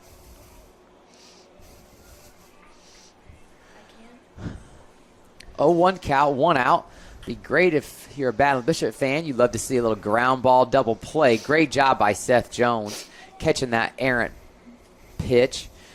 Way outside, did his best acrobatic act to catch that thing. I'm not even sure how he caught it, but he did. Mm-hmm. Checks the runner on first. Doesn't seem to have a healthy lead. Volk's pitch is down. Just a little bit low. You do see perhaps a little bit of action out there in the Battling Bishop bullpen. I can't tell who it is, but it looks like a lefty is up, and if not throwing, at least getting loose, it does appear. Gavin Weinscott, we've been told by Adam Gavin Conti, Weinscott. engineering his baseball historian, from what I've been self-proclaimed. I've been told, Mr. Mike. Oh, really? Yes. 3-1 count here for Nathaniel Volk. New Jersey historian as well. Which not very familiar on myself up there. And so I'm a little outnumbered. I've got an Ohio expert and a New Jersey expert up here. Well, let's just say a Midwest. How about a Midwest? Yes. Oh, so you just cover multiple states, huh? Not sure I cover multiple states, but got to give a little credit to my home state where I was born and raised, of the Hoosiers. Hired a new basketball coach, I see. Yes. Former coach at West Virginia. Seems to be generating a lot of, I guess, opinions, Bates. Yes, both positive and negative from the fan base. I have not read many positives, to be honest with you. Yeah, I think that the Indiana Hoosier fans, I guess maybe the loudest contingent of them, still believe it's 1982 and And we're coming off of a national championship in 81, getting ready to win another one in 87, and that's just not where the Indiana Hoosiers basketball program is right now. That ball is driven hard over the shortstop's head into center field. He's going to go to third. He's going to be fine. The ball gets away from Scoggins, and number 8, Garrett Stauffer, is going to advance from first to second, putting 2 runners in scoring position here for the SVU Knights with only 1 out, as Zach Smith's going to perhaps take a step out of the Battling Bishop dugout onto the field. We'll take a short break and hear a 15-second commercial from Flow Sports.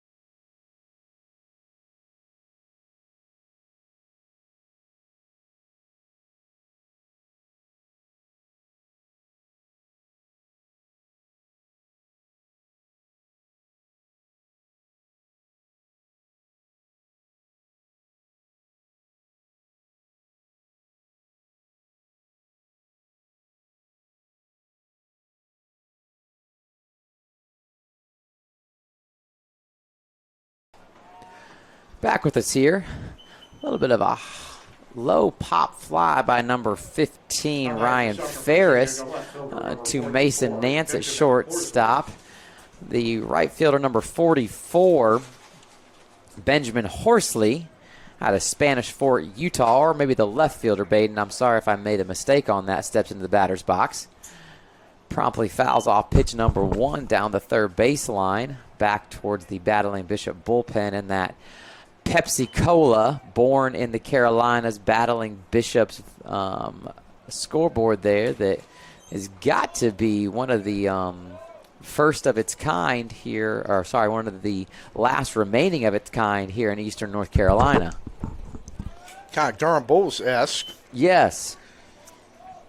Boston Red Sox famously known for that flip card scoreboard. And fascinating, you could go behind there and sign that. Really? You can also sign a foul pole in Boston. I'm sure for the right price. It is free to sign the foul pole. Many fans, including myself, really have done it before the game. Pittsky's polling right. Do you believe that your signature remains, or you think it's been cleaned off to make room for other signatures? They never delete any. It's probably been written on top of. Absolutely. How long ago was that, Baden? 5-6 years ago. Okay. Maybe 4. Great job by Seth Jones right there, stopping that errant pitch low in the dirt. It all kind of runs together, to be honest with you. Yes. After a couple of years, I'm sure it does.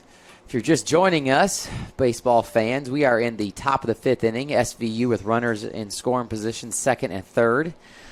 2 outs, 2 balls, 2 strikes on the batter, Benjamin Horsley, a left fielder from Spanish Fork, Utah. Nathaniel Volk's trying to work himself out of the top of the 5th inning that's already seen 1 run cross the plate in favor of SVU, putting the score at 3-1. That ball is driven into left field. It looks like there's going to be 2 more runs scoring. Ball is thrown to the catcher. It's going to bounce behind him, and the batter's going to advance to second.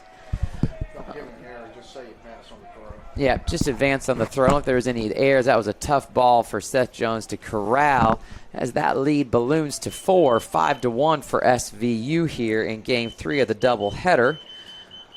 I believe there are 2 pitchers now warming up in the Battling Bishop bullpen. Number 23, Mason. Center fielder number 23, we've talked about him, a freshman outfielder that really, could pass as a junior or a senior on most teams.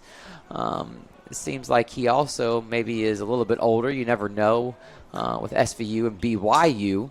Some of those young men and young women take a little time, and that ball is roped down the third baseline. And that's going to drive in another run as the ball ends up in the battling Bishop bullpen. Arms are thrown high as we go to a, I don't know what you call that, Baden, a ground rule double. That is correct. Ground rule double. Coach Carter is going to step up or step out to the mound. I think that's going to end Nathaniel Volk's day. It will. It will. Frustrated, I'm sure, is Nathaniel. After having really 4 innings of 2-run baseball, it just kind of got away from here in inning number 5 with 4 total runs. Score stands at 6-1. We're going to take a break and hear from Flow Sports.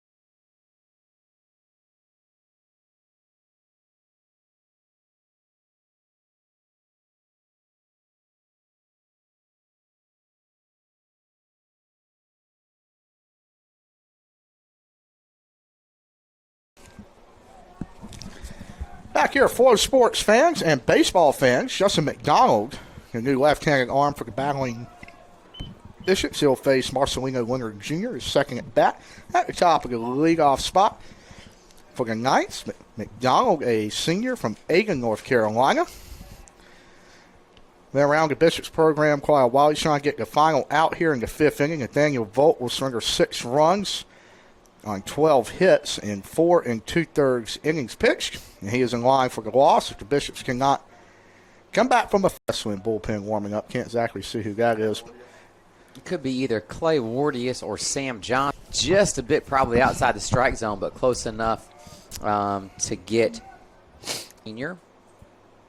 Trying to work the Battling Bishops out of a jam and a really tough top of the 5th. I think Leonard everybody Jr. did. thought Thought no. it might have been.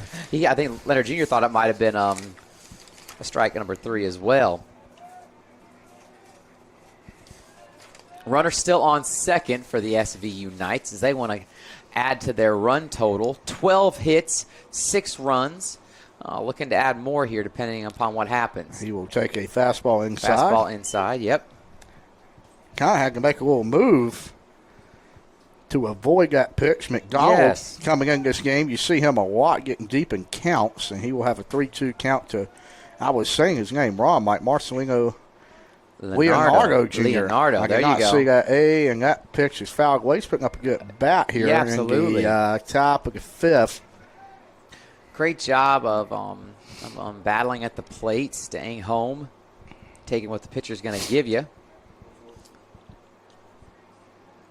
looks like the activity in the Battle and Bishop bullpen has ground to a halt. Pitch from McDonald down the middle, but Leonardo Jr. is going to Just stay got alive. a piece of it, huh, Bane? I didn't think he did. But it is difficult to hear with these headphones on. And the Battle and Bishop press box up here with the windows closed, trying to keep some of that latent noise out of there and the fan noise as well so we can do our jobs. 3-2 count. McDonald and Leonardo Jr.'s, he might hit that one perfectly, and he will. That's going to score enough to run. He will not go to second. He says, I'll think better of that one. That's the 13th night hit of the ball game. They've got a 6-run lead here. Poached it perfectly down the right field line. Batting for Southern Virginia, the shortstop number 34, Seth Lloyd.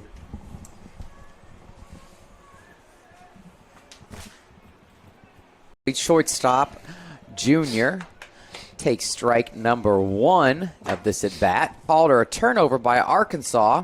They are up 70-64 with 28 seconds. A full court trap. Got a turnover, and stranger things have happened in the NCAA tournament than 6 points left. That is not good. Not good for a Baden Collins bracket, but they just did have a performance in 28 seconds. Do you remember the Duke Miracle Minute? At Maryland yes, I have seen some programs on. I've seen reruns on it. I can't tell you that I necessarily watched it live, but remember it. But quite a crazy turn of events, and it kind of shows you. And Justin McDonald is known around the baseball field here. Is behind 2-1 with 2 outs. He will be down in ninth here in a rubber match. SVU handily in front right now, 7-1. The hits advantage is 13-3. Yes. Southern Virginia, they can really swing it. And McDonald fires that.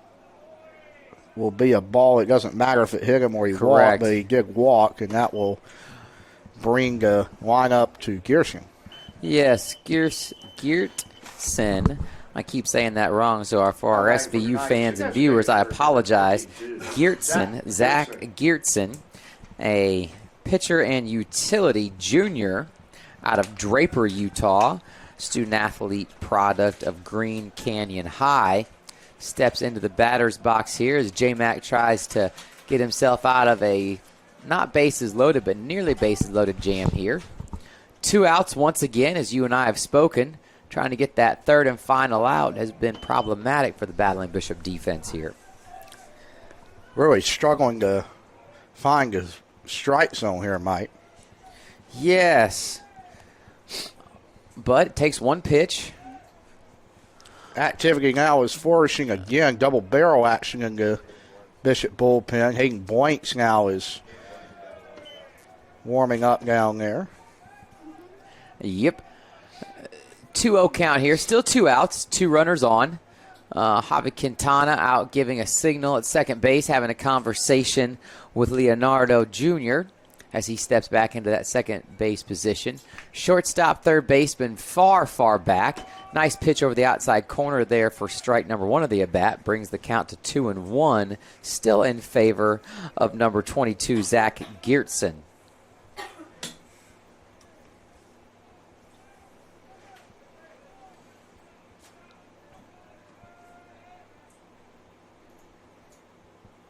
And that will be a pass ball, but it is not. He did not advance on that. There you go. You almost thought it might have caught Zach in the toe, but much like Seth Jones did a batter or an inning or so before, lifted that back right foot in the nick of time and avoided that hit by pitch. Mm-hmm. Brings the count to 3-1 as Justin needs to make sure that ball gets across the plate here on pitch number 5 of the at-bat. SVU trying to add to the 5-run fifth, and they will be in a bases loaded situation now. That will bring up, I believe, Stockton Hall, Mike, but we will See here. Seemed like we might take another break here as Coach Yep. Derek Carter, pitching coach for the NC Wesleyan Battling Bishops, takes a trip out to the mound and does look down to the bullpen, but I've not seen him call for a relief pitcher. We'll take a very short break here as he does call for a relief pitcher, and we'll hear a 2-minute long message from Flow Sports.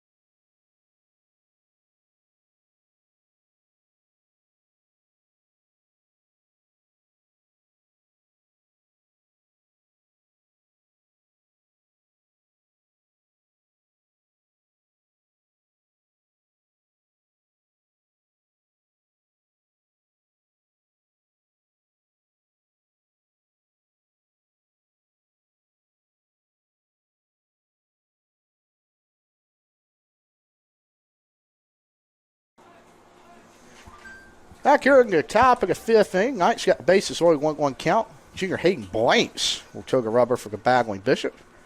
Right-hander from Roxborough, North Carolina, might try to get out of the jam here, and he will have Stockton Hall behind in the count 1-2. Absolutely.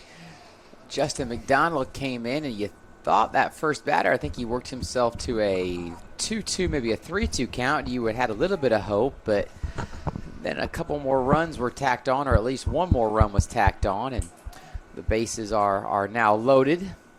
Blight shows a fastball as well and away. Counts Just even a at little 2-2. Yep. Hate to break it to you, but the Arkansas Razorbacks are bracket busters as they take down the St. John Johnnies today, 75-66 in Providence, Rhode Island. Calipari gets the last word, I suppose, over Rick Pitino and got one. I wonder if they'll shake hands after. I believe they did. Okay. Healthy respect is what the terminology was used, babe. Healthy respect.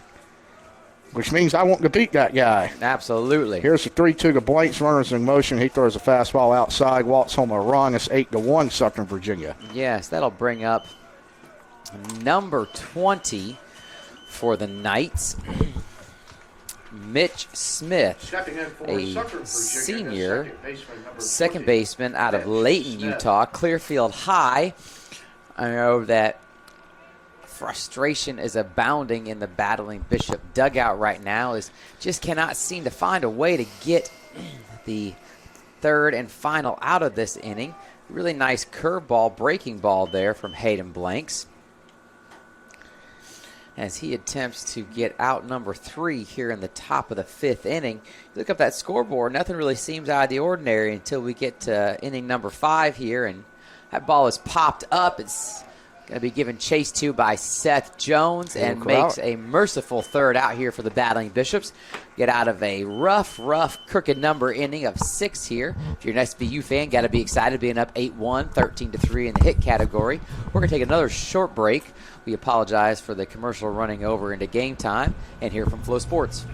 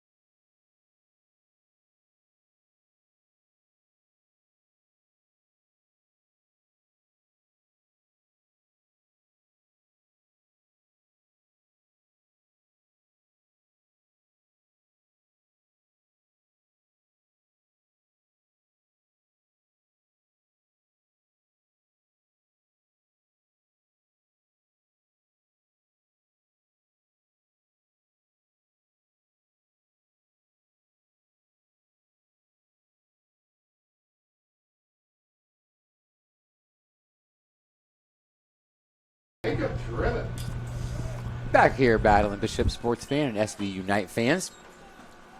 In the bottom of the 5th inning, Jacob Trivick, DH for the Battling Bishops, steps up to the plate and swings on strike number 1. Really nice breaking ball, curveball there by number 41 for the SB Unites. Carson Bybee out of Portland, Oregon, Westview High product. That ball is driven straight up in the air. Going to be a fairly routine catch for the left fielder as he moves to his left. Battling Bishops can't seem to get anything going here, regardless of the inning. 1 run in the bottom of the 1st, and they had 2 runners on with no outs. First baseman, number 15. First baseman Jackson Hobbs. 5th year here with the Battling Bishops, has been a staple since his freshman year over there at the first base position. That's right. Perhaps he can get something going for the Battling Bishops here in the bottom of the 5th inning. Hobbs had a good pitch to Hill in the first pitch there. He fouls it back. We're going to take a moment here. Mike's giving you some basketball scores. We'll give you some baseball scores. Wake Forest and Clemson in the hitter's duel, Mike. 12-10 in the 8th. North Carolina falls to Boston College this afternoon, 3-2. So that series will go to a rubber match. And the Duke Blue Devils hammering Virginia 9-0 in the 5th. Duke took the win in Game 1 last night, so they'll more than likely win the series in Charlottesville. Good win for Chris Power's squad. Also in the ACC, Miami, Florida State will have the rubber match coming your way tonight at 7 o'clock. So just running around the ACC a little bit. The SEC in live action at the moment, number 1 Tennessee. Looks like they'll win the rubber match against Alabama. Not sure if you saw, Mike, we have a fly ball to center field. Will be caught. East Tennessee State. Tennessee was 20-0, got knocked off by them in the midweek. Again, fell on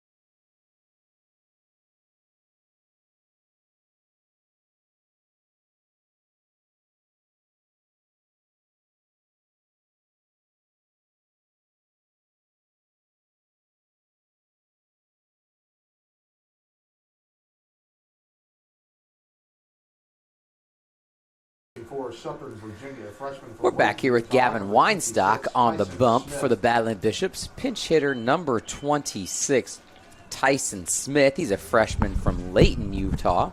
Had a clear field high. Gavin Weinstock's first pitch off the left-hand side is in there for strike one. No outs here. Was a nice drive over that Bauer Field sign over left field fence for a 2-run shot, which kind of led to Hayden Blank's day ending a bit prematurely. And so we now are sitting at 10-1 SVU over the Battling Bishops, 15-3 in the hits category as well. That's a good curveball. Really nice curveball in there. It's kind of unique, Baden, to think about righties versus lefties and how that curveball tails, and that left-handed pitcher tails in on the righties. Looks like it's going to be outside a ball all day, then breaks in over the plate. Pitch from Scott's fouled off, hits Jones maybe in the knee, or no, actually it looks like his catcher's arm or hand. He's going to shake that one off. Maybe Zach Smith will come out and get a look at him. Zach is hustling out there. Appreciate that from Zach.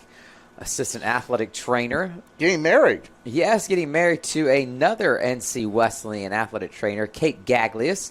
We're very excited and pumped for them. They will be married, I believe, in June. Yeah. Up in the northeast part of the United States, where they originally are from. I know they were able to go see Tyson Bass on Game 3 against Stony Brook, went 4 for 5 with a home run. So I remember Tyson's dad, Chris, told me they need to quit their jobs at Wesleyan and go to every game home and away. Maybe Tyson would be a first pick in the draft with Zach in attendance.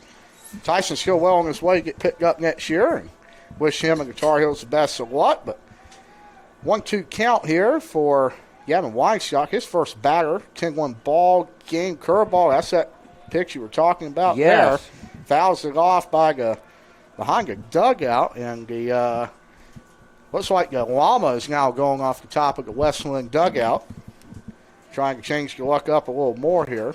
10-1, 15-3 on the hits, 1-1 on the errors. Weinscott's 1-2 is a little bit low. Nice block by a great defensive catcher, Seth Jones.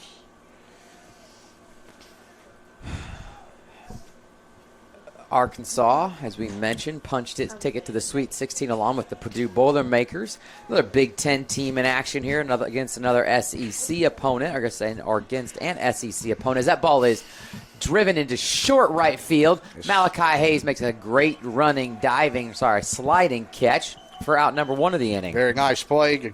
Very versatile play out there by Hayes and lefty. Up to the bat steps number 23, Mason Jones, a freshman out of Draper, Utah. And I know I keep saying this, but he does appear to be much more mature than every freshman from a physical perspective. Perhaps he took a couple years of mission and then came back. Something that you see, I think, on the men's basketball program for SVU. They had a gentleman that was in his late 20s, I believe, right, Baden? They did. They also had a all-region selection. Did they? They did. 0-1 pitch. A cross for strike 2 as Gavin Weinstock works himself ahead nicely here against with the second batter he's faced.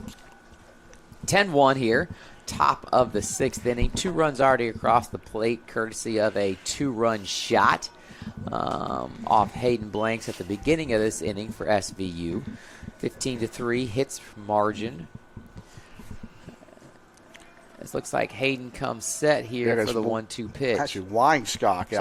Weinstock. And that ball will go foul. He got a tough call there on the 0-2. A little bit low, says home plate umpire. 1 out here in the inning. Still a very good crowd here on a beautiful Saturday evening now, I guess you could say. We're not going to be long, Mike, when the fly ball is hitting the sky here shortly. We call it twilight sky. A little tough to see with the sun going down here. Weinstock, fastball a little high. He's going to get him swinging out. Number 2 here in the 6th frame. Appreciate Kyle Brazo, number 49, backup third baseman, a freshman on the Battling Bishop baseball program with his hustle nearly every inning, running more balls out to the home plate umpire. Home plate here, backup third baseman Marcelino Leonardo Jr. for SVU.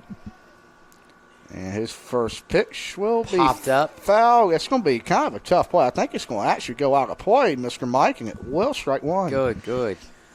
Out of play. Jackson Hobbs providing chase. Appreciate first base coach for SVU giving Jackson his hat back as he lost that when he was sprinting. 15-10 Michigan early goings over Texas A&M. 13 minutes left in the first half.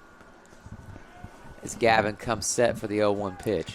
I think you have to call him to team up north, I was told. You can't say Michigan in your parts of the world. That's right. As an Ohio State football fan, I don't have as much disdain for the Michigan basketball program as other people here in the press box.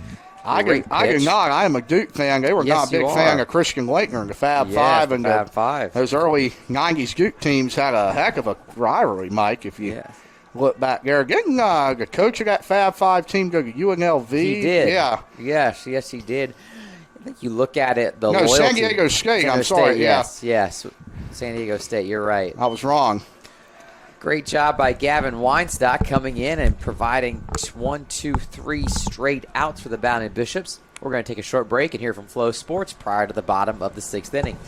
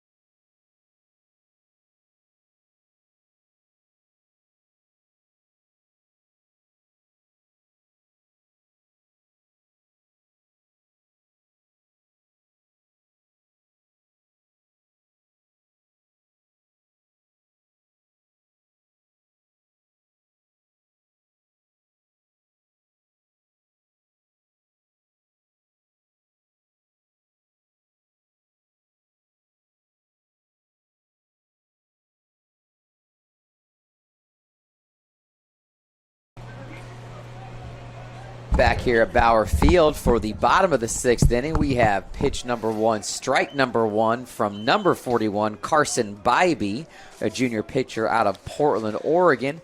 In the box is Brady Williams for the Battling Bishops. Number 6, freshman out of Mayock, North Carolina, and Currituck High. Strike 2 here in the early goings of the bottom of the 6th inning. Babe, we were talking about kind of that animosity and enmity between Ohio State fans and Michigan, but when it comes to the NCAA tournament, I also feel like there's got to be some loyalty to your team's conference. And so Big Ten opening round, undefeated, the only major conference that can say that. And so excited for the Big Ten teams to keep it rolling. As a great hit there, number 4 of the game for the Battling Bishops by freshman number 5, Brady Williams. That'll bring up to the plate number 13, Mason Nance. Shortstop, a 2-year starter for the Battling Bishops. Took over for Luke Chung his freshman year last year upon that gentleman's graduation. Luke is playing in a semi-professional, professional league over in Japan. Yes, he is. As Mason Nance takes ball 1 low. Baden, do you feel that same desire to root for ACC I teams? do. I'm a big ACC fan in all sports. Try to follow it in baseball, especially this time of the year. And unfortunately, the ACC is only down to Duke, a really rough first round for them. And it really makes you question, did North Carolina belong in the NCAA tournament? I'm not sure. Absolutely. They look good against San Diego State, but really look like a different team, especially shooting-wise against Ole Miss in the first round. But again, you look at the SEC, Mike, they're really charging ahead in the money game with the Big Ten. And I think ACC, I was reading an article, it's the first time in 50 years, or over 50 years, excuse me, is Nance is going to pop that one up. Marcelino Leonardo Jr., he's going to have a heck of a run to get that one. I think it's going to fall just in the patio area. It was the first time in over 50 years, one or fewer ACC teams has made it. You know, that's a powerhouse basketball conference all the way back to the 50s. Historically. Yes, and Everett Case really got that going at NC State and started the Big Four and the Dixie Classic tournaments in Reynolds and up in Raleigh. And then they played the ACC tournament there for many years, and all the legends, Lynn Bias, Michael Jordan, Christian Laettner. I mean, the list goes on and on and on. And now you're in a spot where it's not really based off names anymore, it's off money. And I was reading the article, the ACC, they've got to figure some things out, or you're going to see some teams try to bounce at their first chance. Yep. It's a quote-unquote whole new landscape with the onset of the NIL era, conference realignment due to football money. As Travis Gamache steps to the plate, takes ball one high. Baden, I know you mentioned that you are very loyal to Duke, but from what I understand after moving to North Carolina, there's not a whole lot of love lost between Duke and UNC, and yet there are times, or there has been a time historically, where I've seen a picture evidence of you in a UNC gear. That goes only at baseball-related events, Mike. Gotcha, you have the ability to separate. I have a few good friends, Mike Fox, Scott Forbes, both Scott's now the coach here. Mike was the head coach here and was able to see him be inducted into the College Baseball Hall of Fame with Carol Carson out in Kansas City. So very good relationship there. And I think that's really what it's about, more about relationships than your school loyalty. And his dad, Scott's dad, Harvey's been very good to us and enjoyed the fellowship time with him. And I'm able to get up to the Bosch. Marcelino Leonardo Jr. is going to make that 5-4 fielder's choice play over the second. And then it's going to be 2 outs. And the runner on first is going to be Gamache. Stepping up to the plate now is number 46, the catcher for the Battling Bishops, Seth Jones. Stepping in for North Carolina Wesleyan, good catcher, number 46, Seth Jones. I do think it's interesting, Baden, we start talking about all that TV money that comes along with football and conference realignment. What do you think about a school like Liberty? A huge enrollment provides a ton of revenue for that institution. I think they're playing tonight, are they not? Is Liberty playing someone tonight, or did they play last night? They lost to Oregon in the first round last night. That was did. about 10:30 at night. I didn't see it, but I remember I have 2 good friends of mine who I travel around to many baseball trips with, and we'll go to count. We may have to pick this story up in the next half inning. Right. Here is Jones here. He will look. He will take it high. 2 gentlemen in the Rocky Mount area, Tony Bent, really involved in Red United Methodist Church, which is where our assistant lacrosse coach Robert Simpson has the opportunity to be a minister at. And Jerry Carter, he won some state championships at Rocky Mount High School. And Jones will hit that one to third. And unfortunately, Leonardo Jr. is going to make another nice play. It's going to head to the 7th. I'll pick that story up. And we'll also, Mike, you know what that means, top of the 7th, my friend. It's trivia time. Ooh, I cannot wait. Bowerfield.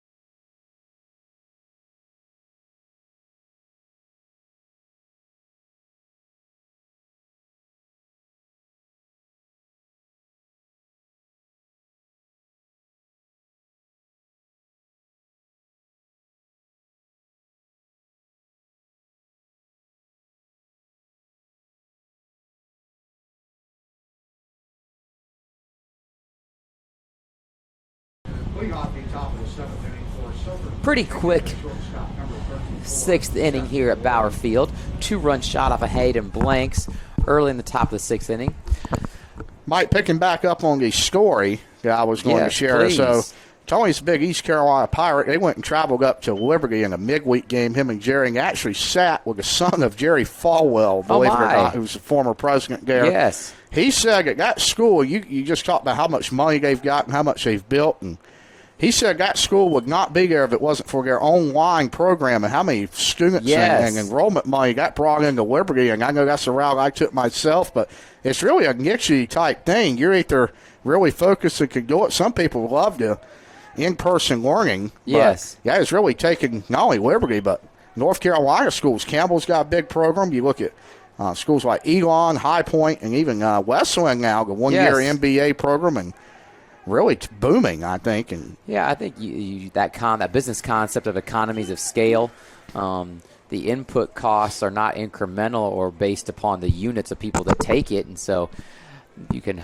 figure out a way to offer an education at a very, very low cost due to the fact that the inputs of that education are low, a la just an instructor. There's no physical building. There's no utilities, no school books that you have to purchase. It's all online. The ability to offer that education at a low price or a pretty low price is attractive to a lot of people, and you can get some people interested and generate that interest that you can generate a lot of revenue. Stepping into the batter's box now after out number 1 here in the top of the 7th inning is number 22, the DH, Zach Geertsen, junior out of Draper, Utah.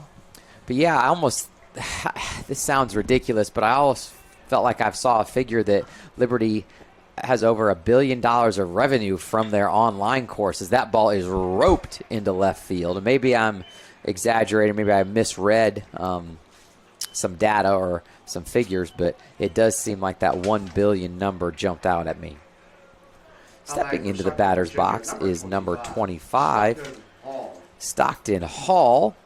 Said his name quite frequently here. Actually, he said a lot of the night student athletes' names quite a bit as they've crossed the plate multiple times. 10 and 16 hits here. That's right. In the up to this point here in the top of the 7th inning.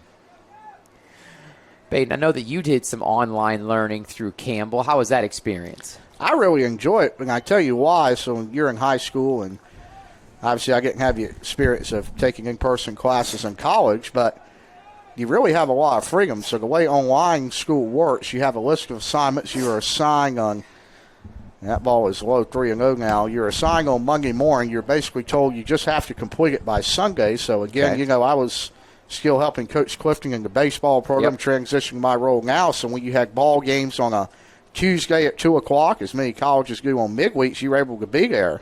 So I think it's very flexible with people's work schedules as well. So you can really work full-time and pursue a MBA or an undergraduate degree. And I think that's why it's so popular and why I chose to do it and continue to get it at Wesleyan. Here is Weinstock here, 3-1 count. Ball is going to be outside, I believe. Home plate umpire agrees. That's going to be a walk. One out here in the top of the 7th. Runners on first and second for the Southern Virginia Knights is number 20, Mitch Smith, second baseman, a senior out of Layton, Utah, and Clearfield High. And I could see the value of the flexibility, and I was able to take 1 or 2 classes online throughout my master's program, but I really do value that interaction of students sitting next to each other in class, the ability to communicate face-to-face, not just with the instructor, but also with each other as classmates and foster a learning environment that maybe you don't quite have online.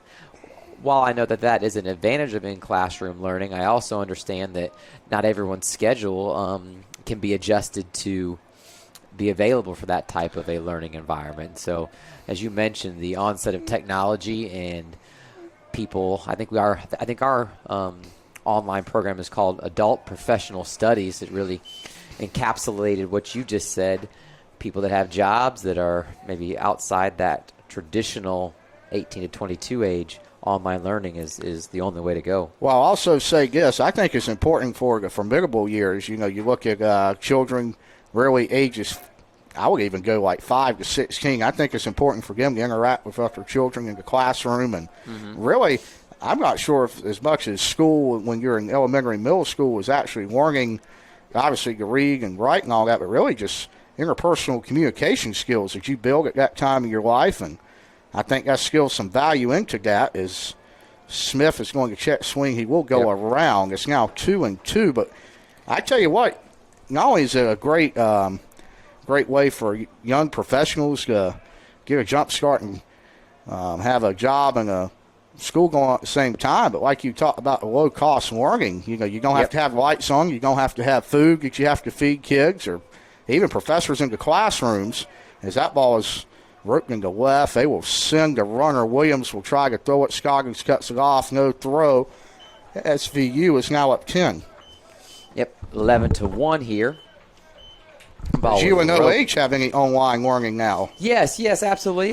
And they did when I was there, as Coach Carter's going to make a trip out to the mound. I'm going to tell you a little bit of a story that I guess maybe recount a conversation I had with Mr. Larry Parr, one of our 81-82 alumni here last night. We're going to take a quick break, hear a 30-second message from Flow Sports.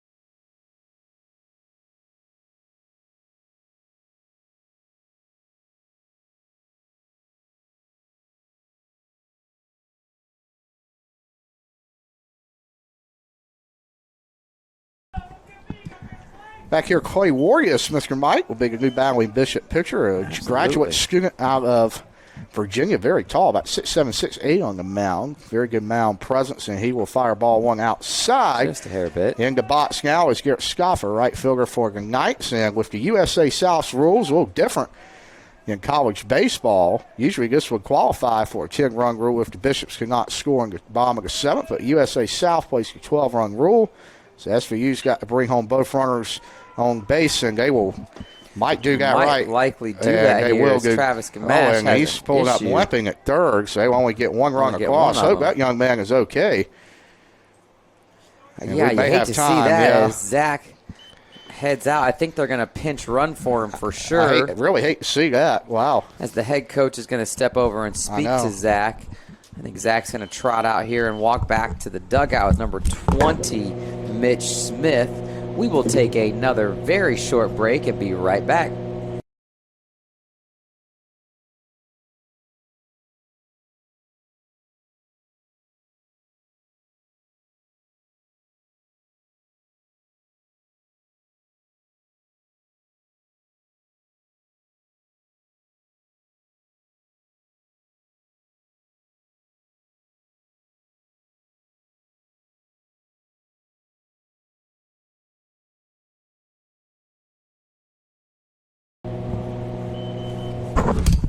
Number 7, Brooks Burdette, a sophomore out of Charleston, South Carolina, and Philip Simmons High takes over at third for number 20, Mitch Smith. Hope Zach Smith, athletic trainer here at NCW, can get him right. Beautiful part of the country, Mike. Charleston. Yes. I've never actually been there, though. It's gorgeous. I know you're a big fan of the Savannah area, and that ball will be roped in the left to Williams. That's a single, and he will miss his cutoff, but it's not going to matter. Correct. Comes home to Seth Jones as that takes the lead for the Southern Virginia Knights to that magic number of 12 you were just getting ready to explain to our listeners. Number 26, Tyson Smith, freshman outfielder, another good-looking athlete for the SVU Knights, steps up to the plate. Runners on the corners for SVU, still with only one out here in the top of the 7th inning. They're on the cusp of 20 hits. If they can get one more, very impressive hitting display this afternoon. Came back in game 2 of the series, and all things considered, Mike, unless a miracle happens here in the final game of throwback and alumni weekend, I think SVU is going to come out here with a series win in Rocky Mount, and that good fastball from Warriors, 1-1. Yeah, not something that we have seen as of late, but sports and sport teams and sport performance is generally cyclical, especially when you're talking about NCAA Division III type mindset or type structure. Really nice curveball there from Clay. I'm thinking that Tyson thought that ball might ride inside and hit him and then fell nicely back over the plate. I'm sorry, broke nicely back over the plate. The sunshine is getting a little further down. The lights have not come out yet, as that is strike 3 from Clay Wardius. Nice strikeout here after a couple hits given up. It's going to bring number 23 for the SVU Knights, Mason Jones, another freshman from Draper, Utah. Virginia, number 23, Mason Jones.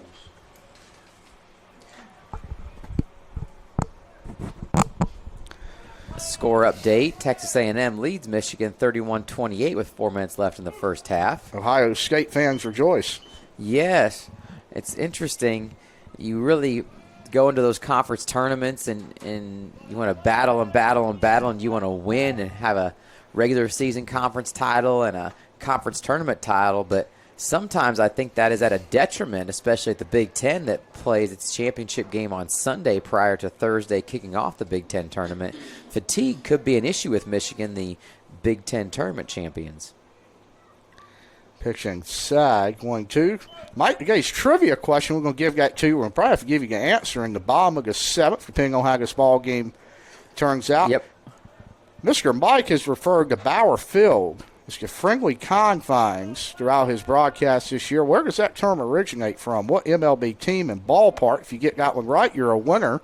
You can find us on Facebook at NC Wesleyan Athletics, Twitter at Bishop Sports, on Instagram at NCW Athletics. So, Mike, if anybody knows that one, let us know. I know you are a fan of this team, so am I. That may give it away to the listeners. I was going to ask if I could answer the question, but it seems that I'm probably disqualified. Maybe we can have Aaron Denton, the fearless leader of the NC Wesleyan Athletic Department, He's a baseball up here. guy. Perhaps he can make a ruling and allow me a little bit of grace here to win that prize. That pitch is outside. Just a bit. Talking about Aaron Denton, Mike, he showed me him and his beautiful family he's got. They're trying to go to all the minor league parks in North Carolina. Hopefully I can join him on some. I think we're going to start out in Kannapolis. Thomas St. Clair, now pitching coach for Kannapolis Cannonballers, may make our way to the Greensboro Grasshoppers after that. A beautiful park that I've actually never been to, and SVU will bring home one more. Good to the walk and the wild pitch from Warriors. It's now 14-1 in this ball game. Yep, still 2 outs here for the Battling Bishops. That's going to bring up third baseman, number 28, Marcelino Leonardo Jr. Marcelino Leonardo Jr. He might be the backup third baseman, babe, but he has played really well in the field and has had competitive plate appearances. I had a chance to speak to him before the opening game of this series. He was asking Coach Clifton, where's Hobbs? He said, that's my buddy. So I guess him and Jackson Hobbs will have chopping it up when he gets on first base. Always good to see that friendship, and obviously Hobbs probably knows a lot of USA South baseballers. Absolutely. He's been around quite a while. We're going to have a pinch we're runner. going to have a sub here at first base, I believe. Not sure who it is yet, as a Knight has yet to emerge from the dugout. It'll be number 13. I think that's David Hunley. It David is Hunley, from Dublin, a Virginia. senior. Pulaski County High. Next running at first base for Suffolk, Virginia, number 13, David Hunley. Seems like he is going to be a very quick and speedy base runner. A bit diminutive in size, but looks like he has wheels. He's had some playing time this weekend for the Knights as well.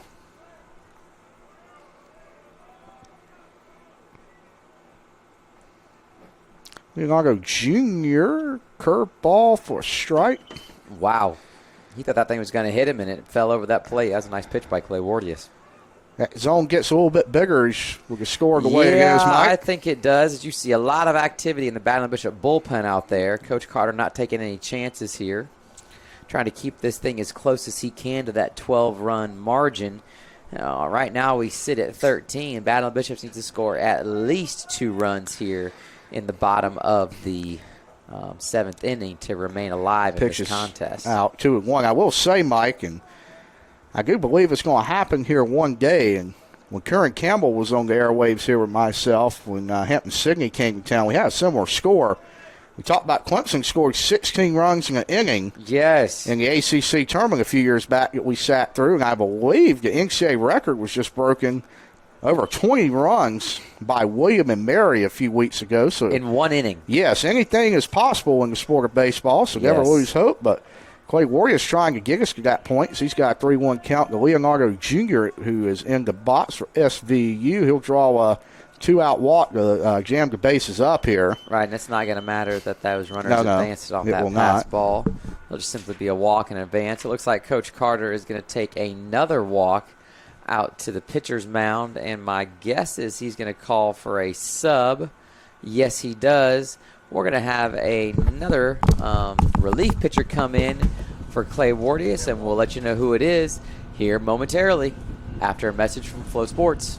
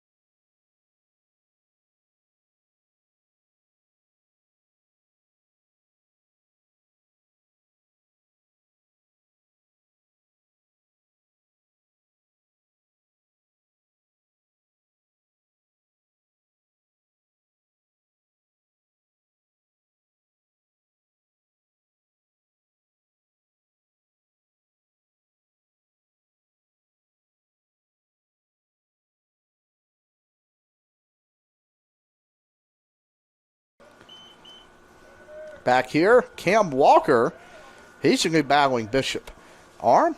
Chapel Hill, North Carolina. Mike, a little basketball fact about him. Transfer from Norfolk State. They made a tournament, played Florida and Raleigh.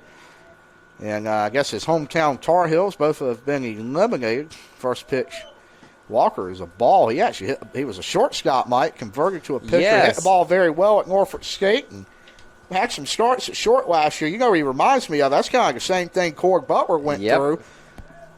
But Cord was a right fielder, right? He was a right fielder. He actually hitting some big games at LaGrange. Again, how about what he did? Turned himself into a first-team All-American by the ABCA, along with Davey Morgan, Tyson Bass, 3 All-Americans on that Bishop squad from a year ago. Cam Walker trying to cement his legacy for the battling Bishops as he will have a 1-1 count. And look at that slider he's got on him, as I mentioned earlier. 1-2 count. That's probably his best pitch in the arsenal.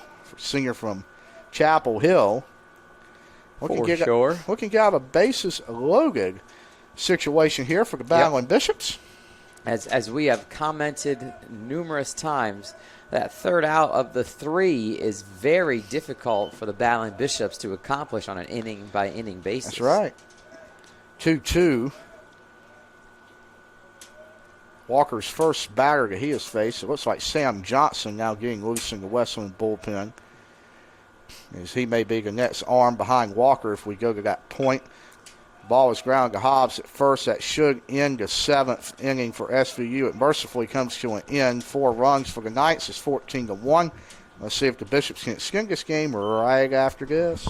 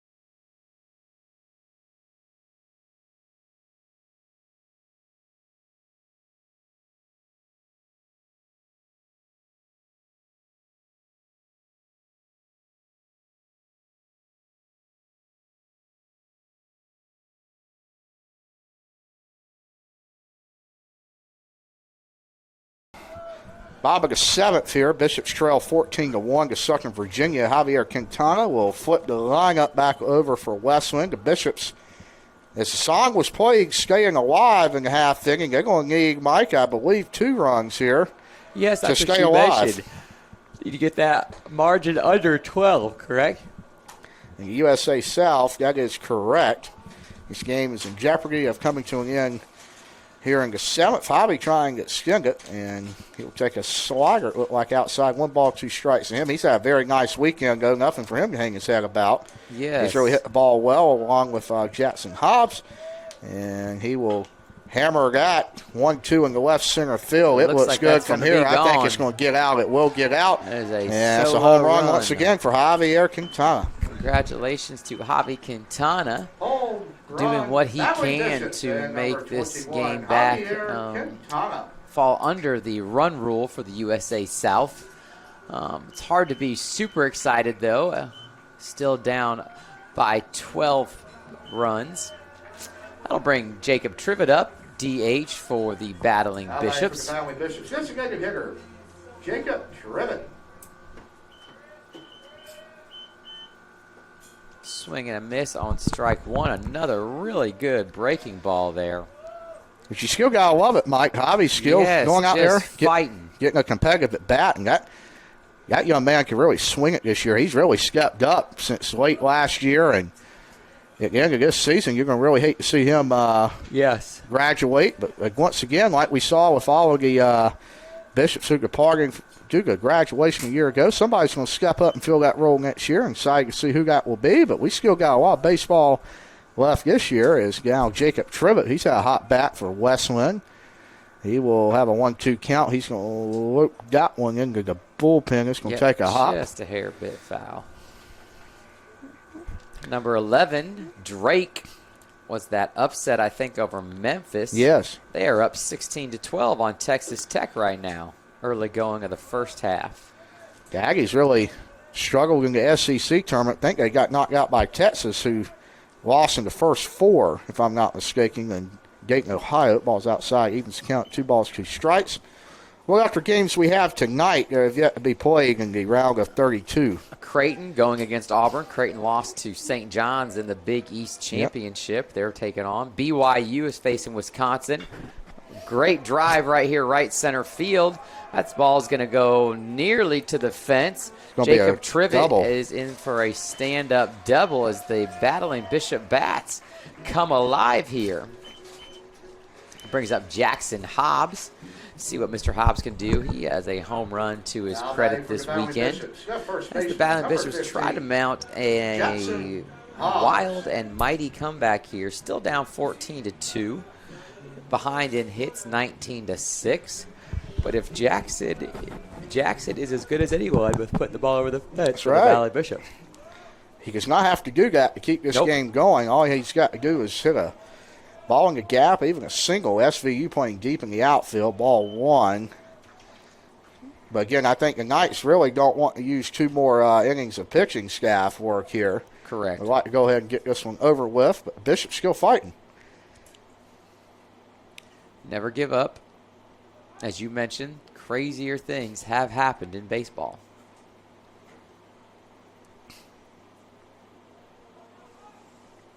Halftime, Texas A&M 39, Michigan 35.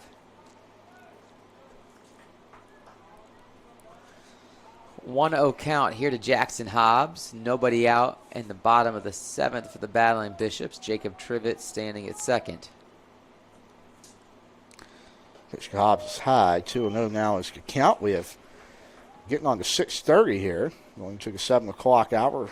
Almost 7 full hours of baseball here this afternoon, but no baseball tomorrow. This series will conclude at the end of this ball game. Hobbs pops got one up, Mike, but that twilight sky could be a problem, and it will not be caught. It will not be caught. As we mentioned about, that'll be a hit for Hobbs there. It's a very tough play. Yes, it is. Number 28, Colin Scoggins, senior third baseman for the Battling Bishops, getting ready to step into the mound. We've got action in the Knights bullpen. We'll see how long number 41, Carson Bybee, remains in the game. Junior righty out of Portland, Oregon.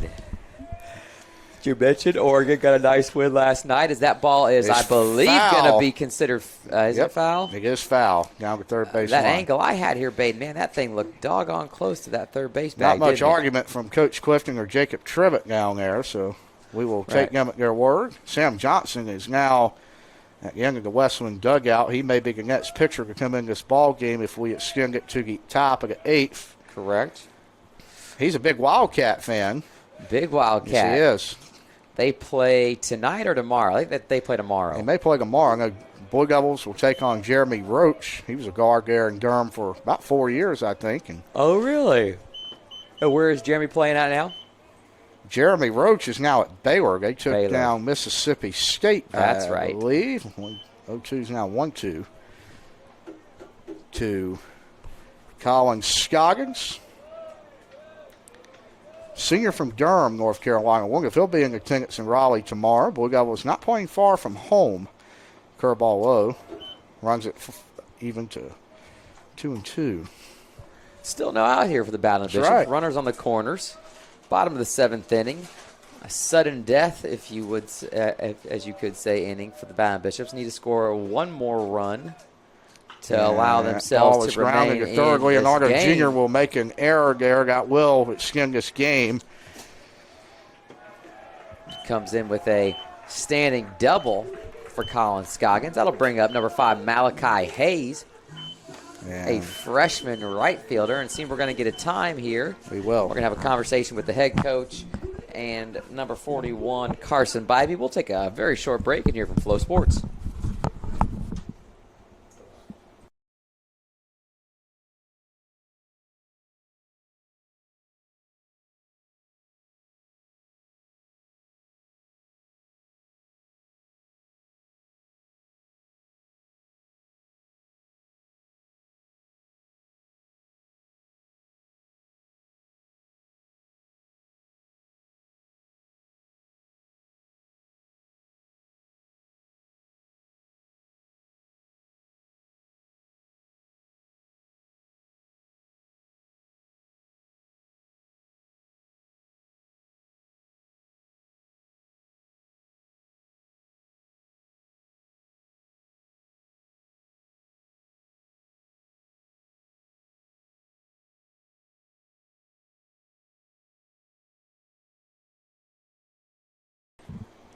Back here after a very short mound visit.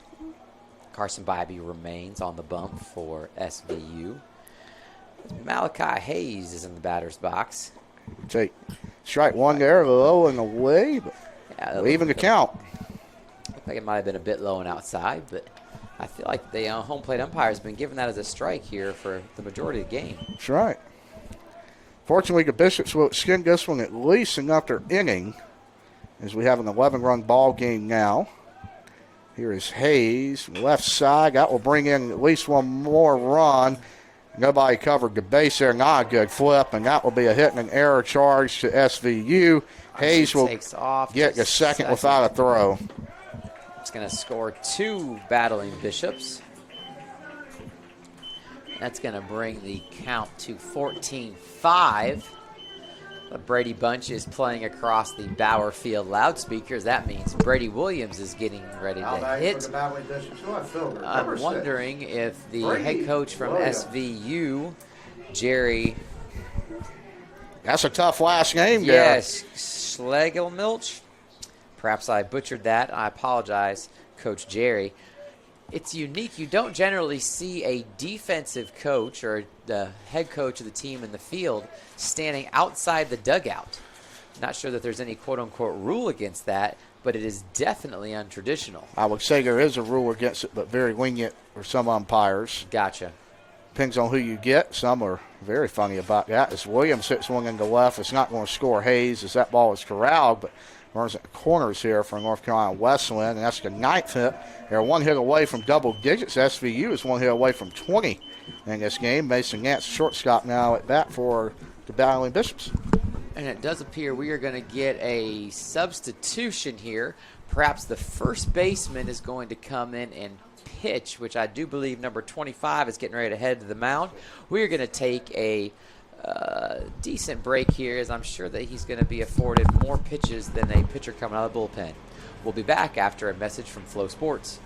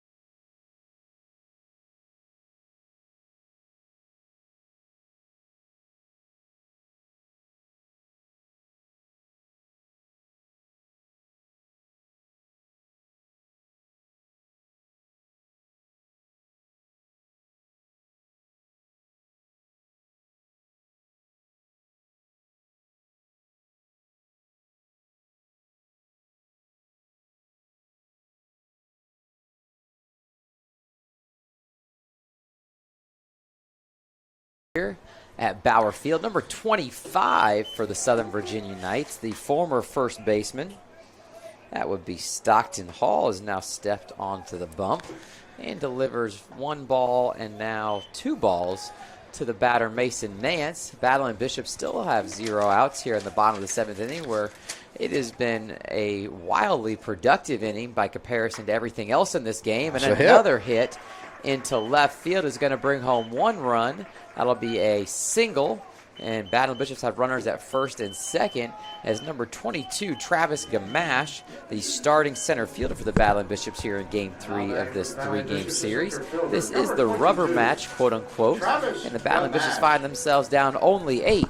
I tried to say that tongue-in-cheek without a chuckle, as 8 runs in the game of baseball is a quite large margin, but by comparison, not for the Battling Bishops this game. Nice breaking ball thrown there to Travis.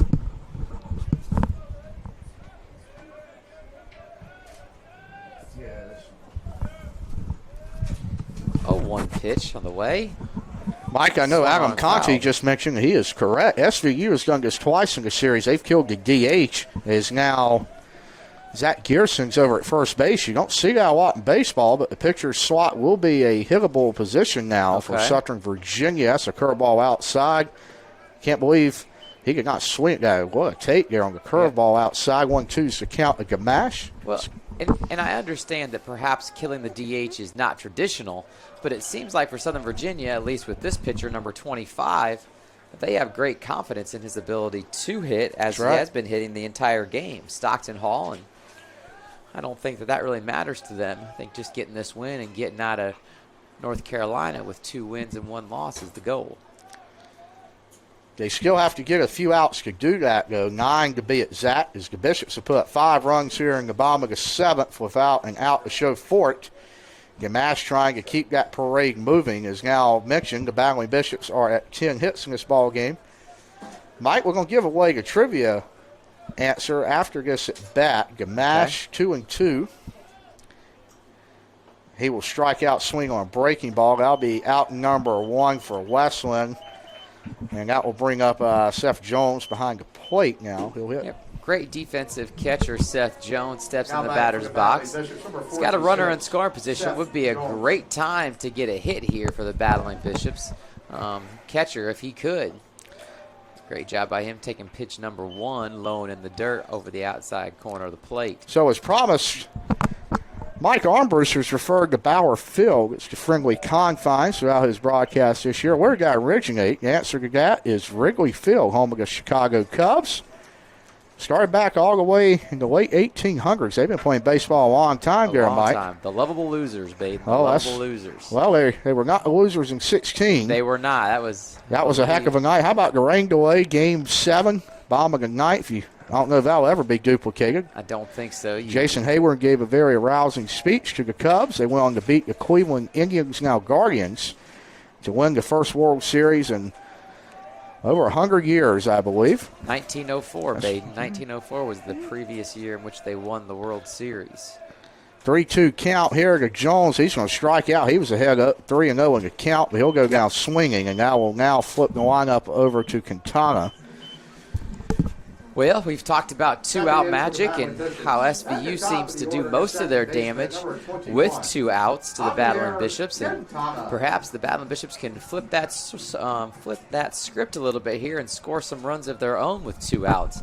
Has not been the case most of this game nor this first early part of the season. That's right.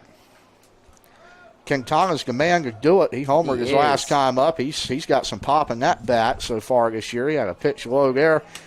Dirt ball Reed's got the Bishop stranded. They'll throw it to first, and I believe we've got a rundown, folks. Mason Nance in it. Brady Williams will now go to third. If he goes home, Mike, that will be a run. He's tagged out before that. Oh, he called him safe. Wesleyan's going to score a run. Wow. We will. That will not be added to the scoreboard until we have confirmation. I guess he completely. Well, and missed the tag. Yeah, the umpire over there standing off of first base had an absolute wonderful angle on it. And so for you and I, and even the head coach for SVU, to argue. I understand he needs to and he's going to, but there really is no leg to stand on because he had a great angle on it. Well, Mike, even if he missed a tag, you could argue, I guess, the other argument, did he go out of the baseline? But again, that's not a very defined baseline. not When at you go all. from first to second, you can make a pretty big turn. Even second to third base. They're not going to really talk about it. I think they're going to give the run to the Bishops. They will. Right, and perhaps he saw daylight between that mitt and Mason Nance jersey.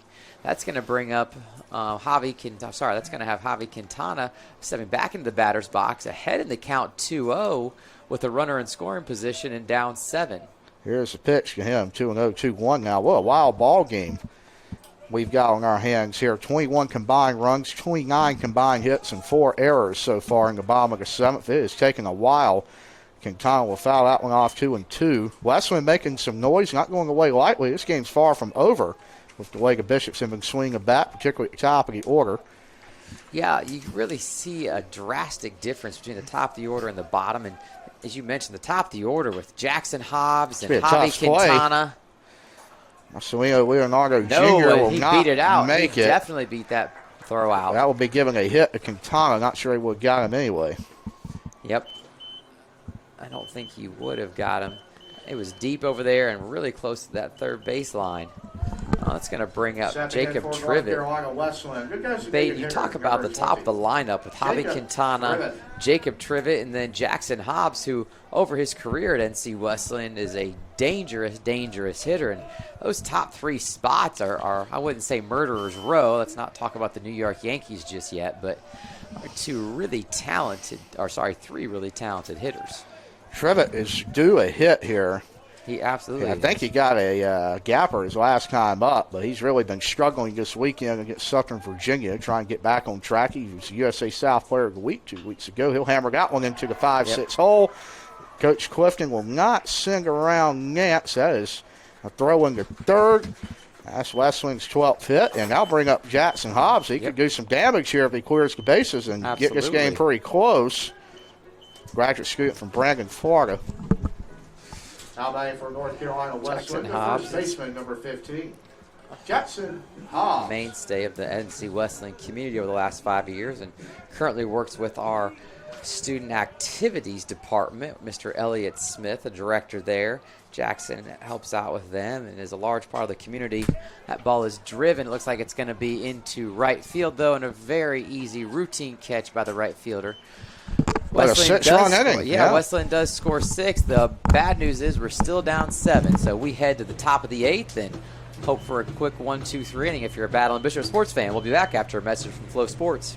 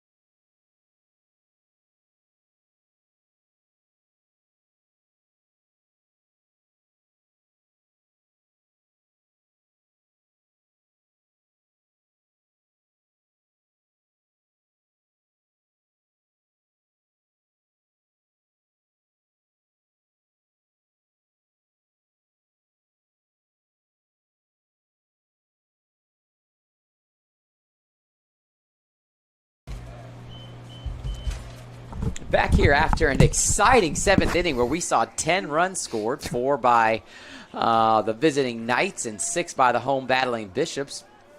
Top of the 8th inning here. Cam Walker is still on the mound, and I'm questioning as to what's going on here with the head coach for SVU making a trip behind home plate as Cam gets ready to throw pitch number 1 of the inning. Should be a pitch clock violation there. You would think, SVU yes. was not ready to hit the ball, but they will not charge the Knights with one. Cam Walker comes out as the second batter. He got the final out in the 7th inning. I believe it was a bases loaded ground out to Jackson Hobbs at first. He will try to keep this lead to 7. Wesleyan trying to mount a comeback in this game. Only 7-run deficit now. They were in jeopardy of having this game finish, Mike, in the 7th inning. They were able to extend it came alive for at least 3 more outs, depending on what SVU can do. Hopefully 6. Number 22, was this the DH? Then yes, he moved to converted the to first, base, yes. right? Yep, absolutely. This is Zach Gertzen. I believe we have the pronunciation right, out of Green Canyon High in Draper, Utah. Score update. Drake, number 11 seed, is down by 4 to Texas Tech. Make that 2 here with 4 minutes left in the first half. Cam Walker, 2-1 count off the mound, as you mentioned. A potent slider. The wind is now blowing directly out to left center field as that ball is just a hair bit high.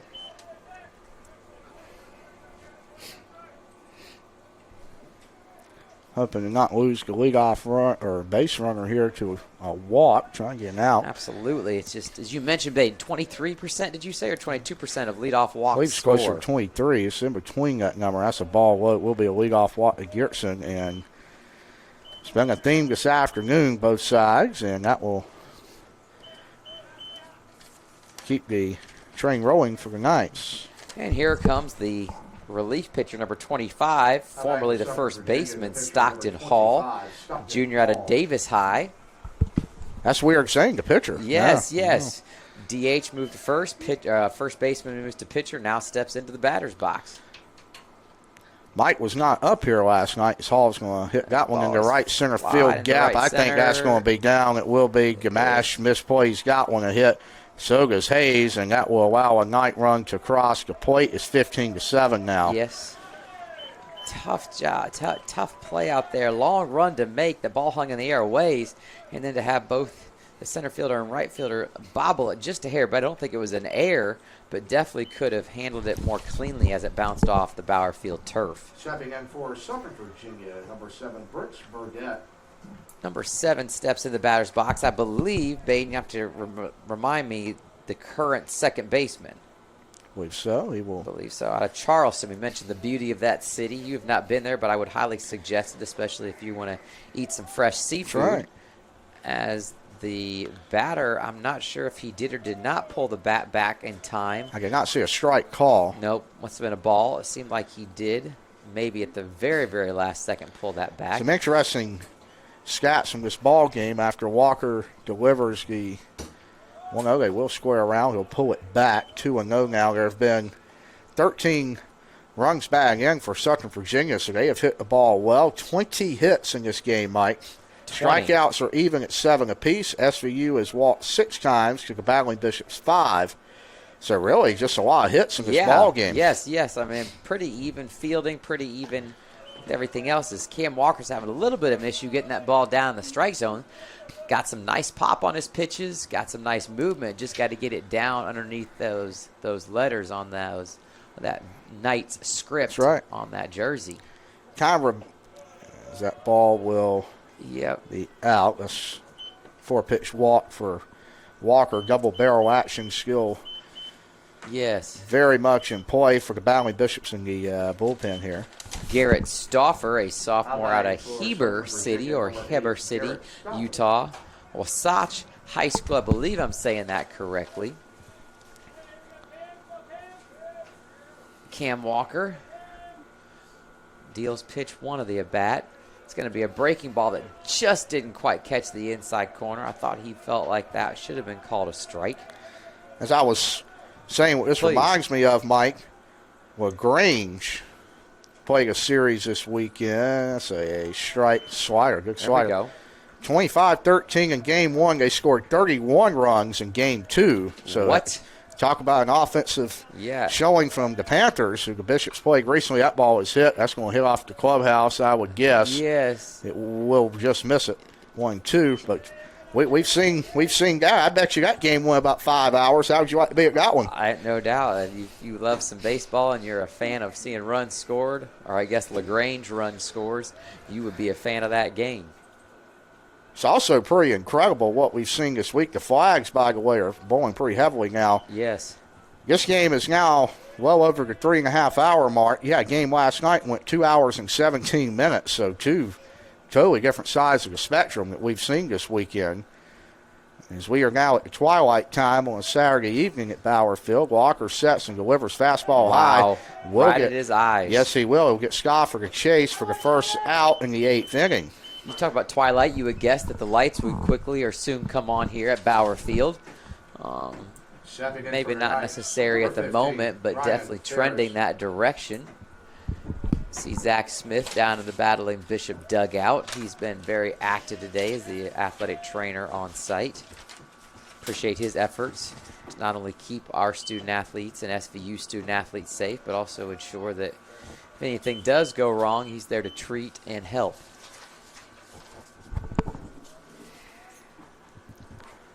He's been busy with the coaching staff this year, too. My Yes. dad, Bard Collins, he had a little Dust up. Yeah, he had a little incident with the pitching machine yesterday, got hit in the mouth. But you know what he said? He said, I've got some grit, bang. I'm going to go right back out there today and do it again. He was right back out there.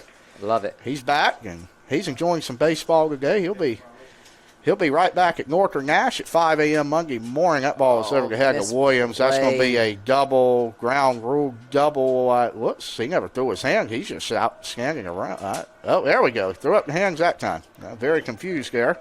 Yeah, I almost wonder if he lost that in the sunbathing. I felt like he took 1, 2, maybe even 3 steps in, and if he had initially reacted the ball to step back, We he may maybe had have a chance. pitching change from Derek Carter. Will step out of the Wesleyan dugout. It's going to bring on Sam Johnson. We'll tell you about him when we come back after word from Flow Sports.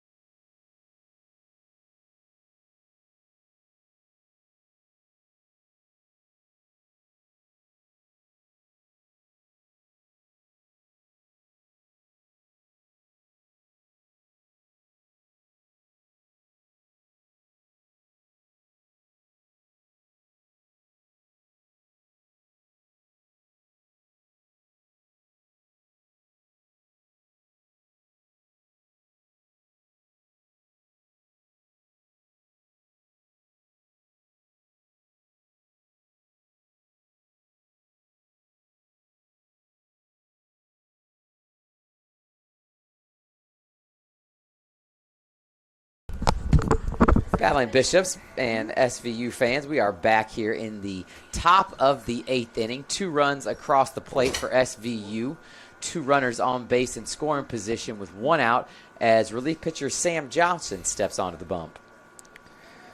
As mentioned, a big Kentucky Wildcat fan. Hopefully he will be happy tomorrow. All the Wildcats out here fire first pitch strike. Look good on the fastball, 0-1. He's trying to hold 2 runners at bay here in scoring position with less than 2 outs. And looks like the Whites may come on here soon. I think we're going to have to play under the Whites if we reach the bottom of the 9th. SVU would have to score 3 runs here. They're going to say got hit him? I believe so. I'm not sure it did, but Seth Jones is communicating that, yes, it did hit him. Didn't have a whole lot of limp running down the first base line, so Zach stays in the dugout. Stepping in for Southern Virginia. Number 13. David Hungley is a senior from Dublin, VA, Pulaski County High product. As Sam Johnson comes set now, the base is loaded and 1 out. Strike 1 is delivered across the plate.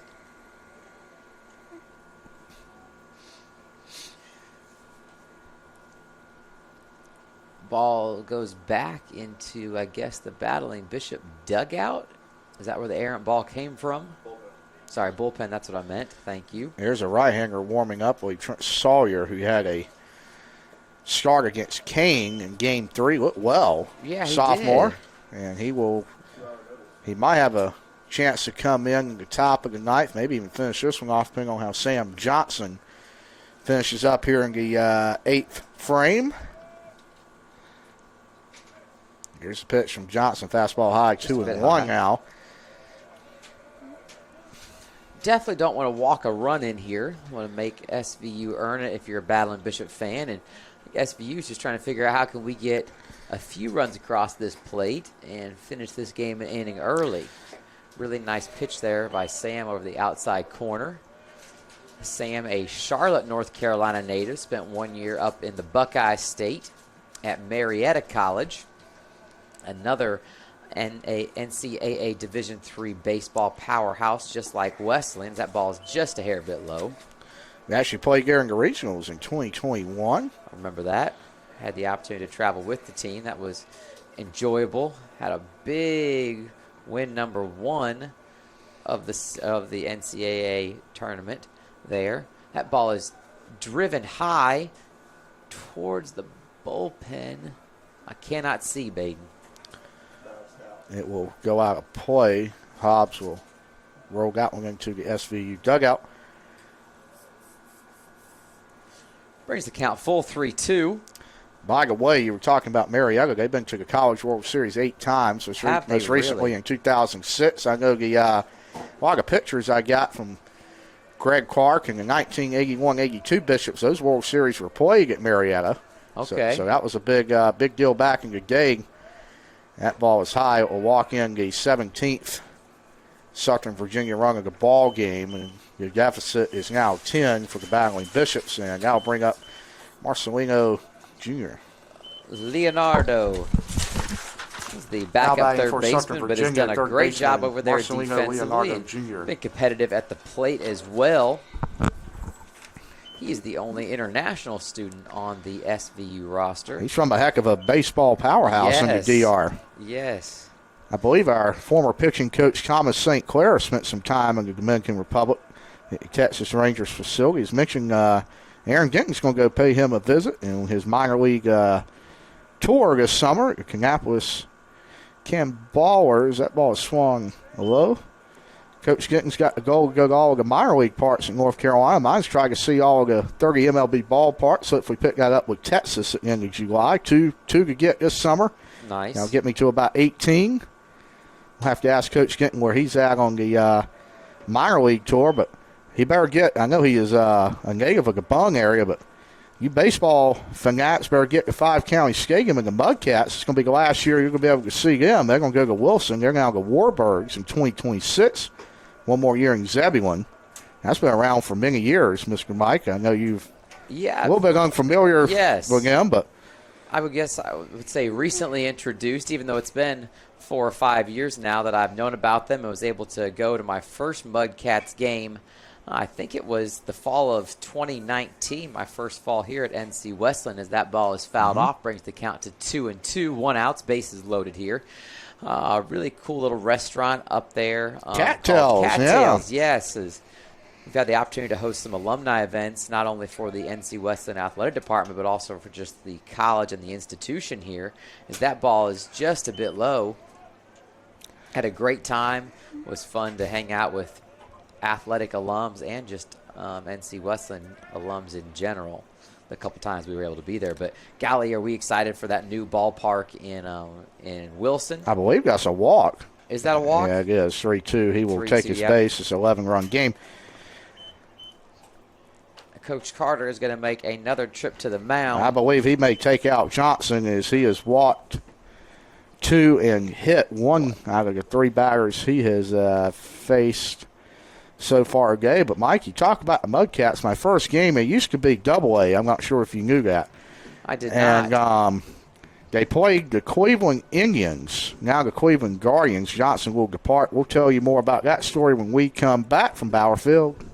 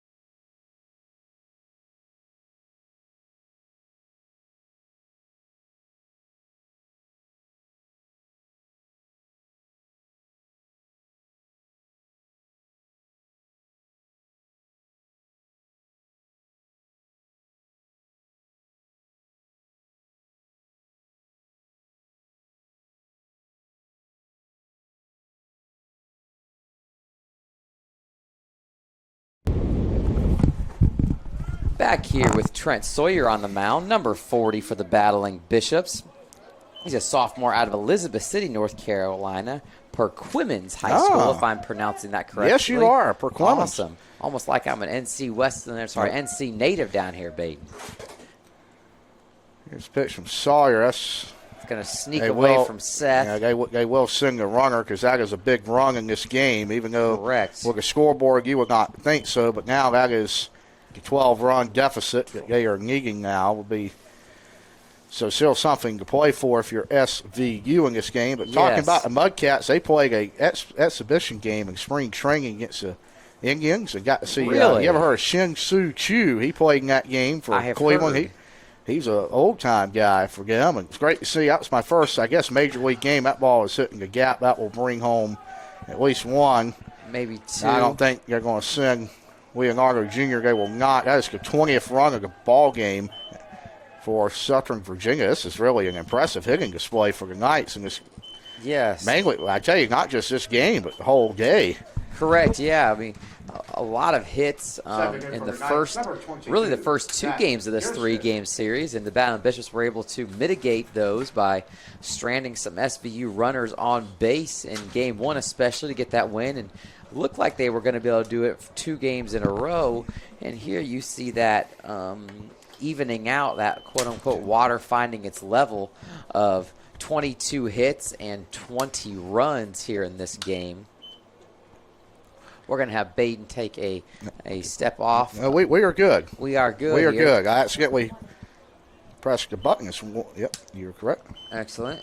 That ball is roped into left field as left fielder Brady Williams like a nice grab. That's the 21st run, I believe. That's going to hold the first baseman / former DH to a single. The pitcher, number 25, Stockton Hall, now steps to the plate. Virginia, number 25, Stockton Hall. You look at the last 5 innings for Southern Virginia, Mike. I mean, that is really incredible. You look at almost over 20 runs, close to the 20-run mark scored. Yep.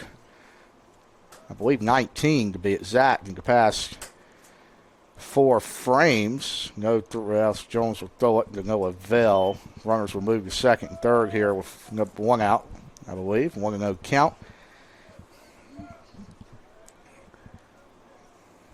Not sure who will be behind Trent Sawyer if we get to that point. Yeah, I don't really see anyone warming up at the Battle Bishop bullpen, so my guess is he will finish out this game one way or another.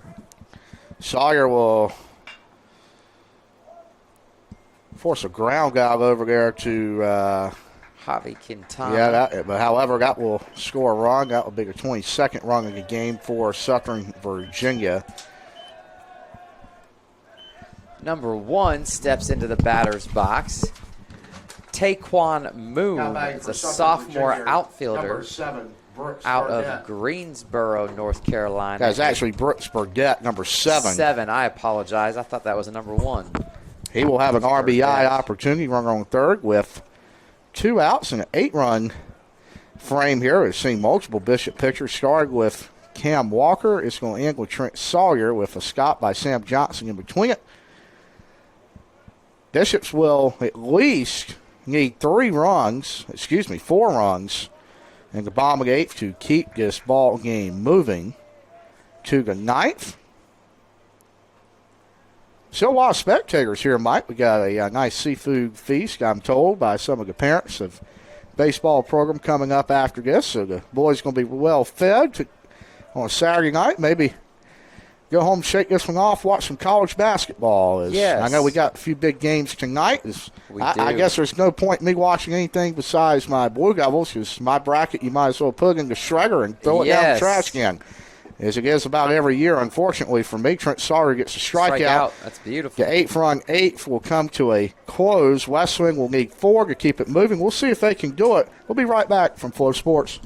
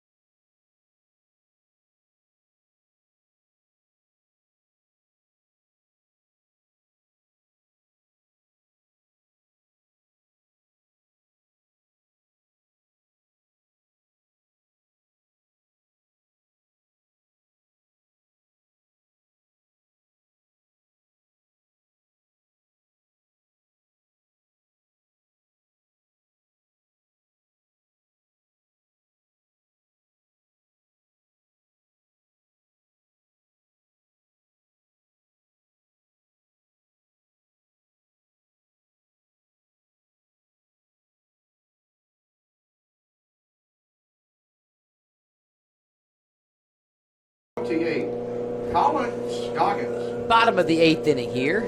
Potentially the final 3 outs of this game. Battling Bishops need to close the gap to less than 12. That's right. They need to score, just make sure my math is right, 4 runs, I believe, as that ball skyrocketed and going to fall. That's a Bermuda Triangle we tell you about. Yeah. It is. I had not heard that term until you had mentioned it in a previous broadcast, Baden, but it does seem to hold true. That is a super tricky area between either the second baseman, right fielder, and center fielder. Not to mention we're in that quote-unquote twilight zone, as you have called it before, where the lights are on, but the sun is still coming down, and so some light sources from different angles shining up there in the sky. So that's what the Battling Bishops need if they're going to come back in this game and score 4 runs in this inning. A leadoff runner on first with no outs. But Bishop still fighting, Mike. That's another leadoff base runner here. Bomb at 8. They did in the bomb at 7. That ball's lying, and he'll take a one-hopper into the SVU bullpen while the batting cage, cover batting cage, was getting prepared. That was actually the Bishop's temporary batting cage, I guess. Had some soft toss nets out there for the guys, and a beautiful batting cage now, thanks to Nathan Edwards. That is really a first-class facility. Oh my, yes, it's awesome.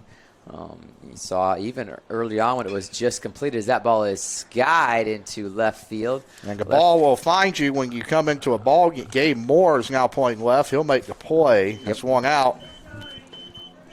Really a nice facility that Edwards Incorporated has helped us with back here to close cover the batting cage. Not just for the baseball program, but also softball student athletes when it's raining and very muddy out there on the natural turf softball field. That's the baseball field's natural turf. It provides an opportunity to get some hacks in. You maybe work on some ground balls here and there. And that's a good dirt ball read by Scoggins. He'll get the second on the wild pitch. Puts one runner in scoring position for the Battle. I tell you what, unfortunately for those baseball and softball programs this winter, it was pretty wet. We got a lot of snow, a lot of rain. Yeah. And uncharacteristic. I know the month of July here is usually a wet month. Now June's really transitioned into that really dry month. Is yes. About reaching high 90s and hot in July, when the grass really gets to growing. So there's 2-0 to Hayes. He'll take it for, I'm sorry, that was Brady Williams. I am terribly sorry. And that'll be a 2-1 count. And he'll line that one up the middle. See if Coach Clifton will send Scoggins. He will. He'll easily be home, I believe, without even a throw to the plate. It'll be 22-8 now. Mike, we have now officially surpassed 29. We're at 30 runs combined this ball game now. 30 total runs. How about scored. that? The offensives have been rolling. Now batting for the Battling Bishop shortstop, number 13, Mason Nance.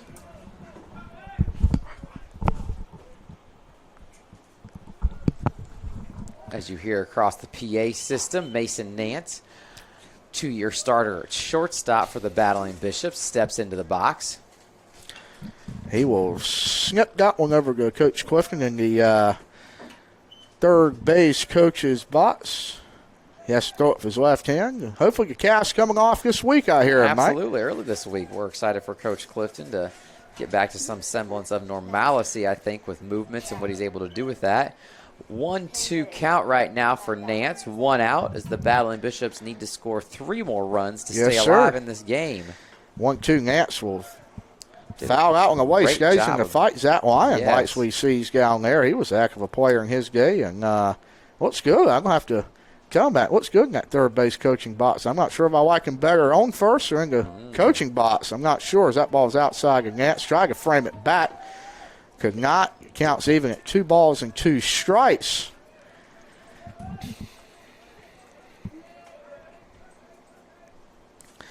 Curveball to Nance. He'll stay alive once more. Great job just battling, staying alive. That's what the Battling Bishops have to do. It's in their name. The Battling Bishops. They got to do a little grit. Have a little grit. And we will see. We may have to report, Mike, because I know Sunday morning's pickleball game. We need to start giving updates on these broadcasts on our pickleball matches and keep tally of the score. We may even have to call Flow Sports and tell them we need to broadcast some of our matches. It might be entertaining. I'm not sure if we could good or the bad, but I'm sure they're probably for the bad, and I'm not sure that people really care about you and I and our pickleball extracurricular rec league play on Sunday mornings and Wednesday mornings. Got a pinch hitter here, Matt Ballin. He was the backup, or he is the backup first baseman to Jackson Hobbs when Jackson was out for a 4-game stretch there, roughly. Matt Ballin stepped in and did a serviceable job at first base. So great to see him get a lick at it here in the late goings or the waning moments of this game. Really like the walk-up song by him, but he's got shades as Billy Amick, Tennessee, and Jackson Vanderbrake at North Carolina. Speaking of them, Tennessee did beat Alabama. They are winners of that series. Wake Forest hangs on 12-10 against Clemson. And the Blue Devils take down Virginia 13-2. They have won the series, so how about that? Good for them. And Miami and Florida State, that 7 o'clock time slot, has fired the first pitch. Rubber match between those two rivals. Heck of a football rivalry, Mike, but they'll be playing in Miami tonight. Here's the pitch outside. 1-2 to Matt Bowling. Pinch hitter now for the Bowling Bishops. And when Jackson Hobbs was out, Mike, he really stepped in. Had a pretty good bat for the Bishops. Played pretty well defensively. Good to see him get an opportunity this afternoon. And he will swing a fastball. That's going to be a tough play. A long run over there. I believe that ball was caught over there. He almost overran it, but a nice play by Geertsen for out number 2. And now bring up Kyle Brazo, who will pinch hit. Yes, Brazo, freshman backup third baseman, having the opportunity to get a hack at it here. Pinch hitting for the Battling Bishops, number 49, Kyle Brazo. You would guess if the Battling Bishops were able to score another 3 runs, he would step into the game and play third base. He's had a nice little bat as a freshman as well, Mike. He says he is a product of, same as the individual running our music today, Torrey Wilson. He went to Wake Forest. Really? Just down the road, 45, 55 minutes. Good. Battling Bishops down to their final 3 strikes. Torrey Little, not Wilson. I don't know why I said Wilson. It's been a long day, Mike. It has, I have no idea why I huh? said that. Well, I think I was thinking of the Wilson Warbirds. I have no idea. As we mentioned, I hope that you and I have the opportunity to go down there one day together and enjoy a baseball game. I'm not sure we can get you to a baseball game outside of I know I'm a little bit Bauer partial Field. to Bauer Field and the Battling Bishops, but I am excited to spend time down in Wilson. I do enjoy the city of Wilson. 2-1 count now to Brazo. Could be the final at bat this game unless he hits a 3-run homer. He will chop that one in the 4-3 hole. Be ground out in second. That should end this game. Southern Virginia is going to take Game 3 rubber match of this series in a run rule 22-8 fashion. Mike, you got any final thoughts for the folks of Flow Sports? I'm just excited about the future of Battling Bishop sports here this spring semester. We've got a lot more lacrosse, softball, baseball, and men's and women's tennis content that will be coming to y'all over the next month and a half. So come back, join us, and go Bishops. Thank you all for joining us. We will see you next time.